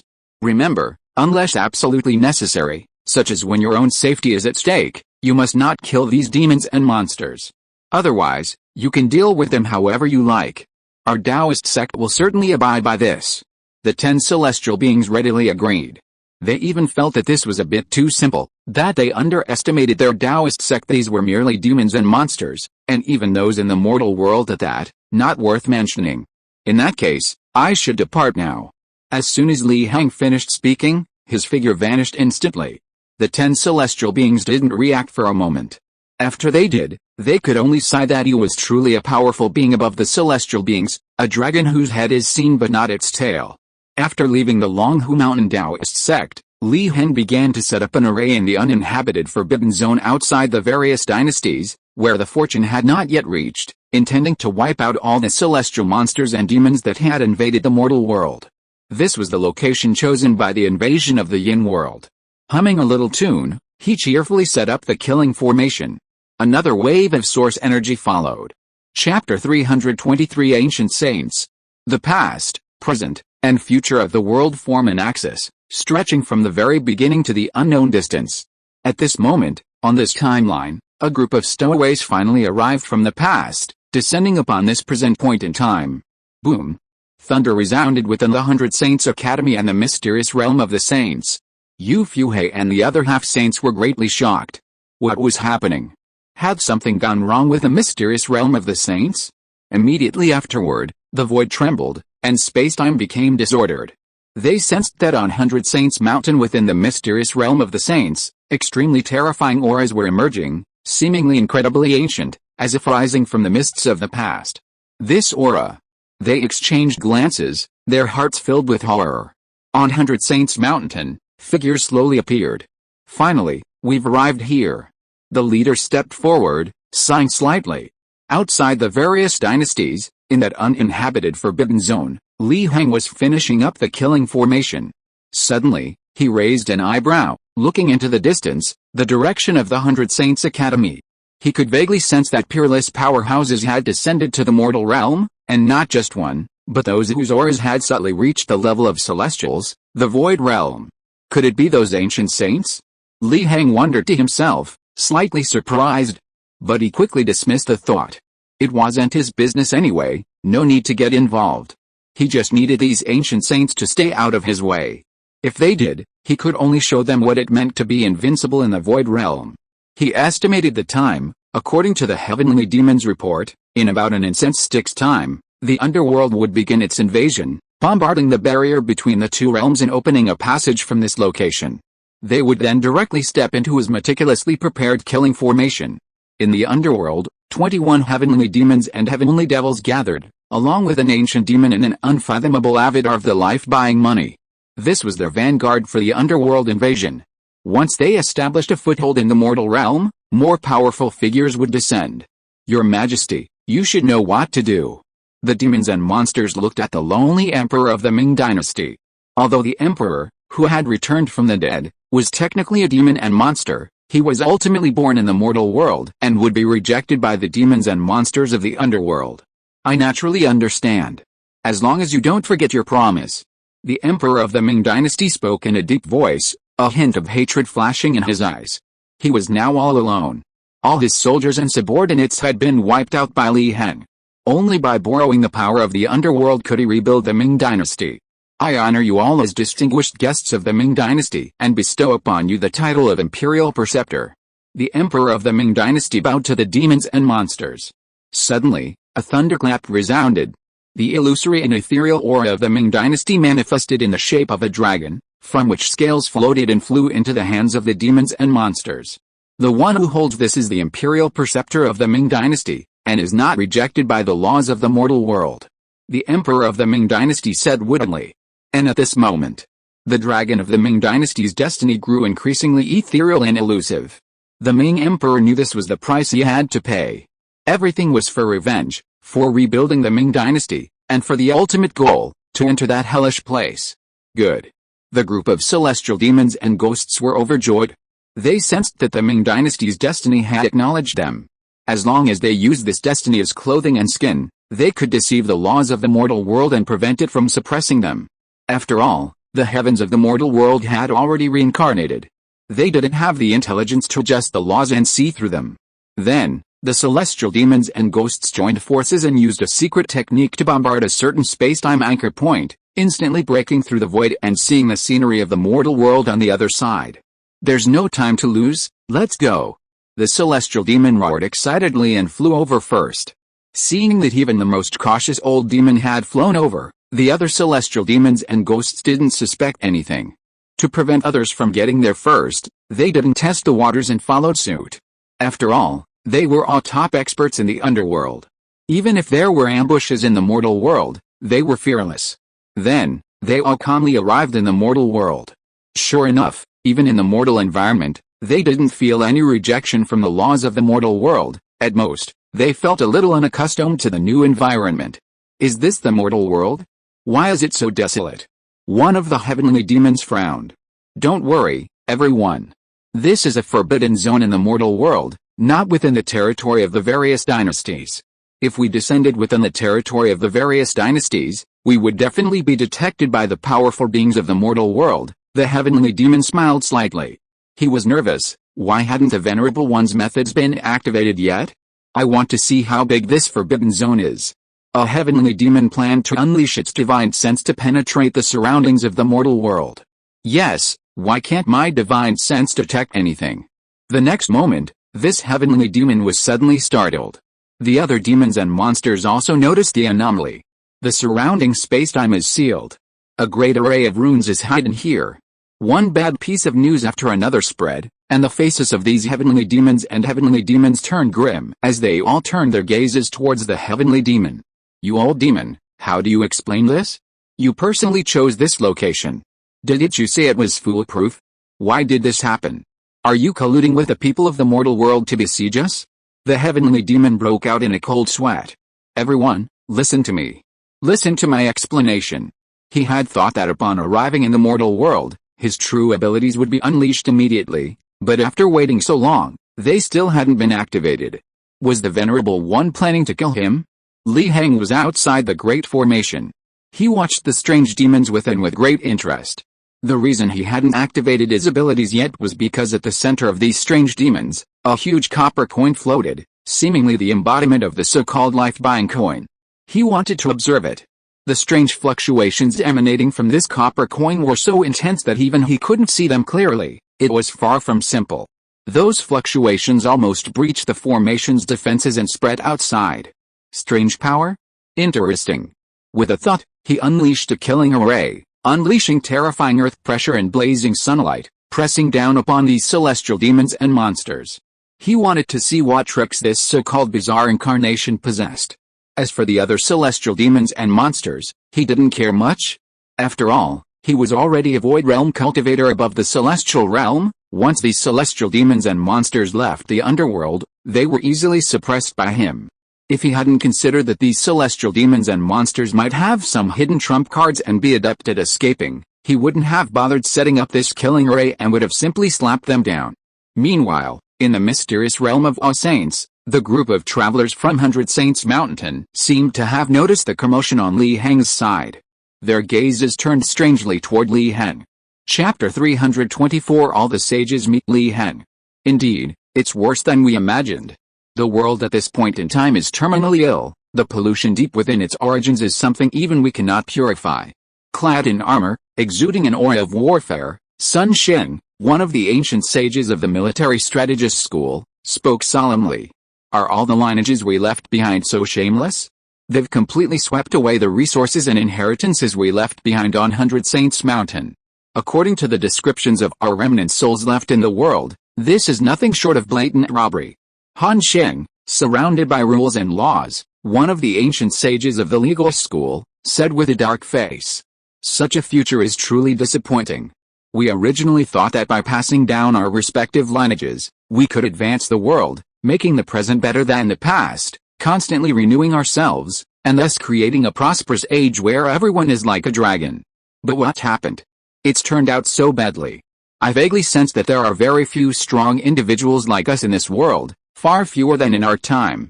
The world is actually regressing with the passage of time. Holding a handful of rice stalks, his face full of sorrow, Su Sheng, one of the ancient sages of the agricultural school, said helplessly. Enough with the nonsense. There are only 9 of us here.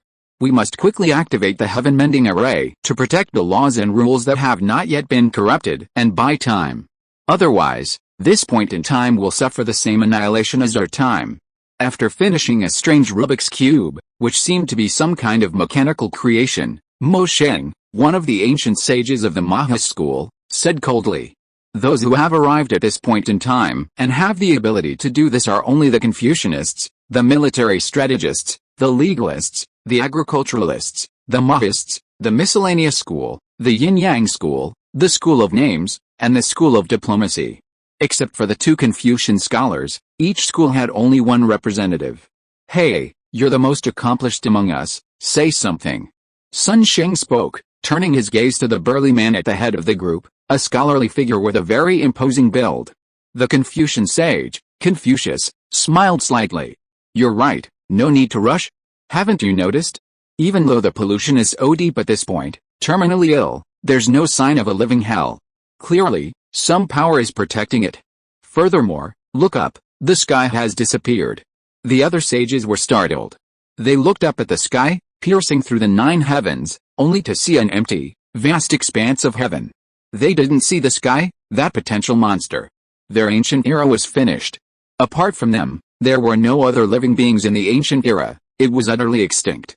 As for why this happened, it was all thanks to the heavens, and to that monster. At the moment of their time, the heavens instantly transformed into a monster at the onset of the cataclysm, corrupting the laws and rules of heaven and earth, causing the entire world to fall and annihilating the vast majority of living beings. Therefore, upon arriving here, they made slaying the heavens their top priority. They had to kill this potential monster first. Otherwise, no matter what they did, it would be useless, and heaven and earth would instantly fall. But now, the heavens have disappeared? What's going on? Interesting. Is this the future, the latest present? The heavens have disappeared, but the entire world is still operating in an orderly manner. Could this be the work of a powerful figure at this point in time? Guguzi, the sage of the school of diplomacy, speculated. Not impossible, Confucius said. It seems the future is quite promising. Su Sheng of the school of agriculture rarely showed a smile. Let me see the truth. Confucius waved his hand, and a scroll of history appeared. He made the book unfold into a vast and magnificent phantom of the river of time. He read through history, and then, a historical fragment jumped out from among the many histories. In this historical fragment, a detached voice resounded throughout heaven and earth. Heaven has been reincarnated. Find him, kill him. The sages were startled and remained silent for a long time. Confucius sighed slightly and spoke. It seems we spoke too soon. I never imagined there would be a powerful being capable of dealing with heaven and causing it to reincarnate. Such strength is far beyond my reach. The other sages nodded in agreement, saying nothing more.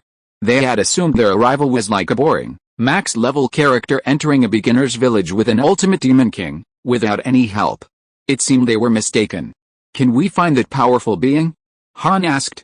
To be able to deal with heaven, one must be a supreme being of our level. To resolve this terrifying calamity, we must unite with such a powerful being. Confucius shook his head. His figure is elusive, his traces are faint. I cannot find this person's figure in the river of history. The sages were also perplexed upon hearing this. They each possessed tracking methods and supreme divine powers. Unfortunately, they had just arrived at this point in time, and the laws of nature were subtly repelling them. Furthermore, their reversal of time, defying the heavens, made them extremely ill-suited to the new environment. It was fortunate they weren't injured under these circumstances, let alone able to use tracking techniques. Suddenly, Confucius seemed to sense something, looking towards the direction of Li Heng's killing formation, drawing the gazes of the other sages as well, who seemed to have sensed the aura emanating from the formation. "Perhaps, we've found it?" Confucius exclaimed in surprise. Meanwhile, Li Heng, outside the great formation, watched the heavenly demons and monsters within, forced to flee in all directions by the formation's power, and couldn't help but chuckle. It was like watching mice fight, quite amusing. 20-odd heavenly demons and monsters sounded numerous and powerful, but in reality, facing Li Heng's meticulously prepared killing formation, they were like an anthill encountering a flood, utterly defenseless and swept away. The only one who could remain unmoved within the killing formation was the incarnation of that life-saving money. The other celestial demons and ghosts seemed to have sensed this as well, and they all moved closer to the avatar of the life-buying money, seemingly hoping to use its power to escape the calamity. However, they didn't realize that the life-buying money had already generated invisible chains that touched them. At this moment, Li Heng raised an eyebrow. He also noticed the gazes cast upon him by the saints. "Gentlemen, you are guests from afar, are you interested?" A light laugh echoed in the saint's ears. Immediately afterward, the void around Li Heng tore open, and the 10 ancient saints arrived. For such beings, a mere 10,000 miles was nothing more than a step. At this moment, the half-saints of the 100 Saints Academy also arrived at 100 Saints Mountain, only to find it empty, looking completely bewildered. So what had just happened? "We greet you, fellow Taoist." Kong Sheng wanted to introduce everyone to Li Heng, but Li Heng interrupted him. "Please put these important matters aside for now. Let's enjoy the fun more." Li Heng pointed to the demons and ghosts within the killing formation and smiled slightly. Chapter 325 Contract Annihilation. The sages then focused their attention on the killing formation. They were taken aback. It was filled with demons and monsters of the heavenly demon and celestial monster levels. Li Heng spoke calmly. "These demons and monsters from the underworld wanted to invade the mortal realm, but I happened to block them. I set up this killing formation here to eliminate them all." The sages nodded, understanding. "May I ask your name, friend?" Seeing the demons and monsters scurrying away in fear within the killing formation, the burly Kong Sheng stepped forward and smiled warmly. "Li Heng," Li Heng replied. These 10 ancient sages were on the same level as him, so it was worthwhile for him to give his name. Moreover, he had no need to hide his name and was not afraid of any karmic curses. A good name. Heng means eternal and unchanging. Kong Sheng nodded. "You flatter me. What do you think of that copper coin?" Li Heng smiled slightly and pointed to the incarnation of the life-buying coin. At this moment, the invisible chains generated by the life-buying coin had already connected to all the heavenly demons and monsters except for the heavenly monsters, and they were completely unaware of it. The heavenly demon hesitated, looking at the numerous heavenly devils and demons lingering near the life-buying coin. Should he also run over? He had a feeling that running there would bring great danger and terror. The heavenly devils and demons were also puzzled. This old demon was usually incredibly clever, always quick to flee at the first sign of danger. But now, he was still standing there, enduring the power of the killing formation, instead of joining them to use the life-buying coin's power to counter it. Could this heavenly demon really be the mastermind? Had he joined forces with powerful figures in the mortal world to ambush them? Their expressions grew increasingly hostile. The events had happened so suddenly that they hadn't had time to attack the heavenly demon. But now, with the power of the life-buying coin's manifestation, they had a temporary respite. It was time to deal with this heavenly demon. Seeing the expressions of the heavenly devils and demons, the heavenly demon's heart skipped a beat. He knew something was wrong. These guys intended to kill him. He inwardly groaned, why hasn't the Venerable One appeared yet? Must he really die at the hands of these guys, or be swallowed up by the killing formation? The celestial demons and monsters unleashed their power, pressing down on the heavenly demon, intending to extract the reason from him before killing him to vent their hatred. Without the heavenly demon's obstruction, they could break the sand formation without worry. The heavenly demon was greatly alarmed upon seeing this, gritted his teeth, and shouted, "Wait! I'll tell you everything. This killing formation is..." He intended to reveal everything Li Heng had instructed him to do. The heavenly demon had never been loyal, and now that Li Heng didn't care about his life or death, he felt there was no need to be loyal to Li Heng. He would live as long as he could. As for the contract he had signed, to die for violating the contract was death. To be devoured alive by these guys was also death. He had to choose a way to die, right? And so he chose the wrong way. Violating the contract he signed with Li Heng would make him die even faster. Before the heavenly demon could utter the crucial information, the source power contract deemed it a serious breach of confidentiality, a violation of the will of its master, Li Heng. Annihilation power instantly descended upon the heavenly demon. In an instant, the heavenly demon was dead, reduced to ashes. The ancient saints outside the killing formation were astonished. What kind of method was this? What kind of power? They were all top-tier powerhouses from the ancient era, their cultivation surpassing even the celestials, ranking among the void heavens. Therefore, while the power of the great sun and the earth erupting within the killing formation was formidable, it was still within their comprehension, not something they found unfathomable. But now, the annihilation of the heavenly demon left them utterly bewildered. No power, no fluctuation of rules. Without warning, he died suddenly. They turned their gazes to the calm Li Heng beside them, seemingly seeking an answer from him. Li Heng sensed the source power arriving in his mind, a half-smile playing on his lips. Just a small trick, punishment for violating the contract. Why don't you all sign the contract too? Upon hearing this, the saints quickly declined, shaking their heads. Just kidding, they don't want to end up like the heavenly demons, Li Heng said with a slight smile. But what level of contract is this that possesses such terrifying power? He wasn't bothered. They had to sign it sooner or later anyway, so there was no rush. Fellow Taoist Li, although this killing formation I've set up for you is vast and exquisite, it can't do anything to that copper coin. That copper coin seems to be borrowing the power of these heavenly demons and monsters, accumulating something. Kong Shen frowned and spoke in a deep voice. He couldn't see through the copper coin either. Fishing, you have to wait and let the fish grow a bit, otherwise they're just fry. What's the point of eating them? Li Heng smiled slightly. The other sages looked at him strangely. These were more than 20 heavenly demons and monsters. If they were to break through the formation and then escape using some life-saving trump cards, it would cause a great calamity in the mortal world. Was this really just fishing? However, they were just guests, so they went along with the host's wishes. They didn't say much. They just hoped that this fellow Taoist Li wouldn't overplay his hand. They all vaguely sensed that the copper coin was not simple. As time passed, the celestial demons and monsters near the coin remained unharmed, and they breathed a sigh of relief, beginning to discuss countermeasures to disrupt the killing formation set up by Li Heng. With the protection of the coin, their lives were not in danger. But they seemed unaware that the longer they stayed around the coin, the more ethereal and elusive their forms became, as if stripped of their reality. Meanwhile, the coin's avatar became increasingly solid, its aura increasingly terrifying and profound, until they found themselves unable to move. At this moment, a voice filled with resentment, chilling coldness, like an ominous curse, resounded throughout the killing formation. The transaction is complete. I will protect you for 3 incense sticks worth of protection, and what you will pay in return is your lives. The coin suddenly attacked, reaping the lives of the celestial demons and monsters, trying to absorb them all into its body. Li Heng did not stop it. It did not affect his interests. After all, it was just absorption, not simple killing. Source energy doesn't simply disappear or transfer. Instead, the source energy possessed by these demons and monsters accumulates within the body of this life-buying money avatar, making it easier for him to harvest it. Moreover, according to his understanding, the source energy possessed by a demon or monster isn't absolutely linked to its strength.